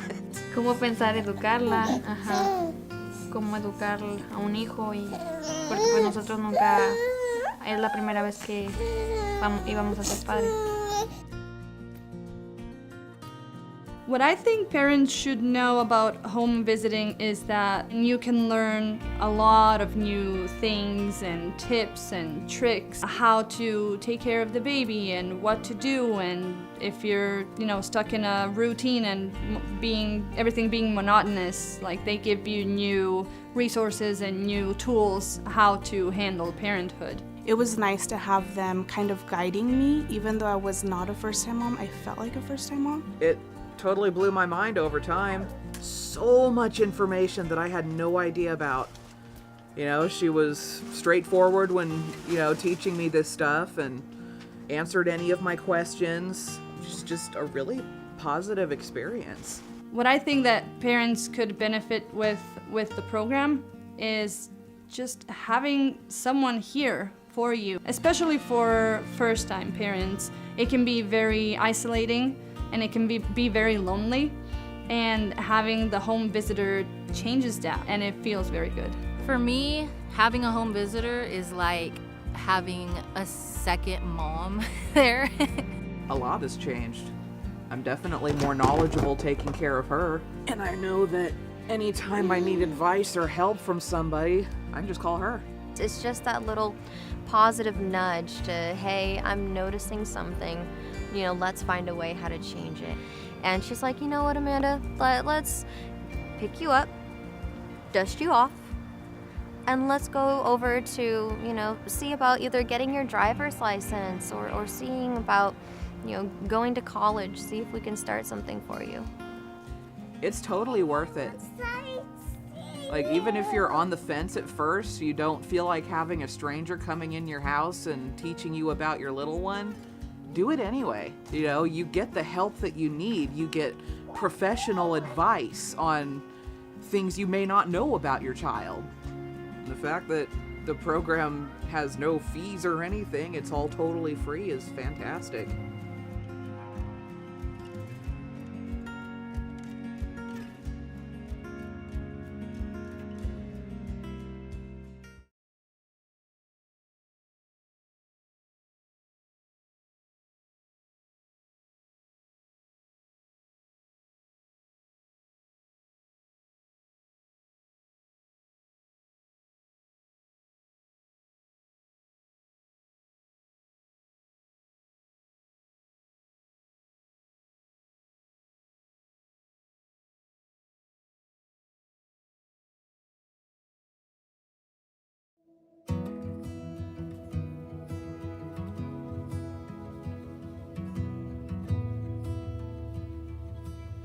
Yo creo que si conozco a alguien que está próxima a ser mamá, lo primero que haría sería recomendarle el programa porque te entrega mucho apoyo, mucha información y más que nada como apoyo emocional, una guía, te da una visión diferente de cómo es ser papá aquí, quizás en este país. Y así pues es un bonito programa, porque pues es buena persona la señora y los ha atendido muy bien.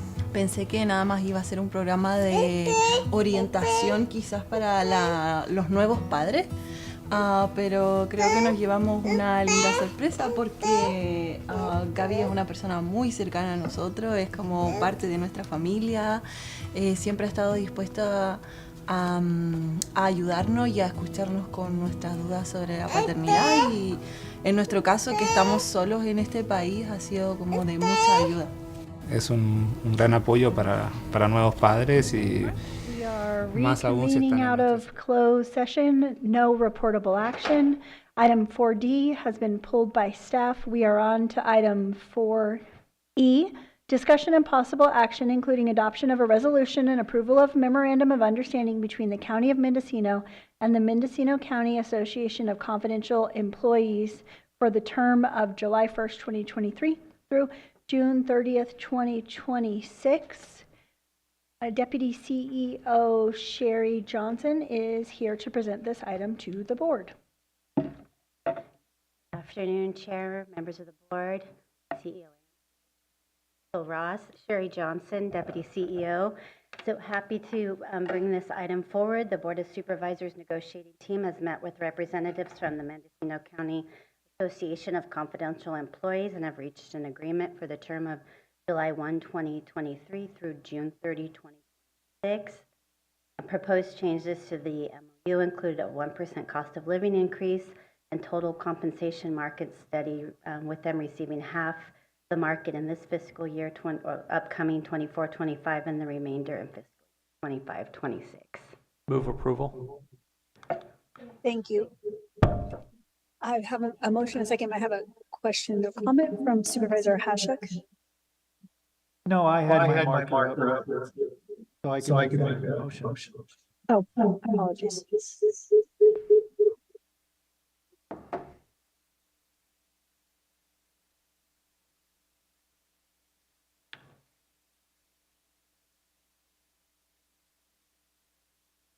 Oh, nice.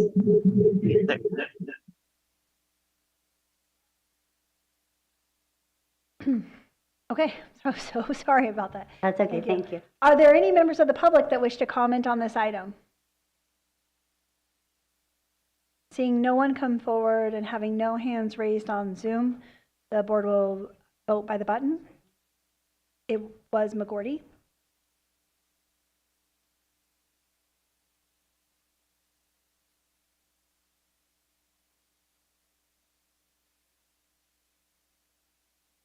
motion carries unanimously. Thank you. Item 4F, discussion on possible action, including approval of the recommended community corrections partnership. The budget title is long, so it'll give you plenty of time to come on up. Budget for fiscal year 24-25 in the amount of $7,287,185, excluding growth funds. Authorization for the Chief Probation Officer to update the approved budget by the amount of the growth funds received, if any, less mandated allocation to the local innovation sub-account by designating the funds as contingency or reserve, and authorization for the Chief Probation Officer to implement the CCP budget. Chief Probation Officer Eisen Locatelli.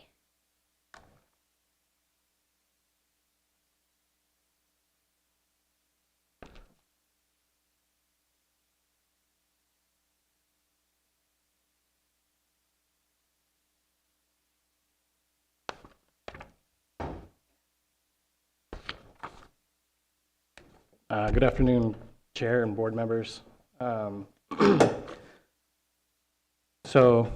Before you today, we have the Community Corrections Partnership, CCP, as the long agenda summary described.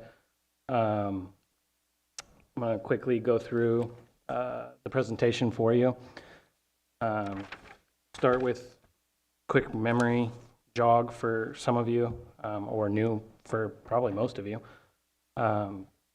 We used to do a presentation inside of the June budget in the probation department's budget presentation for CCP and your next agenda item, which is the JJCPA. We decided to break it out a few years back and do a presentation for you in April. So that way we can submit to the state by our May 1st deadlines, and those departments that have budgets that are impacted could put that into their actual budgets. So there's a lot of county departments that are impacted by the CCP's budget as we're submitting it. So that's why the change as to when we do the presentation to April instead of being in June. And again, depending on what the board does, this will be submitted to the state for our May 1st requirements. So turning into the actual slideshow. So the anomaly, this is probably the first time that I've done it like this, but the anomaly was the actual base funds from the state. We don't know what they are when we built our budget. We were not given them by the state, so of course that made it really difficult to prepare a budget when I don't know what the base is going to be. So we used an estimate from last year's base. That's where you got that $4,105,989. The growth, we never know that when we're building the budget. It comes in after the fact.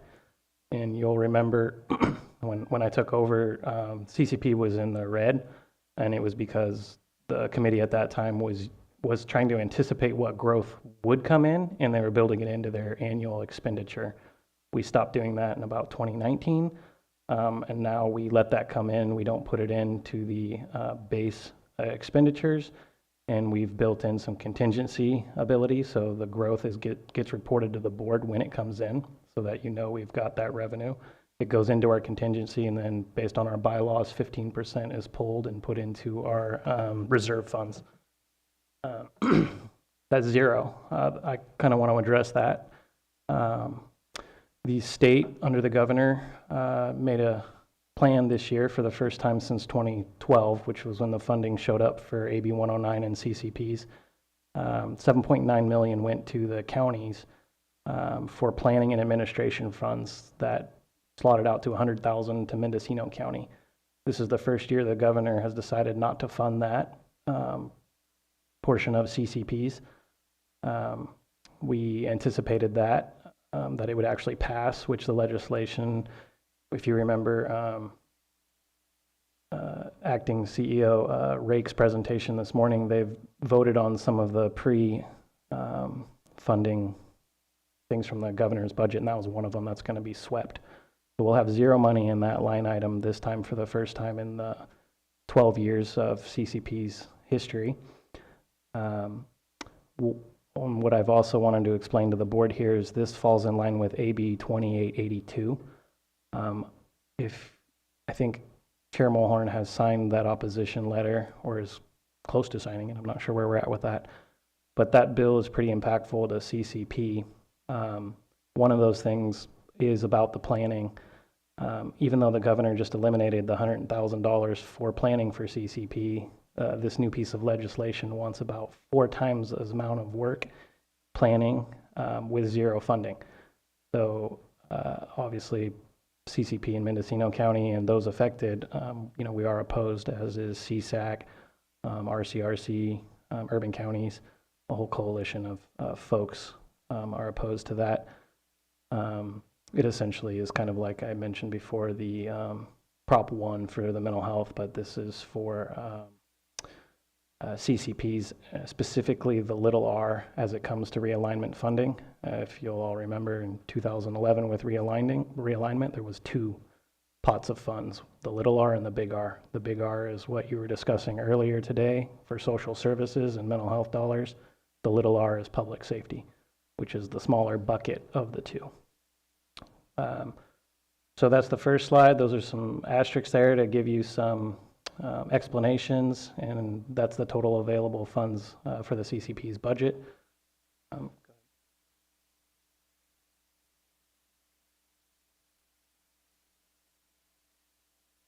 So again, I gave you some of those explanations already about the base funds, what was available, what we didn't know, the growth funds, what we've historically done, and what we're going to have to do on May 16th when our next CCP meeting happens is hopefully have more information from the state so we can finalize some of those discussions.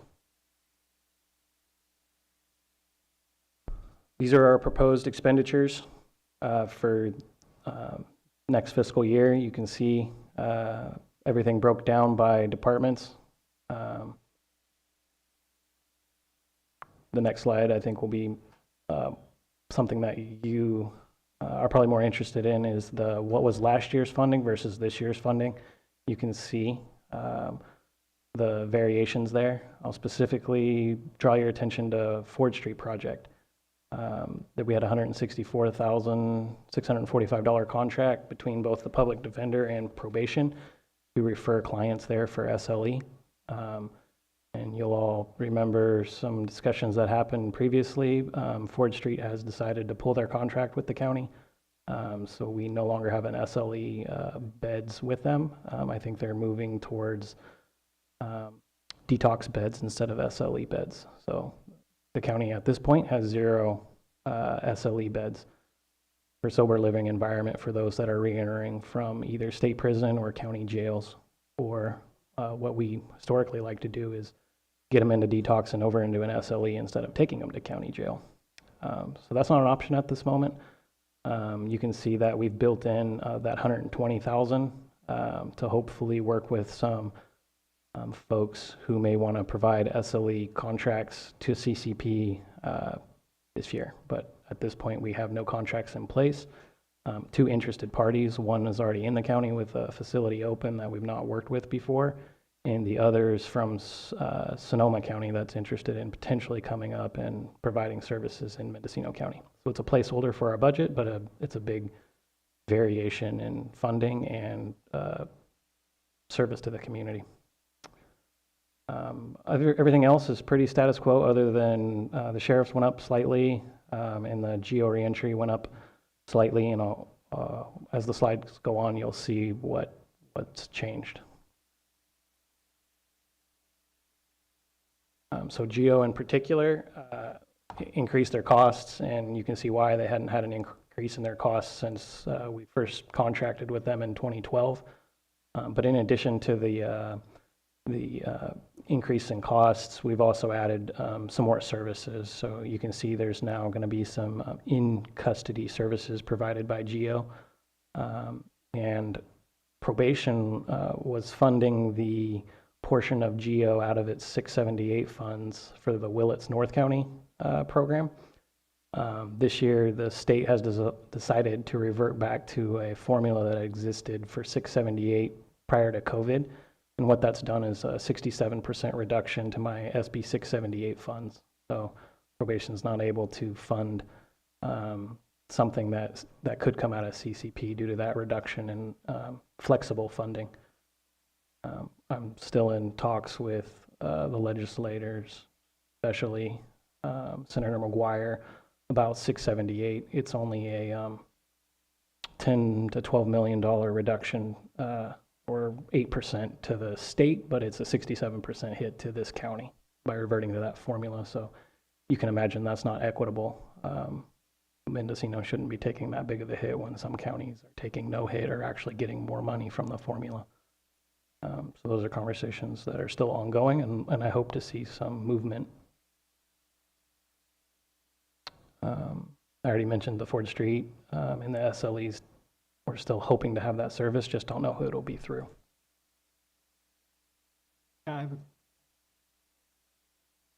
Yeah, with the SLE and you're budgeting 120, and previously it was 165 for Ford Street.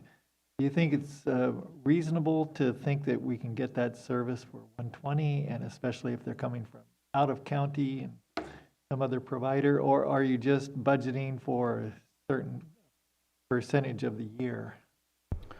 I personally would like to have more set aside for the SLEs, but the argument at CCP was there's a likelihood we won't have a contract in place until later in the year, so we wouldn't have the full scope.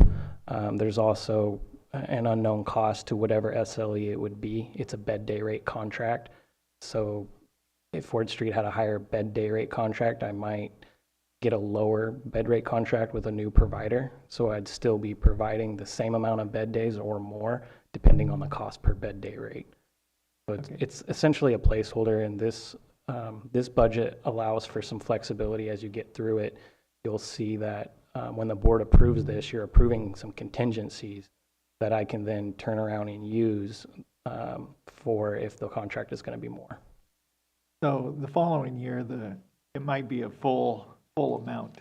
It could be a full amount, but it also this year, if the money comes in and I have, if I have the contracts, I'm authorized to use the contingencies more than the 120,000. We're just budgeting the 120, and then we have a line item for contingencies. Right.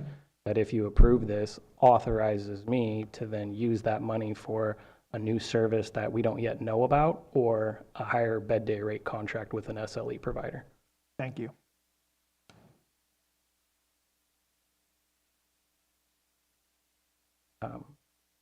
So these are some ways to offset costs. Again, I've been talking about this, it feels like for multiple years, but CDCR is a difficult partner when it comes to getting money from, but we have a conceptual agreement with CDCR to use some of our slots at the GEO program and charge them directly for those slots. The funding was supposedly approved, but then with the governor's revisions to his plan, we don't know for sure if it's going to survive the May revision. So it's a way to bring down the CCP's cost to the GEO program and provide for services for both parolee and probationers through our DRC. They're all county, obviously, residents, so I don't think it really matters if you call them probation or parole. So that exists. The reserve funds, I've already discussed how that's done. It's basically when the growth comes in, our bylaws pull 15% out and put it in the reserve account. The rest is going to go into contingency and then be available for expenditures for next year's budget. So you can see all the numbers, the breakdown, how we're doing that. This gives you everything from CCP's inception to today, what's come in from the base, what's come in from the growth. You can see how unpredictable the growth has been when you look at, I mean, look at the 1,011% more versus 100% reduction from the previous years. So depend on that is bad budgeting in my opinion. So we no longer do that. And that trend stopped again 17-18 fiscal year.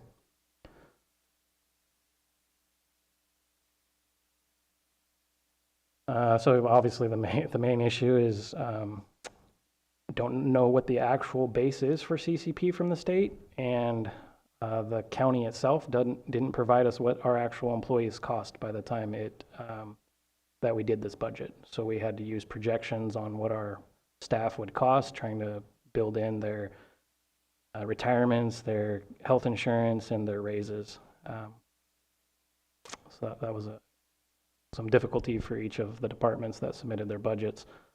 And then, of course, the May revise always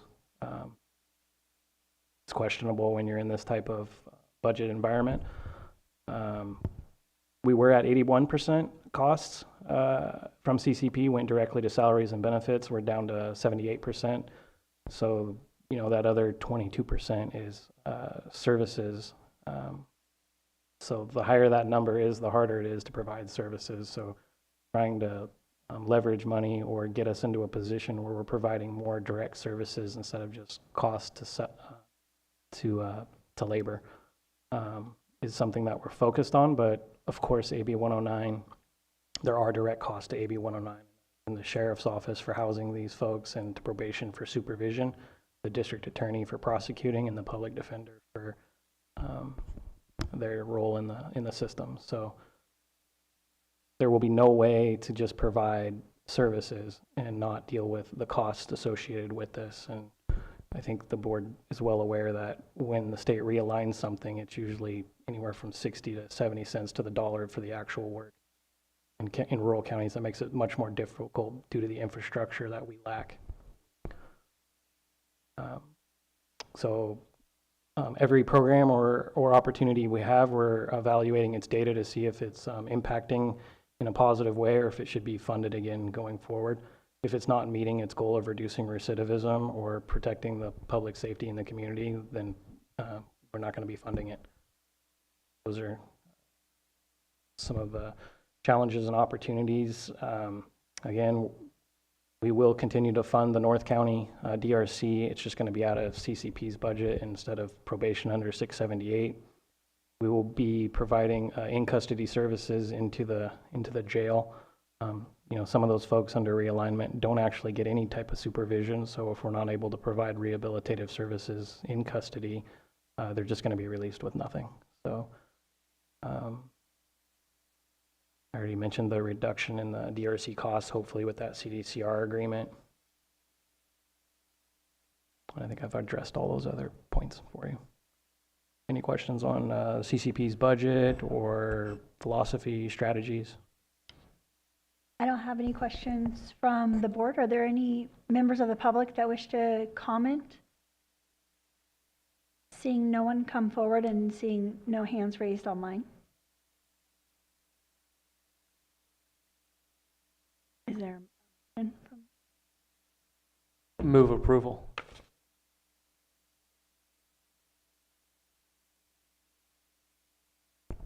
Second. Thank you. We could please have a vote by the button.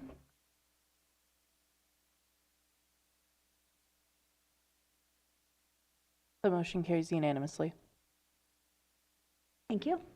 We will now proceed to item 4G, discussion and possible action, including acceptance of Mendocino County Juvenile Justice Plan dated March 2024, representing Mendocino County's comprehensive multi-agency juvenile justice plan. Approval of the Juvenile Justice Crime Prevention Act budget for fiscal year 24-25 and authorization for the Chief Probation Office to implement the JJCPA budget. All right, good afternoon again. Eisen Locatelli, Chief Probation Officer. So before you this time is the Mendocino County Juvenile Justice Consolidated Plan. The JJCPA, the Juvenile Justice Crime Prevention Act, is a grant fund that comes to the county for putting together a consolidated plan to address juvenile justice issues in the county. The county is required to have a juvenile justice coordinating council, which statutorily I chair. That then comes up with the plan that you're going to see. It's attached. It was an attachment to this agenda item, and it's 27 pages this year. In addition to that plan, there's also the budget slideshow that goes with the JJCPA. That's only a portion of the plan, and for new members of the Juvenile Justice Coordinating Council, I always have to remind them that the JJCPA is only a small piece. It's like building a Jenga tower. There's little pieces that go into it to give you the comprehensive plan. You will specifically see the JJCPA budget. You won't see things like the JPA, the YOBG, the JJRBG. These are all different blocks that go to build the tower that is the juvenile justice system. And for those who've ever come to these meetings, it is a lot like acronym soup. So I'll try to avoid the acronyms and use the full terms, because I know not all of you have had the privilege of being on that committee yet. So let's get into it. So I basically already went through what the Juvenile Justice Coordinating Council is responsible for. It's in the Welfare and Institutions Code, and I'm required to chair that committee. Again, the plan itself identifies strategies and resources that come up with the prevention or intervention, supervision, treatment, and incarceration of juvenile offenders. I believe back in 2018, I discussed why you need to have prevention, intervention, and detention as some of the options. You know, without the carrot and the stick model, you could have some significant adolescent behavior problems, or as Chairman Horn mentioned, our transition age youth. There's also a risk for them to transition into the adult jail if the interventions aren't provided at the juvenile level.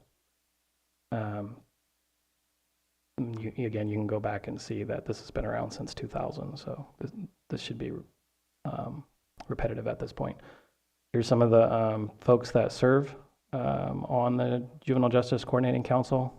They all have a vote. They all contributed to this plan. They all brought different inputs or ideas. You can see we have governmental organizations, we have city organizations, and we have community-based organizations.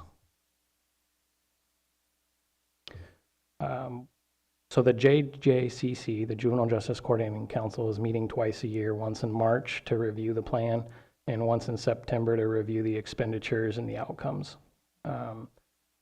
There's a new law that passed that requires a subcommittee of the JJCC to meet also, and that's for the JJRBG, the Juvenile Justice Realignment Block Grant funding. So that was SB 823. When the state decided to close the state prisons for juveniles and it became a county responsibility, we were required to meet because of AB 505 twice a year now instead of once every 3 years. So again, the state's requiring a lot of meetings and a lot of planning with about 60 cents to the dollar of the responsibilities. So that's where we're at with this one, and those are my deadlines, and there's where we report. So this one will be reported on May 1st for the budget portion of it, which we're going to get into in a second. So that's when we met. That's where we met. So what we're doing with this plan in particular, with the JJCPA funds, we're running an impact program. That is for youth that are actually on probation, served with MRT from my department, and they're doing a lot of physical activities that encompass change in mindset with the MRT. So that's the moral recognitive therapy. The GREAT program is our prevention strategy for gangs in the county. At this point, there are only 2 officers that are certified as GREAT instructors, and they're both in my department.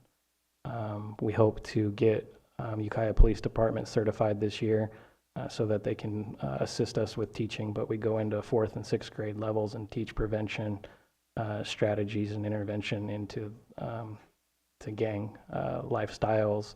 It also teaches them to get to know us before there's issues so we can develop relationships. This is one of the major strategies to reduce our secure youth sentences, because the majority of those folks are gang related and they're violent crimes that are being committed. two that we have in custody outside this county are for murder and attempted arson and murder. And both have ties to gangs. So we believe if we're working at the 4th and 6th grade level that, hopefully we're further upstream so we have less downstream costs. And MCOE is a big supporter.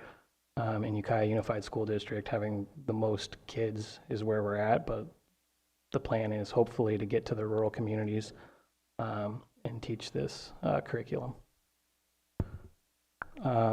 Major difference for this year's funding. So we had a Prop 64 grant for the last 3 years. It's going to expire in October of this year. You might have heard of Teen Peer Court. Restorative Justice Youth Court is a synonym for that. And in this one, it's, again, a diversion strategy. So my office can refer to it on low-level crimes, or the schools can do direct referrals to keep them out of the juvenile justice system. So it's a way to provide restorative outcomes to kids and hopefully keep them from coming into juvenile hall.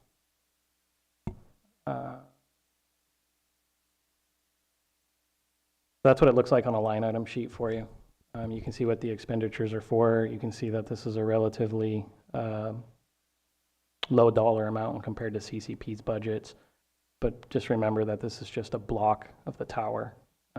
There's a lot more funding that goes into juvenile services and programmings. But this is one block from the state where we're attempting to use the majority of this funding to CBOs for preventative intervention work. And a little bit my staff is doing because grade, for instance, is required to be taught by a badge.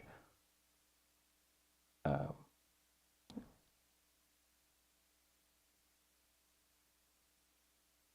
is there any questions about the JJCPA or juvenile justice strategies or law changes? Well, I have a question that nobody's asked. Just regarding data. I mean, I grew up in the 80s and 90s and I got to have DARE. Now we have GREAT. Do we have any ideas about the data for either GREAT or for the impact program? Do we feel like, I mean, we keep funding them, so I feel like they're successful, but do we have any ideas? Do we have any kind of statistics that shows how many kids have gone through the program? If any of those kids have become justice involved, is there any way to track that?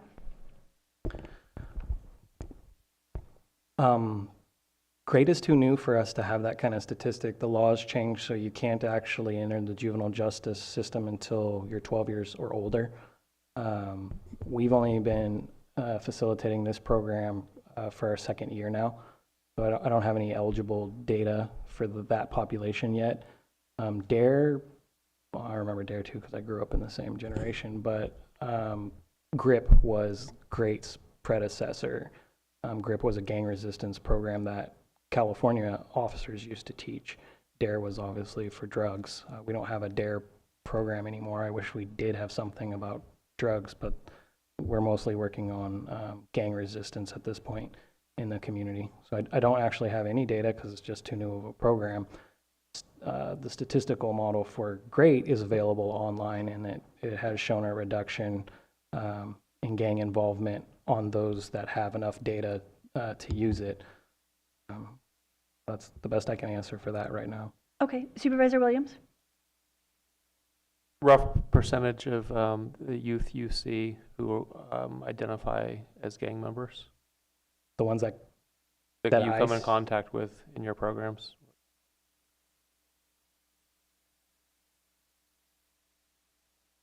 So those that commit what's called a 707B offense, which is a really high level offense, our statistics for the data we just reported to the state is 50% or just slightly higher that are affiliated or admit to being a gang member.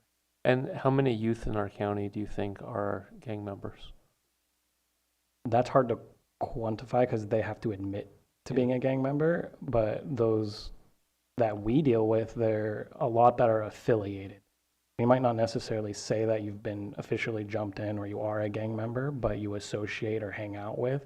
And that's where this program is really targeting that pro-social model and trying to get them to hang out with a good crowd instead of the crowd that leads them into jails and juvenile halls. Thank you. Any other questions from the board? Seeing none, any members of the public that wish to comment, please come forward to the mic. And if you are calling on Zoom, you can use the raise hand feature or press *9 on your telephone. You could state your name for the record, it's helpful. Casey Dyson. I would absolutely fund these programs. I am the mother of fallen officer Cooper Dyson, Pierce County Sheriff Deputy in Washington State. And it was a gang member that was responsible for the death of my son.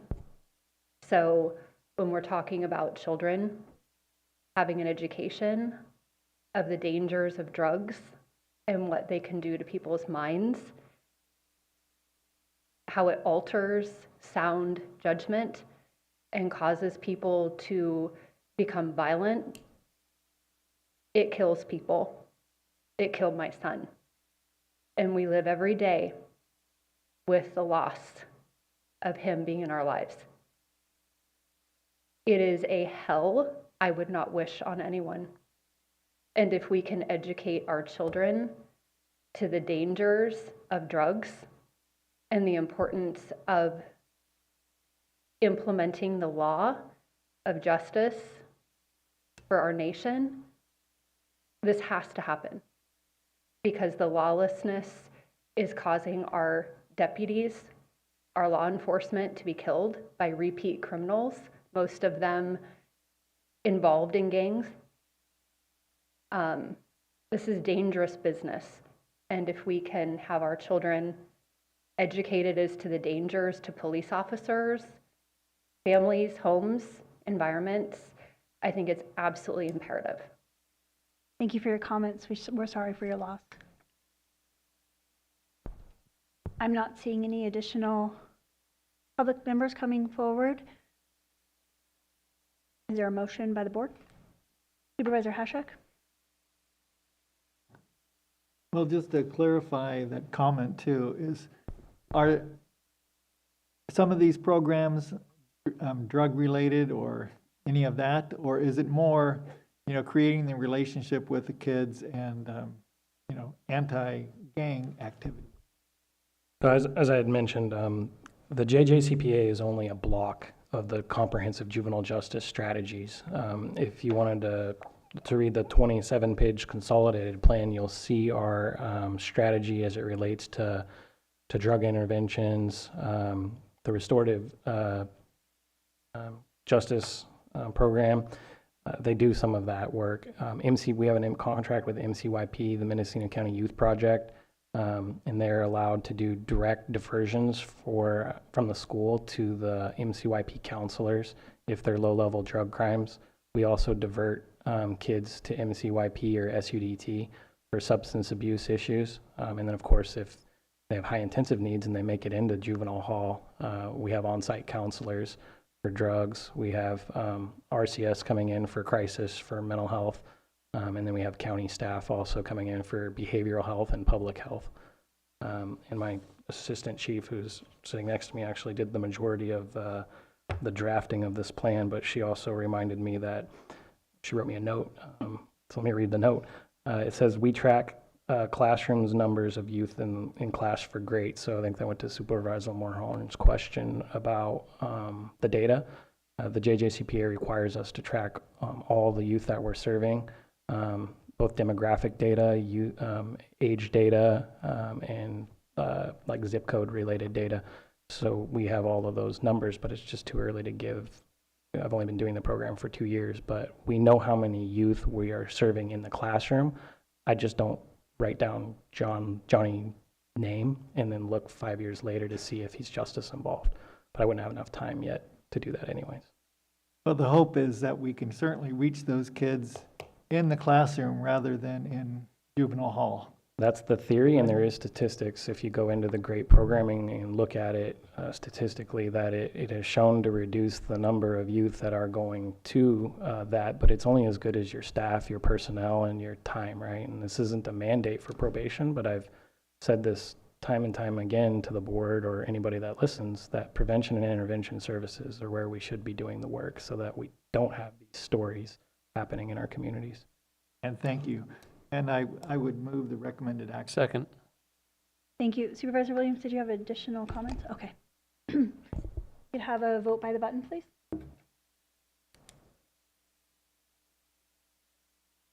The motion carries unanimously. Thank you. And Thank you for your time.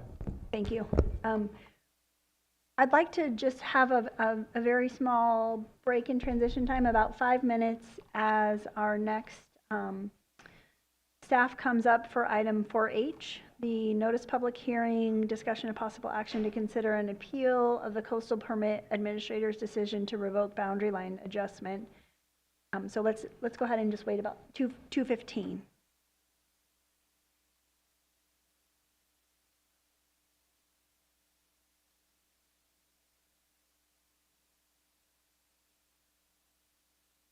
Queríamos era que naciera, ya, sí, ya quiero tener, entonces ahorita lo que tenemos es aprovecharla, quererla y cuidarla lo más que se pueda. Creo que a todos nos preocupa la primera vez que nos dicen que vamos a ser padres. When we started the program, my daughter was about 3 months, and my daughter's 22 months now.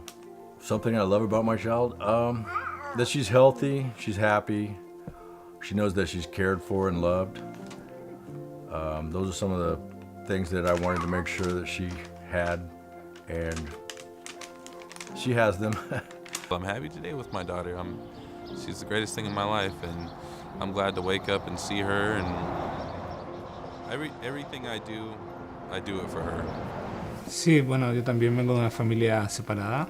Creo que por eso también me motiva a estar más presente con él, de quizás también estar de la forma quizás que yo no la tuve para Máximo. Y también comprender que el padre no solo es el que pone los límites y las reglas, sino que también está ahí para hablar, acompañar, regalonear, jugar, cosas lindas también, no solo ser el guía para el niño, sino que también un compañero de vida. I was more of a elated and thankful because for 3 months I was in baby land, and when you're in baby world, you're just kind of flying by the seat of your pants and hoping that you're just supportive in the ways that you can be supportive. Pero pues aquí pues ya los enseñan un poquito más cosas que uno no sabía, como cuidarla, cómo desarrollarla, cómo educarla, y pues es algo bien porque pues cosas que yo no sabía, pues ya usted nos las dijo y todo como consejos, y pues muchas cosas que se aprendieron. Bueno, creo que por mi parte esperaba algo totalmente diferente, como un programa más frío, por decir algo, no tan cercano a la familia, sino más bien un programa de estado programado para la ayuda solamente. Y a través del programa nos hemos dado cuenta que también pasa a ser una familia con nosotros, porque nos apoya en los momentos difíciles o cuando nos hemos visto en dificultades. Siempre nos hemos podido apoyar en Gaby a través de su programa. Encuentro que ha sido fundamental el apoyo. You know, my experience has been nothing but positive. Annette has been wonderful. She's on time. She lets me know if there's going to be any changes in the schedule. Not only did we get the assistance with this program, but we also made a really good friend. I'm happy to call Gabby our friend. I still feel the challenge of being a parent now in today's world is immense. I think that you need support. Es un gran apoyo para nuevos padres, y más aún si están en nuestra situación, que somos extranjeros, que nuestra familia y amigos, como dice Carla, están en otro país, lejos. Entonces sí, viene muy bien el programa para apoyarse tanto emocional y como anímicamente, y bueno, en varios aspectos del programa, que nos ayuda a seguir adelante con esta nueva aventura. Don't be afraid to take that step. Like, don't be afraid to get help, because you might think that you know what you're doing, but it's always okay to have extra support, and don't do it alone. Give it a try. You got nothing to lose. It's free. I'm grateful that I took advantage because it's something that has put me in touch with my child, or closer to my child and her development.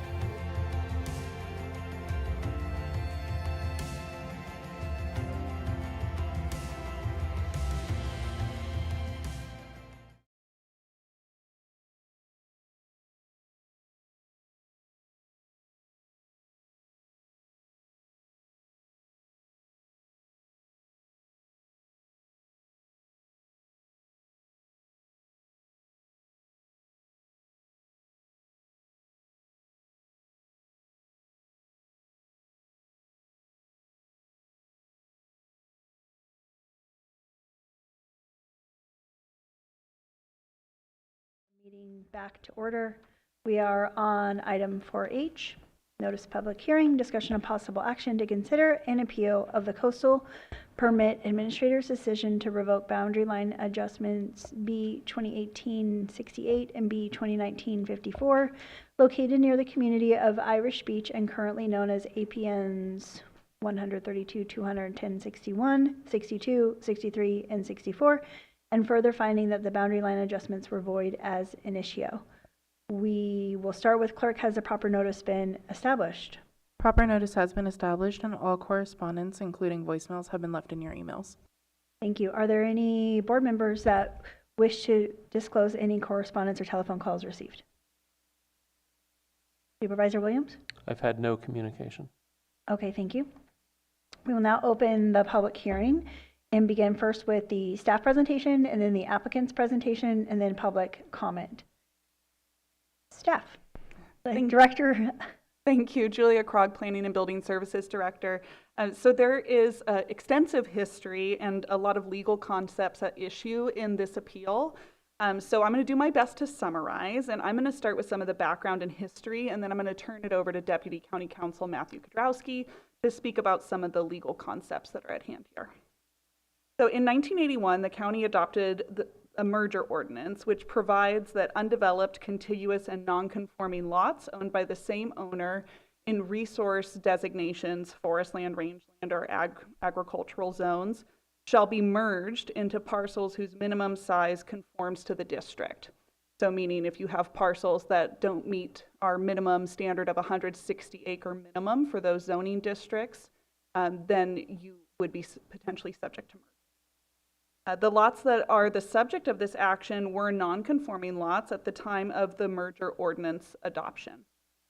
In accordance with the county's ordinance, the county's position is that the lots were merged, and over a period of 8 years, the appellants appealed the county's determination to both the Planning Commission and the Board of Supervisors, and then initiated litigation against the county, which was finally resolved in 2004 by an appellate court decision, which we refer to as the Moore's decision throughout our memorandum. This is a published case law as well. The Court of Appeal decision is binding between all the parties. While there are a lot of ins and outs on the topic of merger and the Subdivision Map Act, the Moore's decision is actually rather straightforward. Page 889 of the case says that the county's position is that the parcels were merged in 1981. The trial court agreed with the county's analysis, and it says, so do we, meaning that the appellate court also agreed with the trial court's analysis as well as the county's analysis. So the results of this were affirming that these assessor parcel numbers are one lot as opposed to multiple separate parcels. In 2018, over a decade later, the appellants filed the first of 2 boundary line adjustments, and these are located in the coastal zone, seeking to change the boundary line of the same lots that were at issue in the prior litigation. As discussed in the staff memoranda, a coastal boundary line adjustment is a discretionary permit under the coastal zoning code.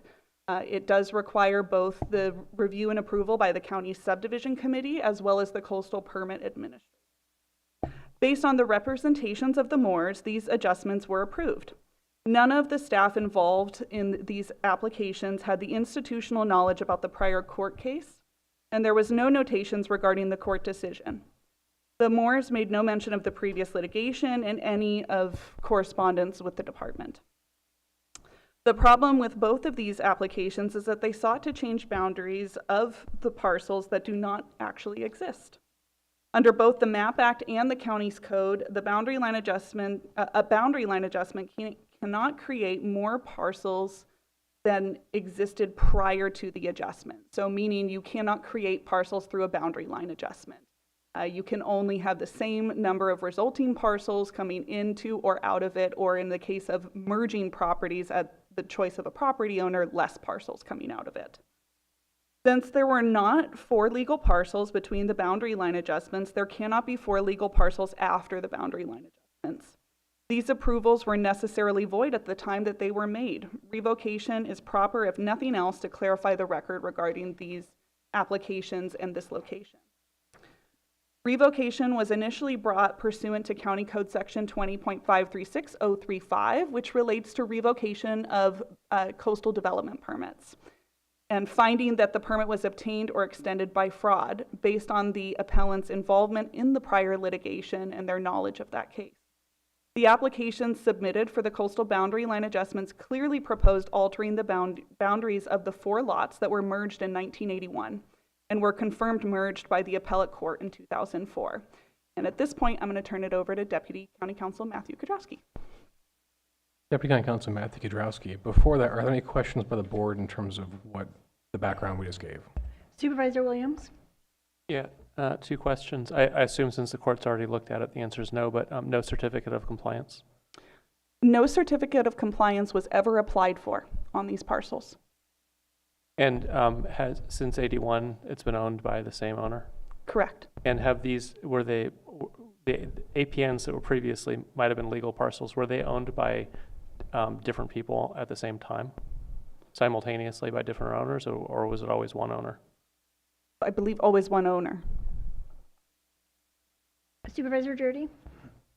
I believe he said that the parcels were merged in the 1980s. Yes, the county's merger ordinance in 1981 would have effectively merged these parcels. That's been the county's position since this issue began. I think the discussions really started in the late 90s related to this. Okay, so can you just reiterate what was the process for merging the parcels? Sure. So it's a little bit complex merger history, but there is in the packet the administrative appeal from 2001, AA2-2001, and there is a little bit of history in the beginning of that, which was the Planning Commission packet, and it speaks to that there was initially with the merger ordinance essentially certain criteria that had to be met as to whether or not a property would be properly merged. At issue in a lot of the discussion was whether or not there was a notice required to be provided. And actually what's discussed in the Planning Commission appeal documents is there was actually legislation that was enacted that essentially did not require that recording had to actually occur. So just to clarify, so there was an ordinance in the 1980s which merged a significant number of parcels on the Mendocino coast. Correct. So it wasn't a specific parcel by parcel request for a merger, it was a policy in the coastal zone. That's correct. It was actually in the county, entirety of the county, not just the coastal. And Deputy County Counsel Matthew Kudrowski, just to follow up on that point, that is what the Moore's case is about. And it was about the procedures that were utilized, and that's why it's nice the case does a pretty good summarization of what the result of the case is. That well, the merger ordinance was in 81, there were certain procedures after that, but by 2004, which is when that case was decided by the appellate court, it was very clearly stating that the merger happened as of 81, the trial court agreed with it, so does the appellate court. Thank you. There are no further questions. Oh, Supervisor Williams, did you have a question? Is that the end of the presentation? No, I believe. I'll hold my question. Thank you. Deputy County Counsel Matthew Kudrowski, the appellants raised several issues in terms of the actions that the county has taken to date in regards to revocation action, both in front of the CPA and as it's in front of the board today. They raised the fact, they asked the board to find essentially that the appellants never represented as a matter of fact that these were separate legal parcels, and yet it seems fairly clear that when you're submitting an application to a governmental entity, that's a factual assertion that you're saying this is the case that these things are. To hold otherwise would mean we can't trust anything that anyone ever gives us whatsoever, because they could be lying. We should presume they are lying, in fact, so we can go as far as we can to determine they are not. So in terms of putting that in an application form, it's asserting these things are true. There was a map that was provided. It showed boundary lines that purported to exist, and what those new boundary lines should be. That is very clearly, in my mind, stating this is a statement of facts as to what the circumstances are. The appellants repeatedly claim they cannot be held to be aware of the prior litigation or what it means for the parcel at issue. In front of the coastal permit administrator, staff's perspective was that this lacks credibility. This was an 8-year discussion with the county that involved multiple years of litigation, and published appellate case law is not the norm. Many cases don't get published. This has been cited to in trainings I've had from the MAP Act, some of my seminars. So in terms of the awareness of this case, it lacked credibility, that they forgot, they just didn't understand. It's also legally irrelevant. There's statute and case law that we cited to in the memoranda that is very clear, that a judgment affirming a fact that is conclusive upon the parties whenever the existence of that fact is again an issue between them. There are not 4 parcels. Was the entire discussion in the Moore's case was, are there 4 parcels or 1 parcel? There's 1. If there's any questions as I go along, please let me know. Supervisor Williams, do you have a question? Yeah, so the only boundary is the perimeter of the single parcel. Deputy County Counsel Matthew Gudrowski, per the Moore's case, yes, that's correct. And so at the time of the boundary line adjustment, the request would be to change the APN boundaries, which are at the discretion of the assessor. Even if this board could move those lines, it would still be 1 legal parcel. Correct. There are a boundary line adjustment is done to adjust legal parcel boundaries, not APN, yeah. Correct. What were the lines that were trying to be adjusted following the APN boundaries? I believe that yes, they did match the APN boundaries that had the formal parcel boundaries that had existed, but have been merged by operation of law. Got it. Thank you. The appellants repeatedly they focus on a definition of fraud for a tort, in particular as to what has to be the standard for this case.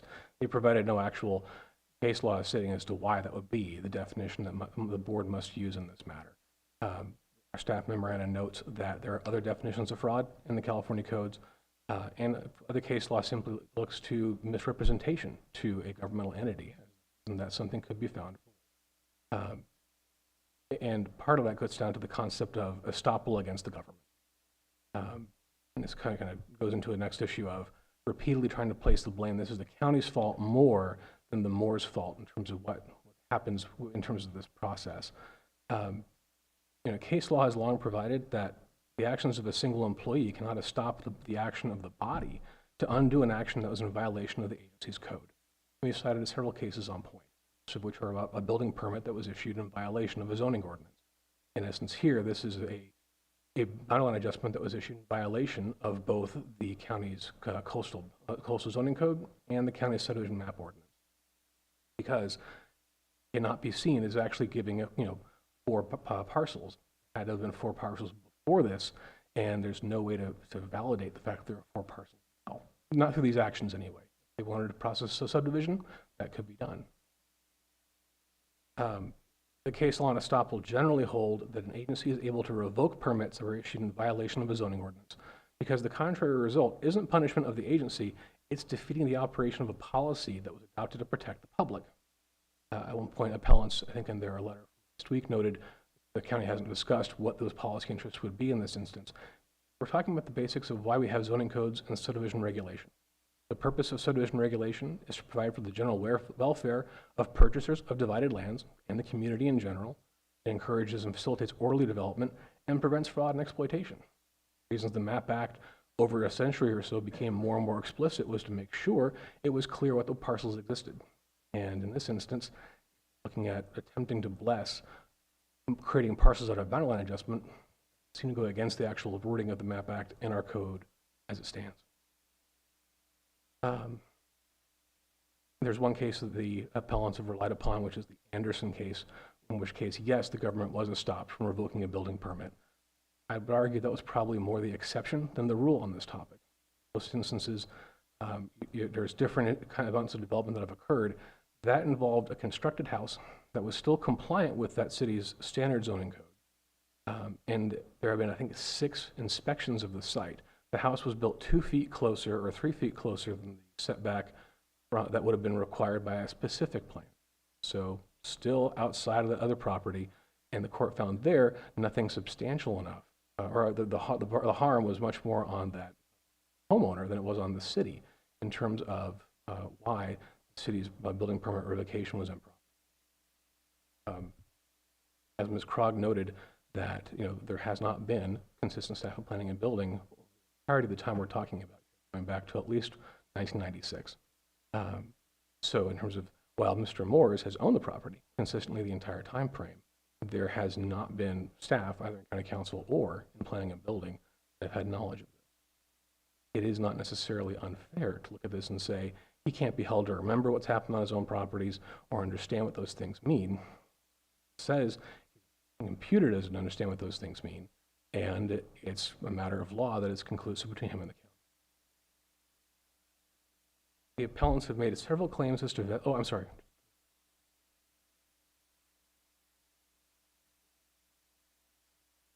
How do the titles read? Are there 4 titles today, or were those merged? So, Deputy County Captain Matthew Gudrowski, I don't know what the title report would read for these properties. From a legal perspective, they were merged by operation of law, and that's been the case since the court, as far as the court's concerned, 1981, and that became a published rule regarding these parcels in 2004. There have been many claims that there are vested rights on these parcels, and that changes the standard of review we're talking about. First, an invalid permit would vest no rights. So whether obtained by fraud or misrepresentation or just incorrect, so nothing would vest there. Even if we're talking about something would vest, vesting normally happens in the context, for example, it's a building permit. You get your permit, you build your house, like what happened in the Anderson case, cited to by appellants. So there was full construction of a house. It was done. It's really unclear right now what appellants have done to vest anything in particular on these properties. I had fairly generic review of well permits, and while digging the well or drilling the well might well vest the well permit, it's unclear how that necessarily is reliant upon a boundary line adjustment. You can have multiple wells on a property. There's been statements about how much money have been spent on other applications for approvals in front of the county. Applications do not vest any right in particular. Some of the improvements we're talking about might even be qualified as major vegetation removal, as that would require a permit in the coastal zone as well. In all likelihood, 30,000 gallons of water storage might also require a permit. So the idea that there is a vesting of rights here related specifically to the boundary line adjustments, I'm not seeing that that's a valid reason. And lastly, there have been arguments about whether or not the eminent domain law applies. In terms of the county's action, I think the county is not seeking to take property. The county is revoking an approval that, whether you look at it as, was it fraudulent in terms of what they should have known? Was it a misrepresentation to the county? Or simply whether it's something the county could even have approved in the first place? Counties, since there were no boundary lines to adjust, the approval has no meaning. And that's why, as part of the appeal to the board, we've added the idea that this is also a void from the very beginning, void ab initio. If there's arguments they want to make about inverse condemnation, that's on, those in their latest letter, that's on them, but I don't believe there's any neat reason to require eminent domain law requirement on the county at this point. Sums up most of my presentation. Are there any other members of the board that have questions for our staff at this time? Seeing none, are there any additional remarks? No additional remarks. Okay. Well, at this time, I would like to invite the applicant up to present the remarks. It is 20 minutes. The clerk has been working very diligently to pause the time if there are questions, but you can, if you wish to continue to proceed, instead of asking questions as you go, please just let me know. Thank you. Good afternoon. My name is Colin Morrow. I represent William and Tana Moores. I'll try and keep things brief, so to the extent there are questions while I'm speaking, feel free to ask them. Frankly, as a resident of this county, I'm disappointed to be here today. The Moores have been the owners of these parcels for quite some time, and they're looking to develop housing, vacation rentals, a cell phone site on these parcels in a place where there's plenty of water. It's everything this county complains about lacking. It's everything this county needs.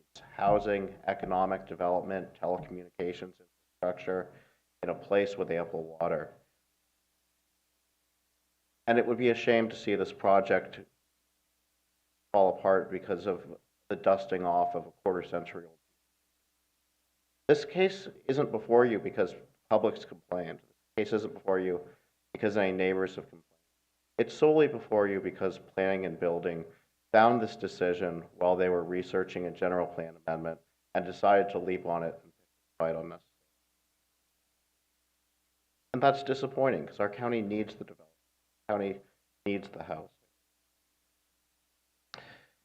As a bit of background, just to supplement what Director Krog and Deputy Counsel Kudrowski described, the Moores have owned these parcels for quite some time.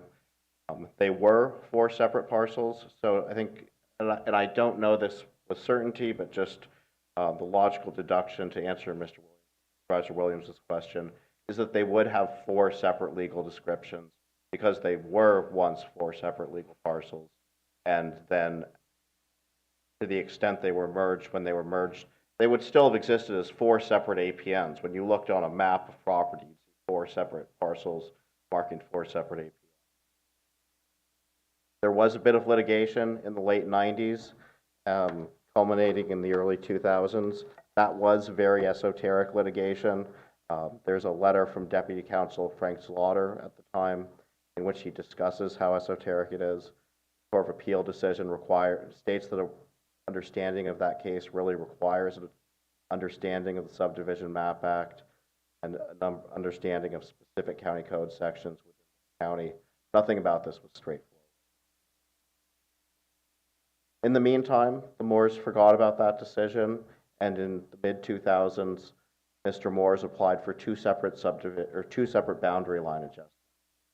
He completed these applications himself, and he truthfully answered all the questions asked of him on the application. Those applications are attached to Planning and Building's Memorandum of Exhibits B and C. There's a typo in my reply letter where I said attachment B, it's B and C. And in both of those, he straightforwardly answers every question asked of him. There's no question about prior litigation. There's no question about are these separate legal parcels or are they just APN. He went through the application, provided the information requested, and then the county investigated those applications for several months.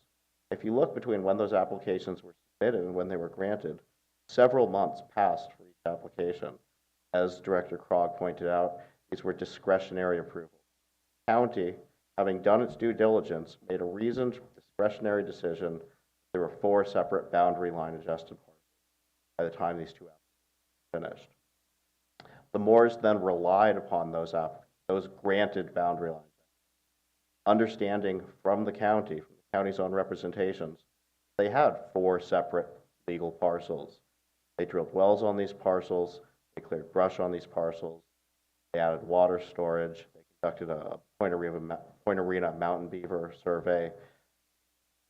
They went through and did those things that one would do if they're going to have 4 separate developable parcels, but that they're not going to do if it's just this one parcel that's only going to be able to have limits. They trusted the county's determination. And I want to go into an important point of law that Mr. Kudrowski referenced, but then really dodged the answer. Where the county, those instances where the county does escape estoppel, the issuance of an improperly issued permit, there are instances where there's some special hardship created, where there's something that's really wrong with the result of the improperly issued permit. You know, a chemical factory in a residential. We don't have that here. There's no special hardship, no special difficulty that's burdening any portion of neighbors or the public at large in general. So the estoppel argument really does control on that, and the application cannot be pulled back on that basis. Staying on legal points, I do just want to touch upon the fraud allegations. As I said before, what Mr. Moores candidly provided in those applications was all accurate. He answered everything that the county asked of him fully and accurately. If the county had wanted more information, they should have asked for it. And two, it's fundamentally unfair to charge Mr. Moores with a layman with assuming that he understood that the complex litigation that happened a quarter century ago. And the county has the planners, has the attorneys, has the records to be able to know that that happened much better than Mr. Balancing the equities there certainly tips in Moore's favor. Regardless, I would encourage the Board of Supervisors not to lean too heavily on any of those legal analyses, because at the end of the day, I think this is a common sense decision. As I said, there's someone trying to build housing. We need housing. Someone trying to build vacation rentals. We need economic growth. Someone trying to build a new cell site. We need better cell phone coverage on the coast. For anyone that's ever driven on the one, know that. And we need those things in a part of the county that actually has water. There's a lot of the coast that really struggles with water. Irish Beach is unique in that way. Really good water in Irish Beach. Plenty of it. Supplemental wells here. There's good water storage. Great place for more development. The area has the capacity for that economic growth that we need.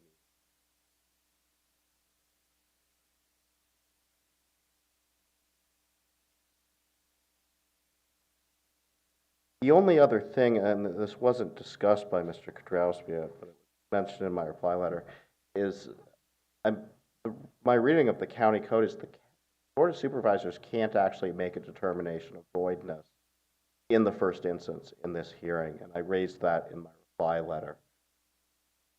That is not something Mr. Kudrowski pushed back on at all. The county would first have to actually bring litigation against the Moores to get that declaration of void.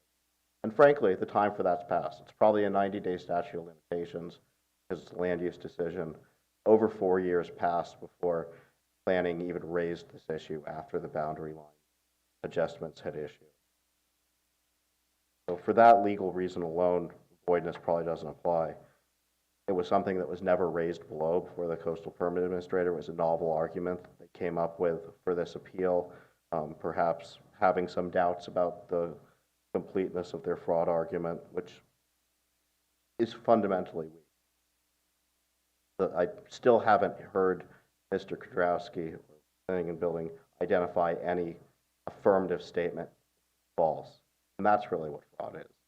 Affirmative misrepresentation that's relied upon by the listener. Mr. Moores is only being attacked for not answering questions that were never asked. And if he had answered those questions, that was information that was already in the county's possession.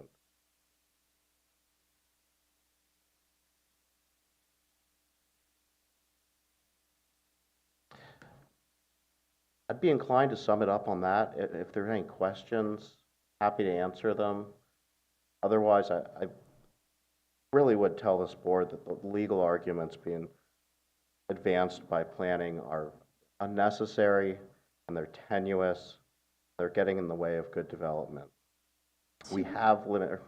Oh, go ahead, finish. We have limited resources in this county, and it'd be a poor choice to spend those limited resources on a fight that no one's asking to have picked. Thank you. Supervisor Williams has a question. So at first, I don't agree with this automatic merging of parcels. You just happen to own two that were contiguous, and so they're merged. But that is what this county seems to have done, and it looks like the courts found it to be valid. At the time your client submitted the boundary line adjustment application, how many legal parcels did they own at this location? I suppose that's a question of law. Well, the court seemed to have said they have one parcel. And so a boundary line adjustment, even if this board were to say yes, we're allowing a boundary line to be moved.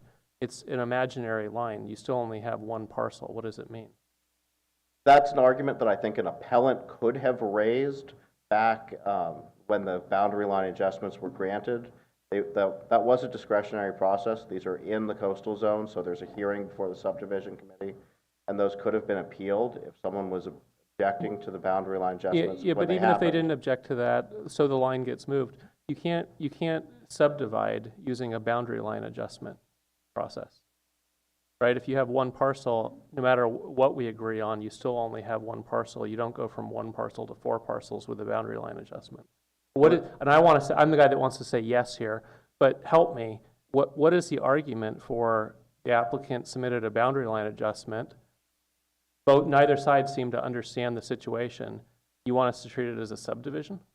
Well, the county made findings of fact when they did that boundary line adjustment. As I said, it's a discretionary process.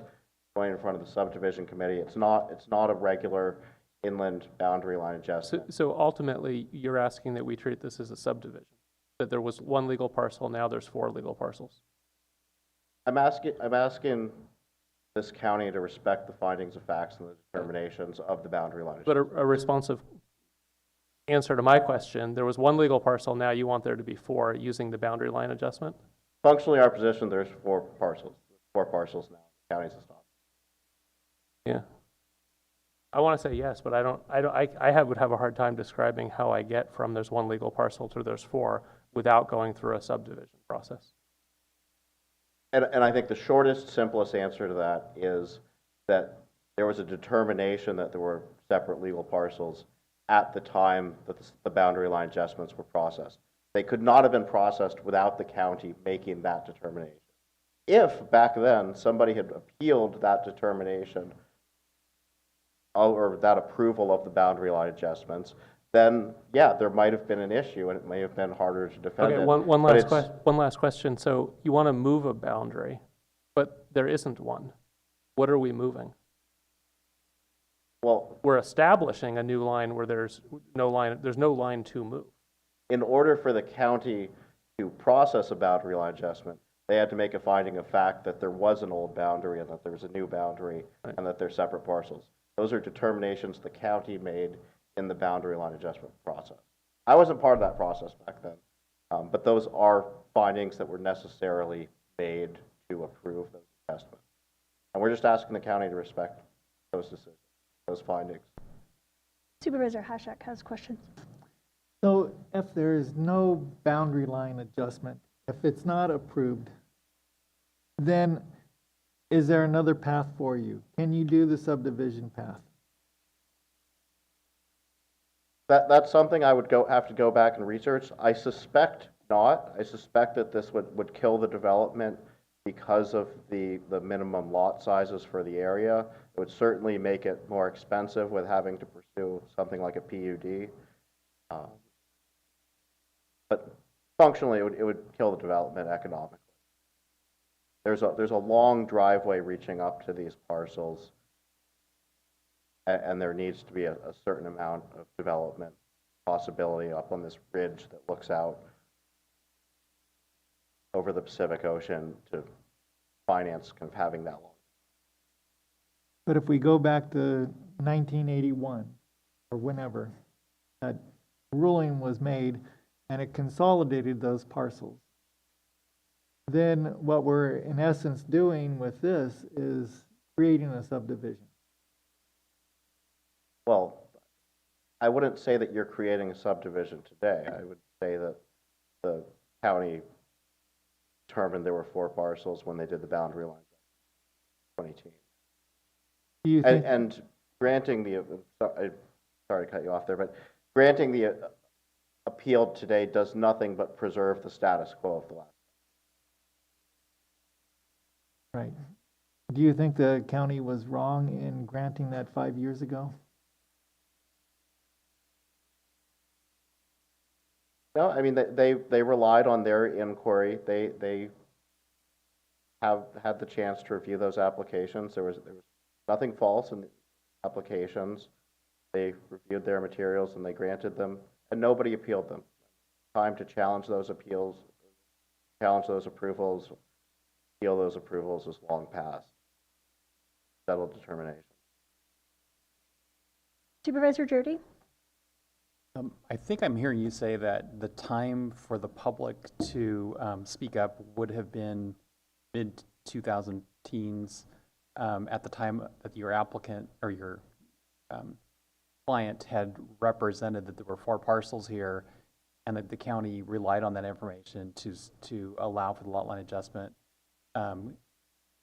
creating 4 parcels. But why would a member of the public have appealed if they relied upon information provided by your client that said there are already 4 parcels?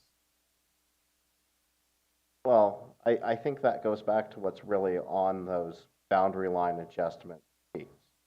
There's very little asked for. They ask what the APNs are. They ask what's your name and address. They ask for a map of what you're trying to adjust from what it looked like before and what it looked like after. The public has access to court decisions. The public has access to Court of Appeal decisions. The public has access to the county code sections. If somebody was bothered by these parcels being boundary line adjusted, and it doesn't appear that anyone was, they could have done their digging and put together an argument. I have additional questions from Supervisor Williams and Supervisor Hashak. So the boundary line adjustment application at the very top specifies that it's for an owner who has contiguous properties. Your applicant didn't have contiguous properties. By definition, you have to have at least two properties to have a contiguous line. So it sounds like if you fill out the application, you're agreeing that you have contiguous properties, and that wasn't the case. Well, properties is somewhat of a vague word. Well, not in this context. It's a legal parcel. It doesn't say legal parcel. It says on. properties. Come on. It's a contiguous property in the context of boundary line adjustment is you have more than one legal parcel and you're moving a line. There's a rule in the law that if one side is drafting something, there's ambiguities in it. I think there's certainly ambiguities in what a property is. That side who drafted it is going to be charged with those ambiguities. As well, the Moores did have contiguous legal parcels. It was just a question of how many contiguous parcels they had, because they own other parcels going outside this area. That are contiguous? I believe so. My client's nodding, yes. These aren't his only parcels in Irish.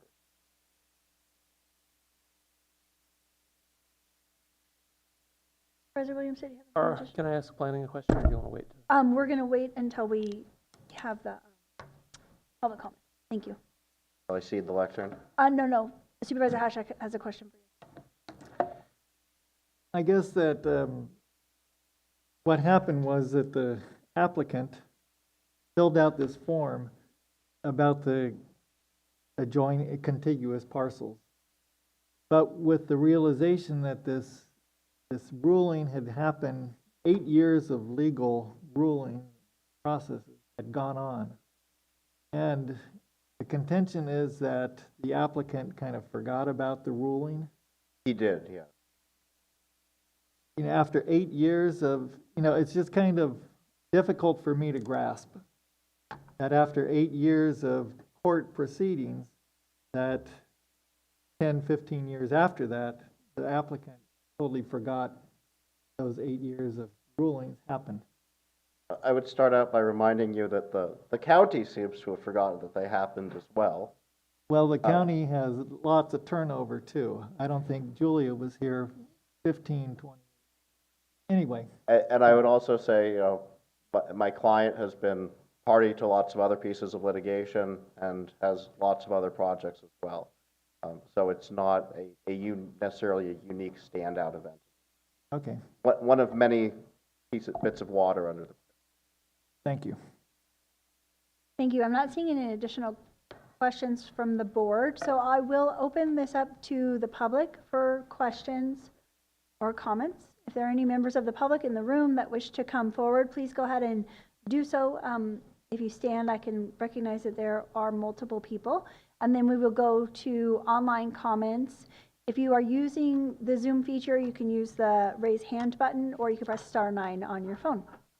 If you could say your name for the record, that's helpful. Thank you. Casey Dyson, and I am William Moore's daughter. And I had shared with the board that our son, my son, Cooper Dyson, was a fallen Pierce County Sheriff deputy. And not only was Cooper my son, but he is William Moore's grandson. My dad is not fraud. He is not manipulating. He helped raise a boy who was willing to give his life, to sacrifice himself for the well-being of the community. He made that sacrifice. And part of the reason that Cooper's character was so selfless and good was because of my dad, William Moores, who helped instill in Cooper a hard work ethic. You give everything to your projects. You give everything you have to serve the community. And I'm going to ask the board to approve this project on behalf of fallen officer Cooper Dyson, because my dad wants to give back to the community. The issue that was brought before the board prior to my dad's case was all about funding the schools with education on drugs, how dangerous that they are for gangs, the impact that can have on families, on communities. And my dad, William Moores, would like to improve the community. He would like to build. He would like to pay the fees to the planning department to improve the area, which means Point Arena High School, which is in desperate need of funding, Manchester Elementary School, who is in desperate need of funding, they would get money. They would be able to have programs and afford the best. And my son, Cooper Dyson, would be so thrilled with that. And my dad, William Moores, would like to build, would like to invest into the community. He would like to improve cell service. Maybe there will be police officers on the coast that would be able to help people in need because their cell phones work in that area. And there's nothing that our family, the Moores family, would be more honored than for you to not look at my dad in the way that the planning department has explained him. But I would challenge the board to look at a fallen officer, his grandson,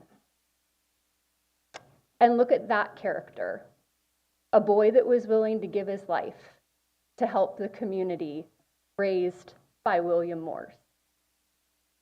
So I ask the board to please approve the project in Cooper Dyson's name. Thank you for your comments. Are there any other members of the public that wish to come forward and comment on this item? Seeing no one come forward, I would like to go online to Rebecca Hinsberg.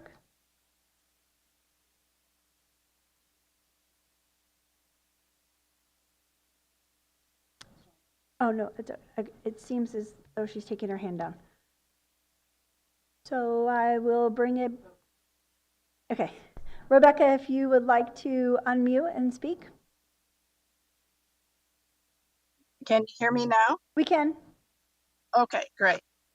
Yeah, my name is Rebecca Heinsberger, and I live in Alaska.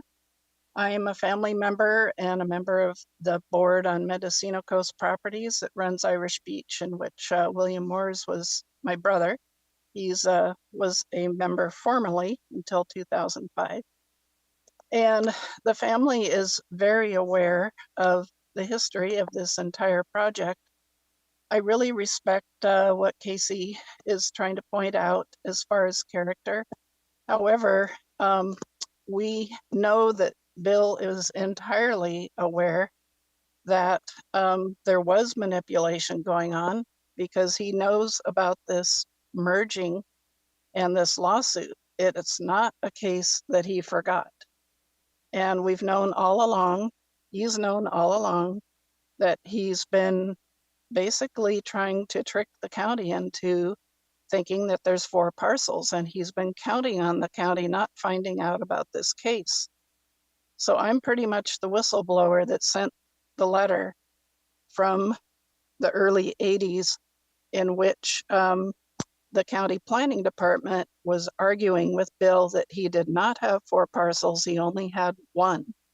And I sent a copy of that letter to the county, I believe to Julia, if I remember correctly, to give evidence that Bill knew all about this, and the county tried to make this clear to him that he could not produce 4 parcels, and that was back in the mid-80s.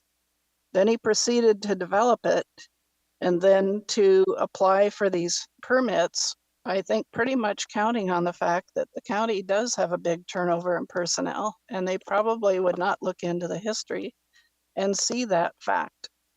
But every time I would visit California, there would be discussions about, yep, Bill is, you know, assuming that the county's not going to find out he's got these parcels that they think, you know, that everybody thinks is approved. He's really only got 1 parcel. Now, another point is that I was a neighbor, and I sold my parcel to a new owner, and the 3 of us had parcels contiguous just below this parcel here that is under discussion. And we had, frankly, a couple of decades of trouble. Bill first went up there to log and use the road through my parcel, and it touches through my sisters and my other brothers, and we had to spend $40,000 to repair that road, and Bill did not contribute. There's been water issues. Excuse me, somebody trying to talk? Your time is up, but you can finish your statement. Okay, I just want to say there's been very large impacts on the neighbors, and the new owner of my parcel is currently very upset. I was upset, the whole family was, because Bill did do things, including putting the road up there without a permit that eroded and was slipping down. So this is not a neighbor friendly. There is not a need for this housing. Nobody wants it. So I just want to point out, okay, I'm sorry, but I just want to point out this is not a community need to do this development, and there's a lot of opposition to it. Okay, thank you. Thank you for your comments. So I do have some pins up, and we need final remarks from the staff and from the applicant, and I just want to make sure there's not additional public comment that wishes to come forward at this time.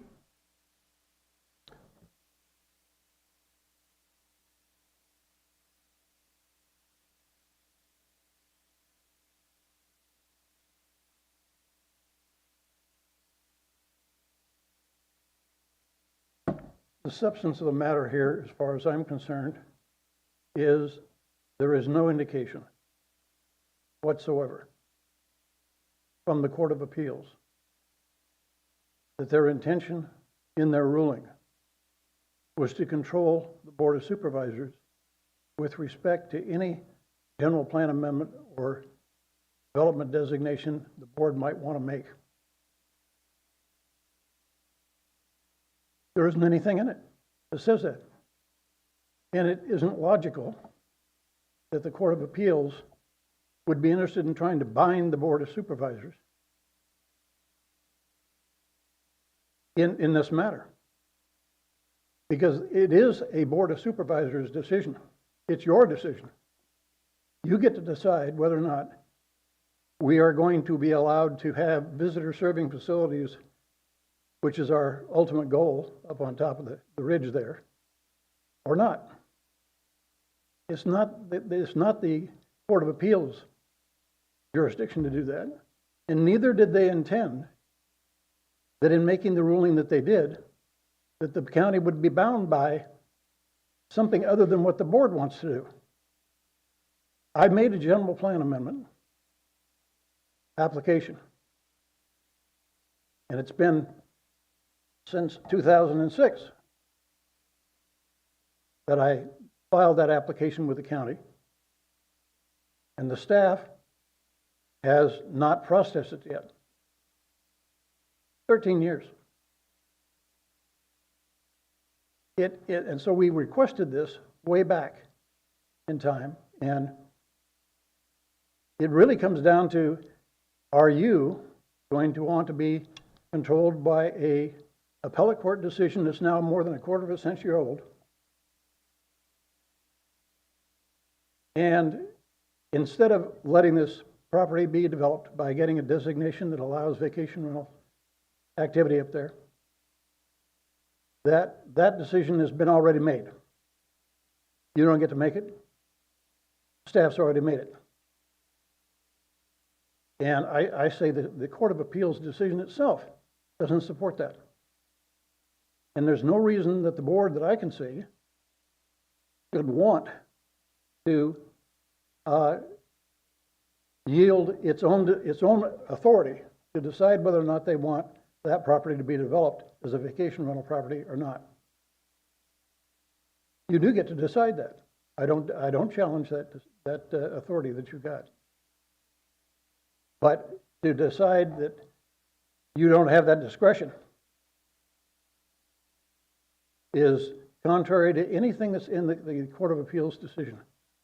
And that's going back and reading something that's over a quarter of a century old. So the real question here is, would the board like to have that property up there used in a vacation rental business or not? And there isn't any negative for the county in it. You're not being asked to invest in it. I would be putting the money in it. The property is largely has an existing road system on it, and it's not true what my sister just said were the facts. I'm not going to get into arguing back and forth over minor facts. The issue here is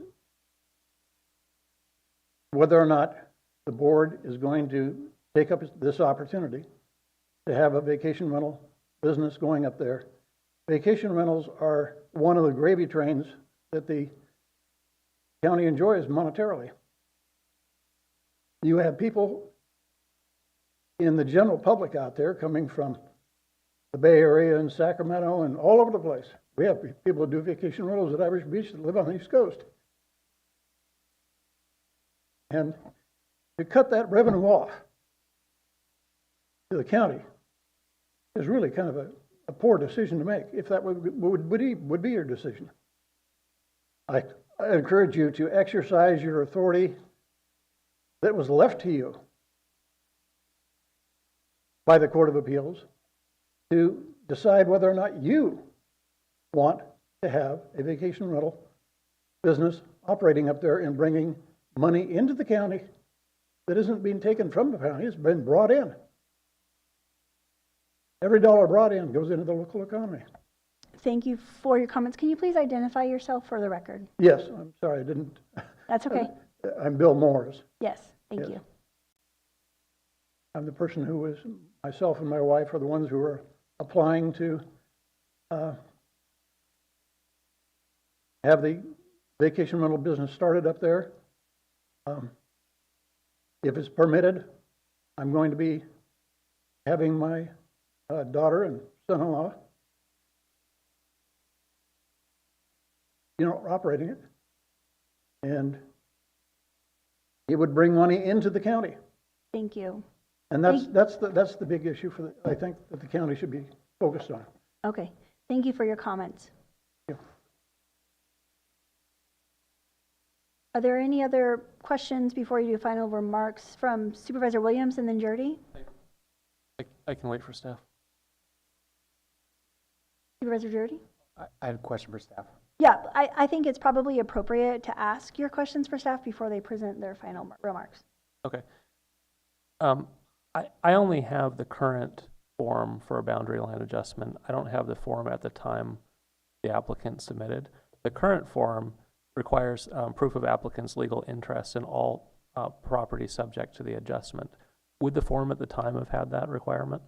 Yes, it's actually required by county code. Do you have their application? I do have their application. It's attached to the packet. It's attachment B. Oh, I'm sorry. From I have seen it the then. November hearing packet. So there isn't any indication that they own more than one property? The applications had listed on there, as we typically require, each parcel that is subject to the adjustment. And at the bottom, it says that I certify that the information submitted with this application is true and accurate. And then, of course, there's a map that's attached as well, demonstrating what you intend to do in adjusting the boundary. What does the department typically do? When this can't be the only instance where somebody has multiple APNs and they assume that means legal parcels. In fact, it doesn't. What checks does the department do to ensure there's legal parcels? Is there a process? Often, if we can't verify it, we suggest that we would assume that it's one legal parcel and ask an applicant to apply for a certificate of compliance. And in this case, it just gave the appearance that it was separate legal parcels. My recollection is that there are separate deeds recorded for each one of these properties, which oftentimes when we're doing a title history search, you would look to see the chain of title and essentially looking at, are there separate deeds, when were they recorded? However, those do appear to be recorded after the appellate court decision. And so again, it should have been merged to one. Got it. And then maybe for Deputy County Counsel, when the court decided these properties were in fact merged, should we have recorded that?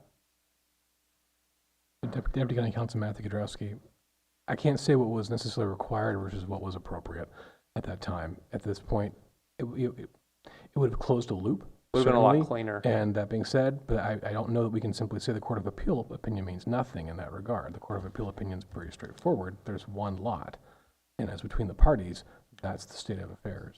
Right. And but I can see the dilemma that planning doesn't have a way when they receive one of these applications to check on whether there's a court case that has decided the parcels are merged. How would planning find that? Deputy County Counsel Matthew Kudrowski, that's very difficult in terms of how far to ground would you want to go. Many appellate court opinions aren't even published, so you can't cite to them. And what happens if it stopped at the Superior Court level, those records are very difficult to go through. So filing systems could have been improved, I think, and that's why we're here to say, in terms of on the department side, don't harm the county in terms of what happened here, because the public policy at issue is not creating a subdivision that wasn't based on a subdivision. Got it. And last, what has been the process for other parcels that were merged in 81 from the board's automatic parcel merger? I will say, at least to my knowledge, there haven't been issues that have popped up similar to this, at least not in my time with the county. Is there a possibility that we've subdivided through the same process of boundary line adjustments and we just don't know it? I will say I can't say with absolute certainty, but I would presume that in most cases there isn't going to be an appellate court decision also affirming that it is a single legal parcel. But there may be parcels that were non-conforming, didn't meet the minimums, and so they were effectively merged in this process. And they could be applying for permits, including boundary line adjustments, moving those. We wouldn't even know unless somebody were to tip us off, because we haven't recorded such. Sorry, I don't know that necessarily recording is at issue there. It's the department, again, we would look to see whether or not there are contiguous parcels under the same ownership, and we're making essentially a call at the staff level as to whether or not we need to request additional information be provided from an applicant to demonstrate if they have separate legal parcels to adjust. Okay. There have been instances where we've said you do not have separate legal parcels to adjust, and here's the reason why, or suggested that someone applied for a certificate of compliance, and then the results of that have been binding. Thank you, Director. And the County Council, is the burden on the applicant or the county to verify whether there's more than one legal parcel? Interim County Council Jim Ross, through the chair, if I may. So essentially what the applicant is trying to assert here is that the county should be stopped from applying its merger and determining that there's a parcel. Interim County Council Ross, we really have to. Sorry. That's okay. It's even hard for me to get that close to it. Essentially what the applicant is asserting is that the county should be stopped from applying its merger ordinance and complying with the Court of Appeal case of which Mr. Moores was a party. One of the elements of estoppel is the party claiming that the person should be stopped has to be ignorant of the facts. And in this case, I think it's clear that Mr. Moores was not ignorant of the facts. He was a party to the litigation. My understanding is he did apply for a general plan amendment, and it was denied at some point, and I'll ask the department to verify that information. But in your remarks, Supervisor Williams, you said, could there be other properties that were subdivided through the boundary line adjustment process because we did not know that this circumstance existed? My statement would be they weren't subdivided. They cannot be subdivided through a boundary line adjustment. It's a matter of law. State law requires a process that you go through to do this, and it's not a boundary line adjustment. And the case law is pretty clear that even a permit issued in error, absent unusual circumstances, is void if it would have been void when it was issued. Director Krog, can you address the?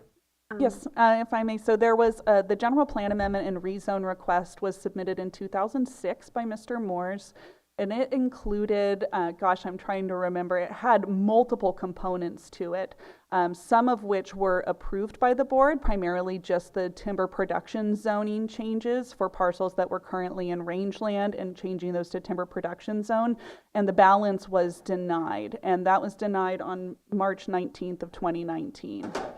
So the applicant has refiled a new general plan amendment and rezoning request in 2019, and that's noted in the packet prepared by staff as well. In that application, this conversation related to how many legal parcels are up there is actually a very pertinent part of our conversation on whether or not to allow the moving of a visitor accommodation and services combining district. It's an asterisk 2C, from a property that is located to the north of the Irish Beach community on the bluff to this area, which is south and east of Highway 1. So that is the request that is currently pending with our office. Thank you. So I don't see any additional questions from the board, so I bring it back to staff for final remarks and then open up to the applicant for final remarks. Deputy County Council Matthew Kudrowski, I just want to add that there's nothing on for today about the general plan amendment application. That's still being reviewed by Planning and Building Services. So, and the idea that the Court of Appeal opinion is irrelevant or can be disregarded, I think I would say that's at the county's peril. That, right now, we have one single lot. I don't think we can say, because findings of fact were erroneously adopted, that we can say this boundary line adjustment became a subdivision. And the Court of Appeal opinion says nothing about any general plan amendment. It says there's one lot. If the property owner has concerns over the economic viability of that, that's something to consider as part of his planning applications before the county. But nothing's stopping him from subdividing this property further if he so desires as part of some future development.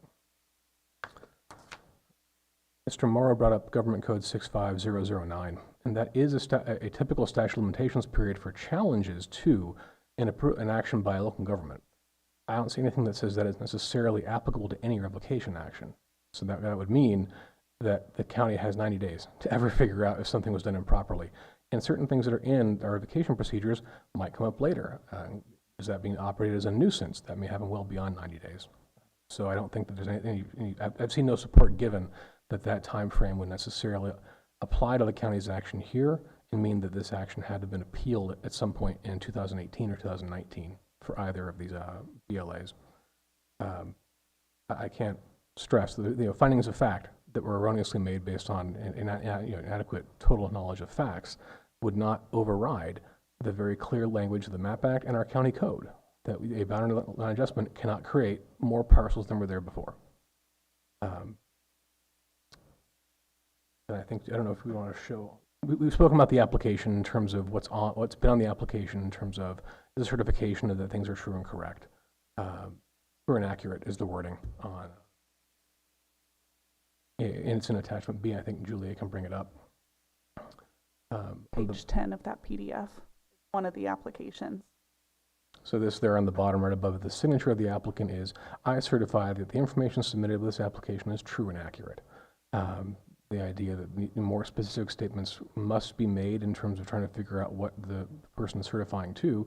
The attachments as you scroll down show what must be considered boundary line adjustments or boundary lines, because that's what this process does. It adjusts boundary lines. I think with that kind of in summary, what we have in front of the board is the actions that were taken in 2018 are simply void. The county could not have taken those. They were done in error. And separate and apart from that, the information submitted was a misrepresentation to the county. Supervisor Williams, did you have a question for staff? No, I have a comment. We still also need to hear from the applicant. Do you want to wait? Okay. Anything? Okay. Yeah. So on page 4 of attachment B, there's the plot plan with the subject parcels.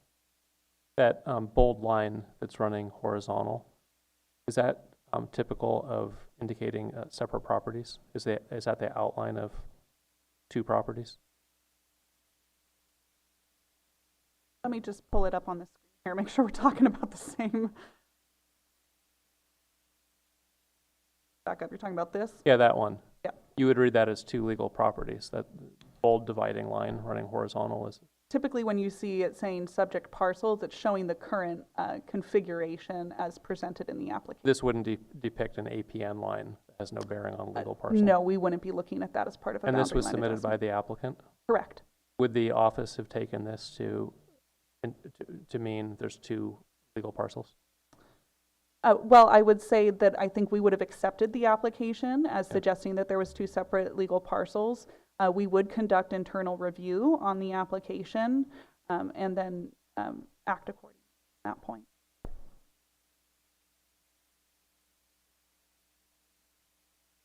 Thank you. And if the applicant would like to come forward and do 5 minutes of closing remarks.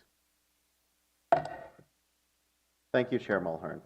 I'll be really brief. We're spending the afternoon relitigating a boundary line adjustment from the 20-teens that nobody is actually complaining about in the field. It's not creating any nuisance in the field. It's just a place where Mr. Moores and his wife want to develop housing, economic development, cell phone tower, in a place with ample water. This is a county of limited resources, and this is a development that's only going to create more resources. It's going to create tax base. It's going to create revenue for local tourist business. It's going to create places for people working in those businesses to live. Yet the county wants to take its limited resources and unnecessarily pick this fight, and I think that's a shame. The boundary line adjustment was submitted. It was reviewed by Planning and Building. They diligently reviewed it. Discretionary land use entitlement program for several months on 2 separate boundary line adjustments. No one protested either of those boundary line adjustments. No one spoke out against either of them. The county made express factual determinations that there were separate legal parcels in adopting those boundary line adjustments. And now, planning and building is bending over backwards to revoke those boundary line adjustments, relitigate everything that happened so many years ago after the Moores spent tens of thousands of dollars in reliance upon those approvals. This is fundamentally contrastable from those instances of where a permit was declared void because there was some fundamental public safety issue that the void permit was creating, that there was some special hardship that the vague permit was creating. It's much more like the Anderson v. City of La Mesa case that Deputy Counsel Kudrowski discussed earlier. Certainly, the county can't declare the permit void in the first instance of this hearing. They would have to initiate. They cannot demonstrate showing of fraud because fraud shows more than they're bending over backwards to try and. So I would respectfully ask that this board grant the Moores appeal and permit them to bring new and additional economic development to the county. I ask that both as their attorney and as a resident of the county. Thank you. Thank you for your comment. Supervisor Williams, did you have a question for the applicant? Yeah, I had the same question as I asked staff. I don't know if we can bring that page 4 up again. So we're not here to decide are we in favor of economic development or development or subdivision, because it's a public hearing for boundary line dispute. So when you look at the subject parcel with that horizontal bold line, would you read that as 2 parcels? I would tell you, Supervisor Williams, that I probably have a conversation every single month where I have to explain to people that APNs are not the same thing as separate legal parcels. It's a conversation I definitely have well over a dozen times. But objectively, put intent aside, wouldn't this represent 2 parcels? It has subject parcels, plural, has a bold line going through it. Would you read that as an application involving 2 parcels? Parcels is a very fungible term. Assessors parcels, legal parcels. You see parcels like Greenfield that are carved up in all kinds of ways. I agree it says the word subject parcels, but what is meant by parcels, I couldn't speculate as to. And I would hope that the multiple months-long factual determinations that the county's making processing these applications, they would pull up what they have on the parcels and make those determinations. It shocks me that a copy of the published Court of Appeal decision wouldn't be stuck in the file on those. Stuck in the file by who? Probably which department? Either planning or building or county council. I don't know the internal mechanics of how those things happen, but I would think that would have happened. Thank you. Thank you for your presentation. Thank you, Chair Mulhern. At this time, I would like to bring it back to the board for deliberation and possible motion. I will now close the public hearing. The order is different on the script, but that's okay. We'll work on that. So would you like to start with the deliberations if you have comments? I'm not sure. Oh, Supervisor Hashtag? Well, is that the map of the total area we're talking about? This is just one of the applications, and I can bring up a map of the total area if you would like to see that, as it currently is laid out. Well, my understanding is that it's divided into 2, Just common sense would say, okay, they're dividing it into 2 parcels. And yet it's really, originally, 40 years ago, it was 4 parcels. Or 3. Deputy County Counsel Matthew Kudrowski, I'll let Julia Krog bring this up on the map as well. This is only one of the boundary line adjustments that only involve 2 of the APNs that we're talking about. Okay. The other one's involved another set of APNs, and it says on a computer if you can share it on the screen. And division isn't the word we're using here because they were at some point 4 lots, 4 parcels, and then they were merged as of 81.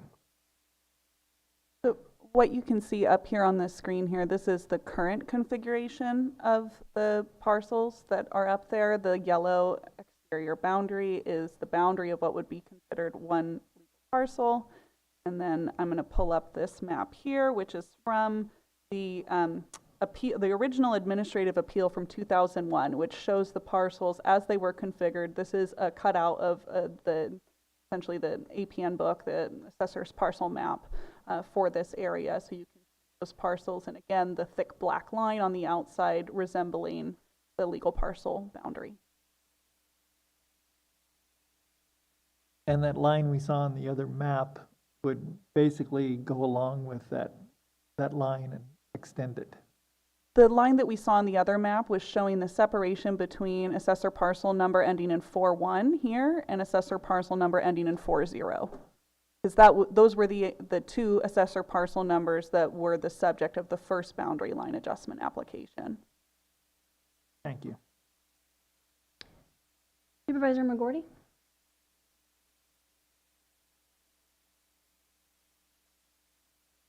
So I'm trying to follow the legal precedents and sort of order of how this works. So it sounds to me as though the appellate court is really the decision that we should probably pay the most attention to, because that was the one that caused the consolidation of these former parcels. Is that correct?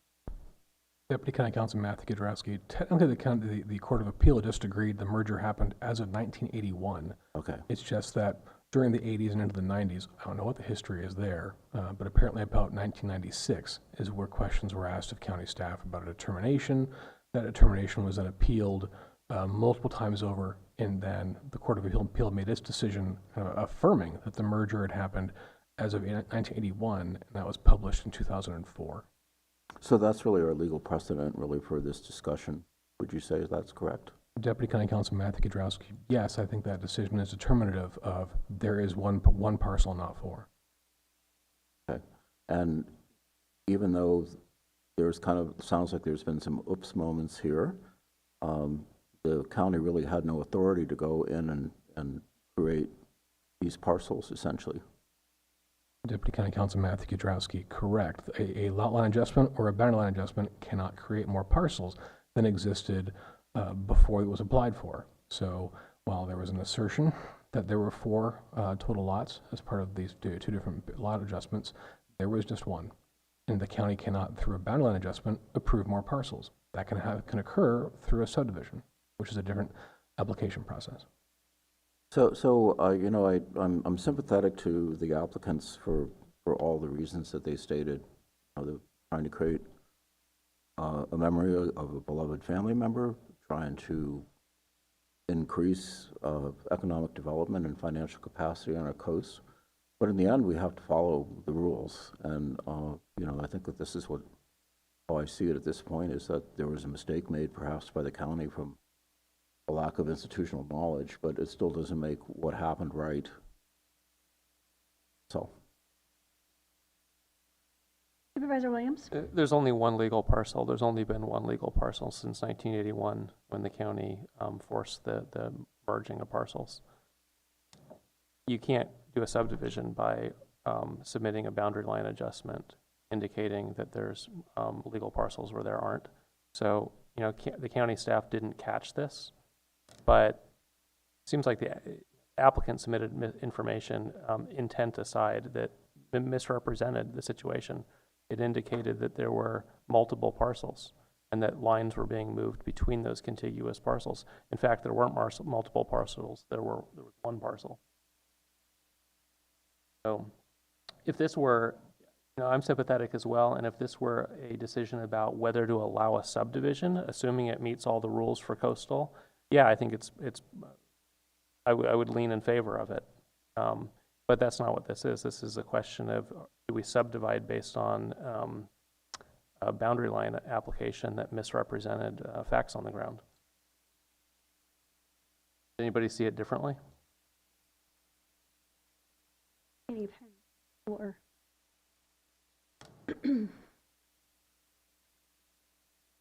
Are you ready for a motion? I am, sir.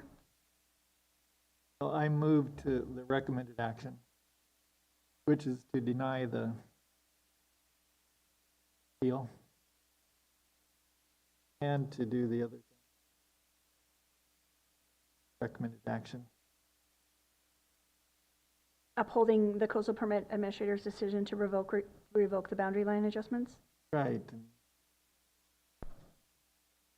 further finding that the boundary line adjustments were void, and authorized chair to sign. Supervisor Williams? Yeah, can county council confirm that we're following proper process with the recommended action? Deputy County Council Matthew Kudrowski, and I'll let Mr. Ross step in if need be, but the process here is we began by revoking a boundary line adjustment. We follow the procedure and code for that. And as part of this process, which has involved 2 noticed hearings, we're also adding that these things should be revoked because they were void at when they were adopted. And this is a formal version of doing that. Understood. It sounded like there was an assertion from the party's attorney that our process may not be proper. Deputy County Council Matthew Kudrowski, that was the government code 65009 that I spoke to earlier, and that's where I haven't seen anything stating that that would apply to a revocation action as opposed to an approval, and that, of say a use permit. It's approved by the county. I believe it applies to a challenge to that use permit. There's a different time limit for CEQA actions. I'll set that aside. So I think that's just where I don't see a connection between this process and that statute. I have a motion on the floor. Second? You guys see no additional comments? Go by the button.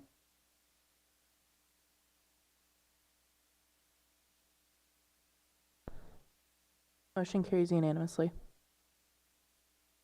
Thank you for that. We are going to move on to item 4I, the Chief Executive Officer's Report, CEO Antle.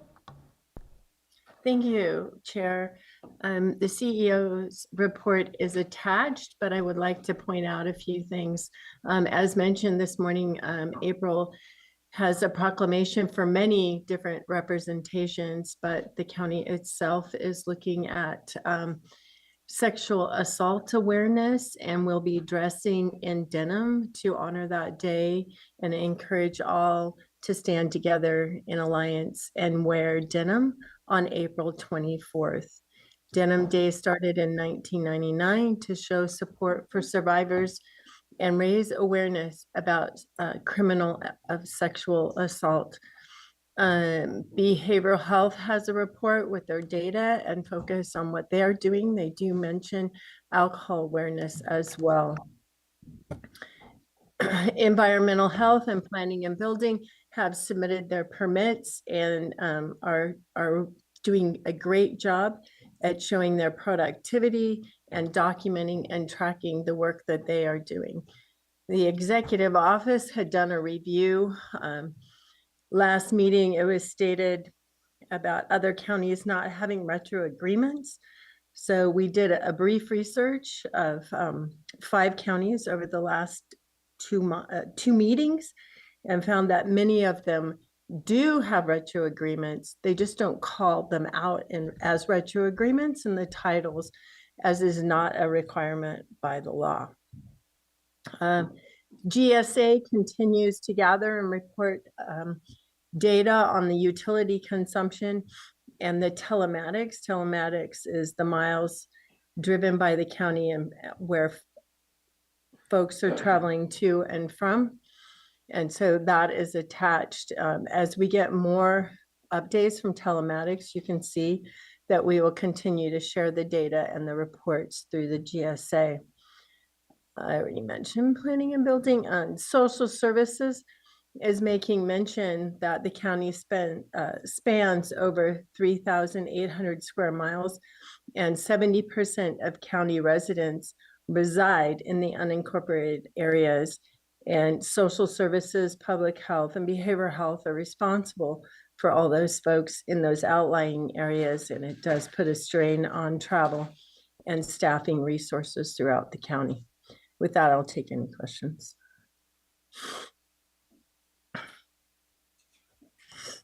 CEO Antle, we have a couple of items that are still in process, and you may not have an update about these two items today, but perhaps at our May 7th meeting, the board could please have a date for a community meeting regarding animal care and control services, understanding that it may not be in May, but that we'd like to have a date on the schedule. And then also, there is still some work, is my understanding that there's still some work to be done with air quality, working out a lease for a different property, and that move date has not been finalized yet, but I know that folks are anxious to have the VSO back into the observatory house. So if on May 7th we could have an update for those two items, I think that I would appreciate it, and the board would appreciate it. Certainly, no problem. I can reach out to the director of animal care and see where we are with that date. And I know air quality is calling on a regular basis to the landlord to get that moving process happening. Thank you, Supervisor Williams.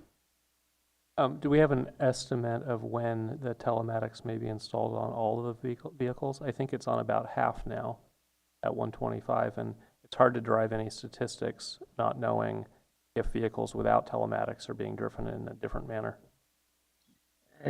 If I may, through the chair, I believe the telematics is on the majority of the vehicles that it can be applied to. We're not applying it to DOT or to some of our public safety vehicles for confidential reasons. But I just got an update from Tim Holman. I was hoping he was on, but he texted and he said by the end of fiscal year. So by the end of June.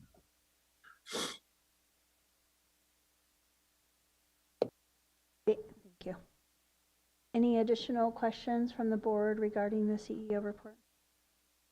I'd like to thank the CEO and our staff. You know, we throw a lot at you during meetings, and I appreciate your ability to go back and research and answer a question. So hopefully Supervisor Williams' question has been answered about the retroactive contracts, and I know that staff is continuing to work to improve that. And I really am grateful for the department heads that are reporting in the CEO report. The more information that we have to share with the public, the better understanding they have of how their tax dollars are being spent. So thank you very much for continuing that and for continuing to find ways to improve the agency. Are there any members of the public that wish to comment or have questions on the CEO report? Seeing no one come forward and seeing no, Supervisor Williams? Yeah, when are we expecting discovery and assessment data? I think Supervisor Jurdy offered direction and we supported him. That was in our budget presentation, and it'll be in the May presentation. Okay, will it be in the CEO report eventually? Yeah, that was the ask of the board, and so it was in our last presentation update. that it would be in May 7th, and that in the future it'll be in the CEO report. Absolutely. Thank you. Okay, we will move on to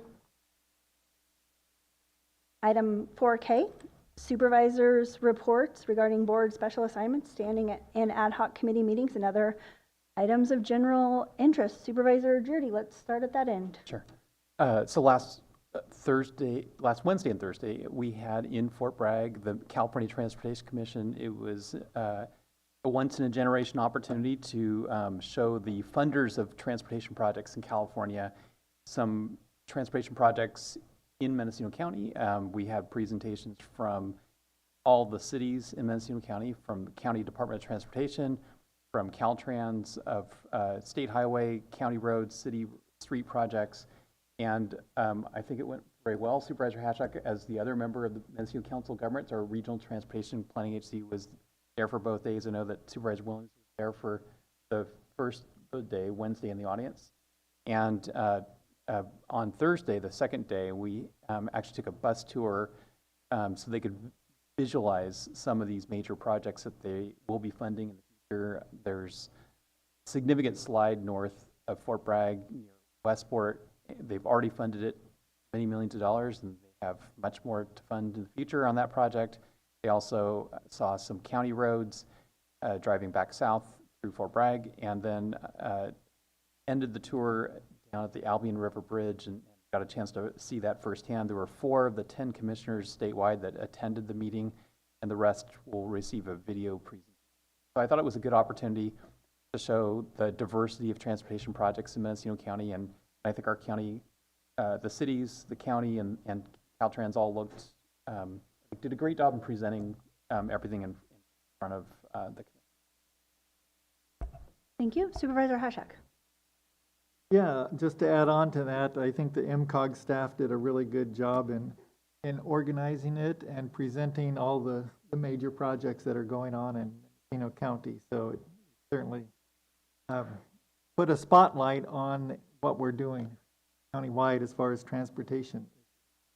You know, the Sherwood Road special assessment that the board has considered several times throughout the years, it's moving forward. We're looking at updating the engineer's report, and there will probably be a retroactive agreement because we are on a tight timeline to get it on the rolls for next year. And so, you know, for the tax bill. And so we're moving as fast as possible, and it's just happening very quickly. So there'll probably be a retroactive agreement coming back to the board soon.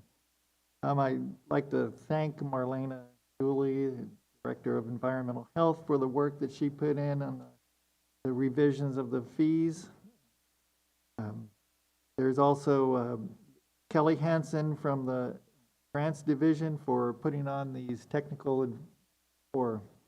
workshops on technical advisory or assistance.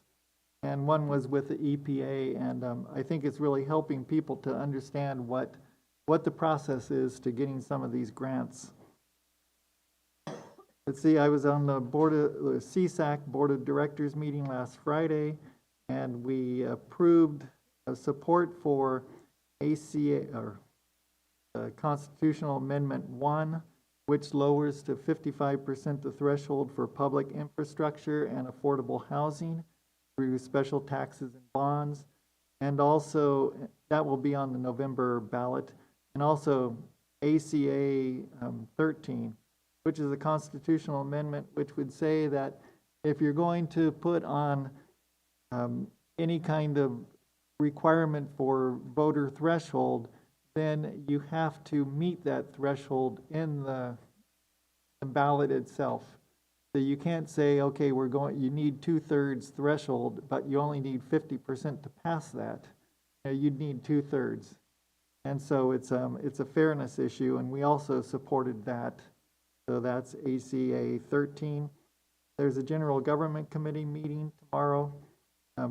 We're going to be looking at the vegetation or abatement programs and also the cannabis program. And lastly, I want to thank Tim Hallman and General Services for getting the energy savings performance contract RFP out. We have selected a vendor so that they're in the process of approving that, and that's to do kind of the solar panels, the HVAC systems, all those energy efficiency things that we're looking at. And I think that the Amoresco who received the bid will be help us a lot in trying to maximize and leverage the money that we have for that, since it's limited and we have lots of projects to do. Thank you. Thank you. Supervisor McGordy. So I'm very sad to say I don't think we're going to be able to pull off the Hopland Caltrans ADA project for regrading and repaving the section of 101 that goes through Hopland, because Caltrans planned this for 9 years without bothering to tell the town of Hopland that they would be responsible for any movement of sewer or water pipes. And we've looked high and low, starting with our own economic development division all the way to RCRC and Senator McGuire's office, and we just simply can't find grants or funding. And so for 300 utility users in Hopland to come up with close to $1.5 million, it just isn't possible. It just economically doesn't work. So we're in a difficult position of probably having to decline the improvements in 101. And I really wish there was a better way of doing this. It just seems really unfair for small rural counties that have no tax base that they're expected to participate in a project of, such a magnitude. It's just financially, it just doesn't work. And I'm kind of surprised that that's actually the way that Caltrans operates. And we've had extensive discussions with them. Marie Brady, who is kind of the divisional representative for Caltrans here, has tried to work with us as well, and she's very sympathetic, but there just seems to be no way. So I'm sorry we're not going to see the improvements. At this point, it's hanging on by a thread, but I don't think that there's much hope for it to happen. So Supervisor McGordy, I could just add. So my understanding is, as that project, as they got more truth grounding, understanding where the utilities were, that the elevation changes required by the project and the discovery of exactly the location of the utilities, whether it was storm drains, gas lines, all those things kind of came to intersect. And so I think at the conceptual level, Caltrans would not have known that the utilities would need to be relocated until farther into the design process. Mm-hmm. And I think the unique situation there is state transportation dollars can't normally be spent moving another utility. They can sometimes, but not always. And my understanding was that the difficulty in finding funds to relocate utilities also had to do with the fact that some of the utilities are not that old, and so they don't need to be replaced. They haven't aged out. And maybe there would have been grants available to relocate them if they were failing infrastructure, but since they're not failing. I think that's the other complicating factor. So I think it kind of points to a problem where you have this sort of unusual circumstances where you need to relocate a utility that isn't failing, but it needs to be relocated for a different purpose. In this case, the Americans with Disabilities Act trying to comply with that with the street. So that's an interesting conundrum of how do you fund something like that when you normally use transportation dollars for that purpose. Yeah, that's absolutely correct. And I'm not sure if the Hopland Utility District has even finished paying for the utilities that they're being asked to move. So all of it combined for kind of a perfect storm of what should have been fairly routine, and normally utilities would have been out of the way or older, or there could have been something worked out, but unfortunately we're just not able to find a financial solution. So it's unfortunate for Hopland. They've been, it's like the third time that they've tried to work with Caltrans to make road improvements. The first was a bypass, which didn't work out, and then there was the possibility of a roundabout for Highway 175, which hasn't worked out, and now we have the ADA project that's not working out. So Hopland seems to be destined to have the road that it has, and it's probably not going to change anytime soon. So I was able to meet with, as I told you earlier, with Chief Cervenka and Supervisor Williams to talk about the CRU project. I'm very impressed with it, and there is a lot of interest, evidently from the sheriff, to participate with it, because I had a good conversation with him. He's even identified some people who could probably staff it. So I hope that as we go through our budget deliberations for how we might better serve some of our homeless population, that we consider this option and kind of develop it and find out if we can use funding from realignment to help pay for it, or come up with some other creative way to give us a hand in providing services for homeless people, because Fort Bragg is addressing it well, and they're getting attention from academics and other cities from around the country to look at their program, because it's it's a good program. And I hope that we're able to do something with it to expand it a little bit more on a larger geographic scale for our county. And then finally, our biomass utilization symposium is coming up on May 2nd and 3rd. I'm really pleased with the participation we're getting with numerous sponsors, including RCRC, Division of Ag Natural Resources from the University of California. We'll have one of the deputies from Wade Crowfoot's office talking about biomass utilization and some of the issues. And really exciting is working with the tribes. So we'll be making, on the first day, field trips, one in Sonoma County, one in Mendocino. And the one in Mendocino will be to the Potter Valley tribe to look at their biomass utilization program that they're doing and their tribal land management program for property that they've acquired from PG&E. And they'll be also demonstrating for us how biochar is made in the field. And I'm looking forward to that day to learn much more about what I think could be potential economic development for us here in Mendocino County, looking at biofuels and other options from, at the same time, creating healthier forests from thinning. So that's what I have. Thank you. Supervisor Williams? I abstain. Okay. You know, I really have enjoyed being a part of the budget conference process that we have with the staff. I think that we've been able to have some very frank conversations, and I hope that we're able to bring a budget forward to the board that has enough information, as I said earlier, to make those important decisions. I also participated in the last couple of weeks in a youth empowerment summit, and the League of Women Voters, which is a nonpartisan organization, brought speakers from Solano County to speak to youth about the voting process, about how to organize issue or candidate forums.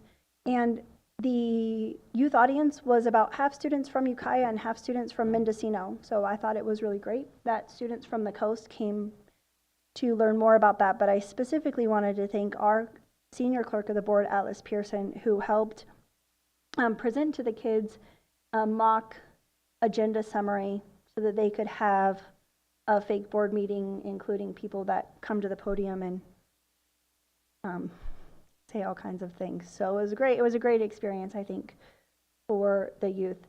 I also did hear parts of the legislative conference, and I think, you know, with our legislative platform, we do the best that we can to interject and send letters of support or opposition to various initiatives.